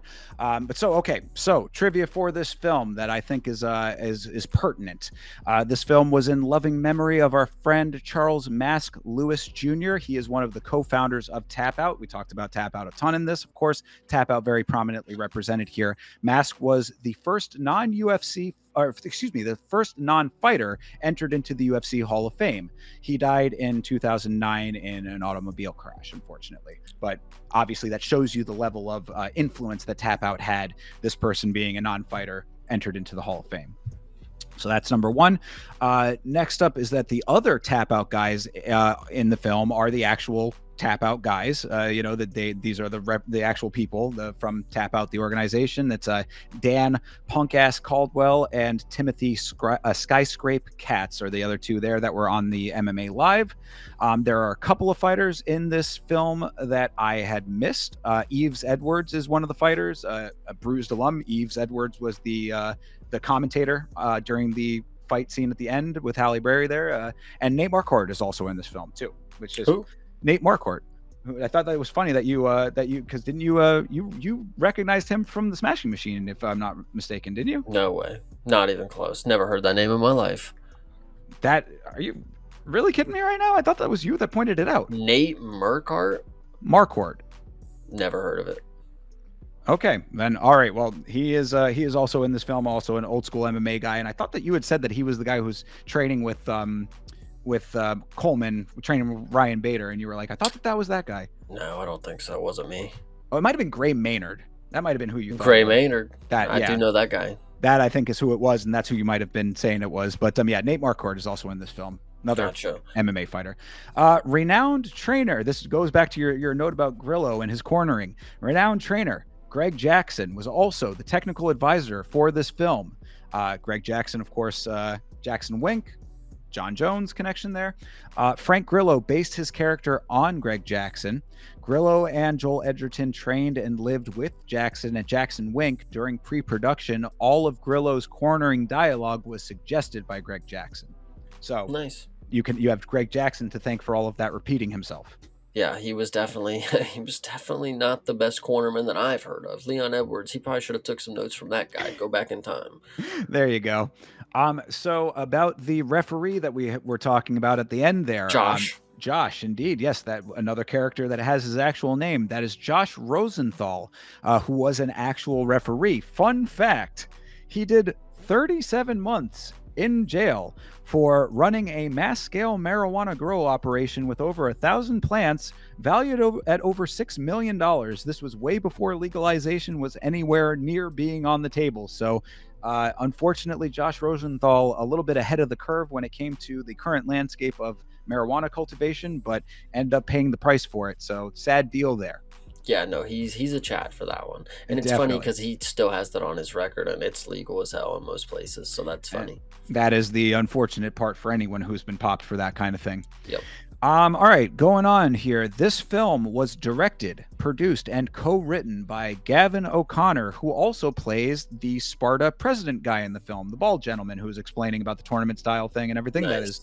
That is the director of this film, co-writer and producer.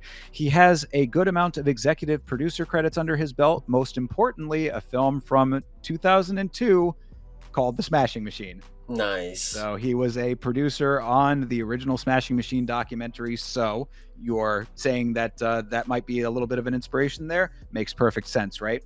Yep.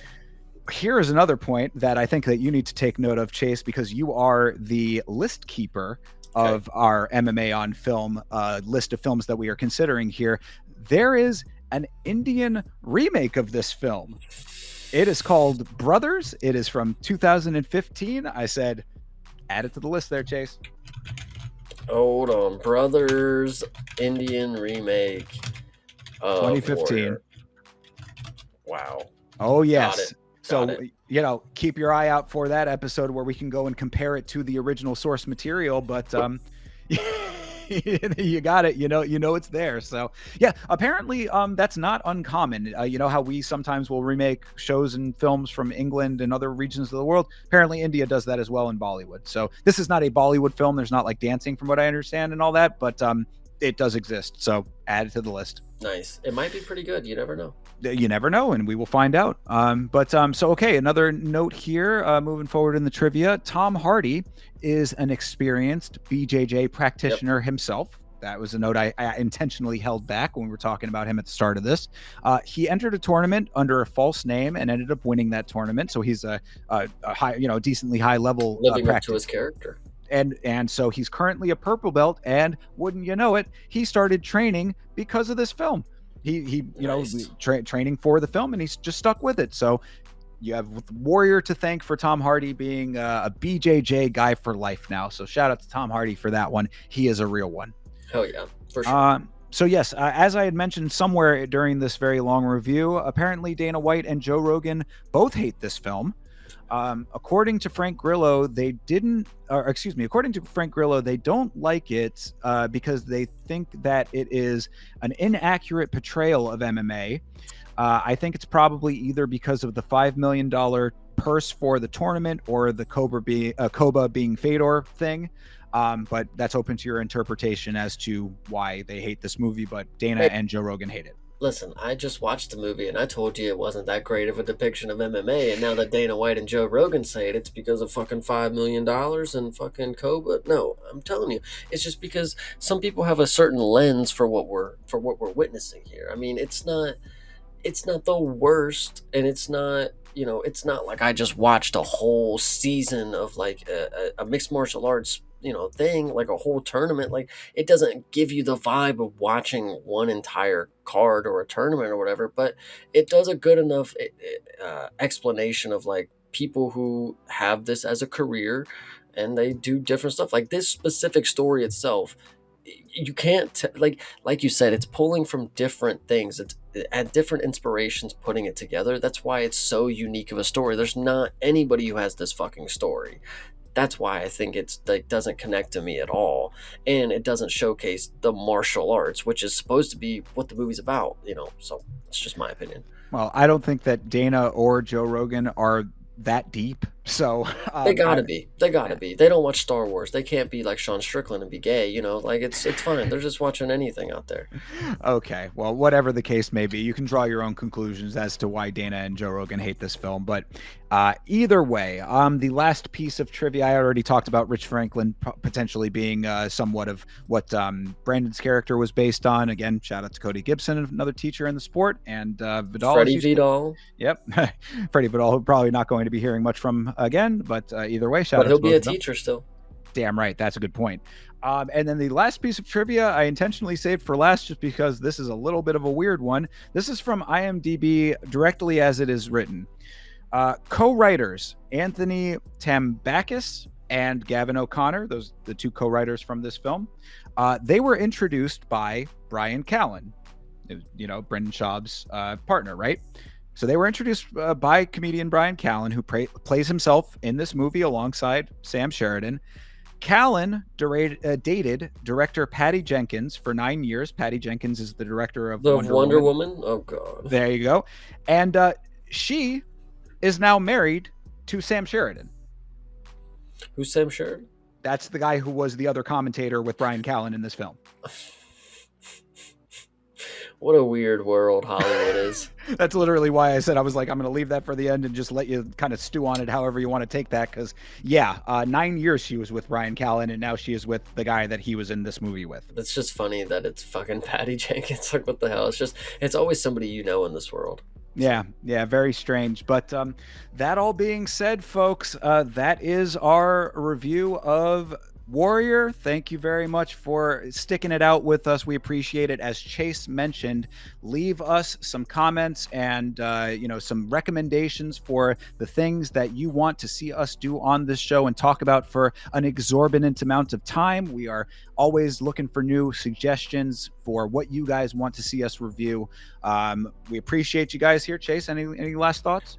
No, I think I just want you guys to go ahead and leave us some suggestions, or we're going to go ahead and start picking from this very lengthy list of shows, documentaries, and or movies that we have to watch. So if you guys don't go ahead and leave us something, we're going to have to get creative, and it may not be a movie this next time. It might be a show. It might be a docuseries. It might be a video course. You do not know what our options are. So make sure you get your opinion out and let us know, because if you're the only one that leaves a comment, I hate to break it to everybody else, but we're going to have to fucking watch the one comment. So if you're going to be the guy, be the guy. Exactly. Don't leave us to our own devices is what Chase is getting at there. So we're going to watch MMA Love Never Dies or Female Fight Squad. So you figure out which one it's going to be, chat. Pick one or two.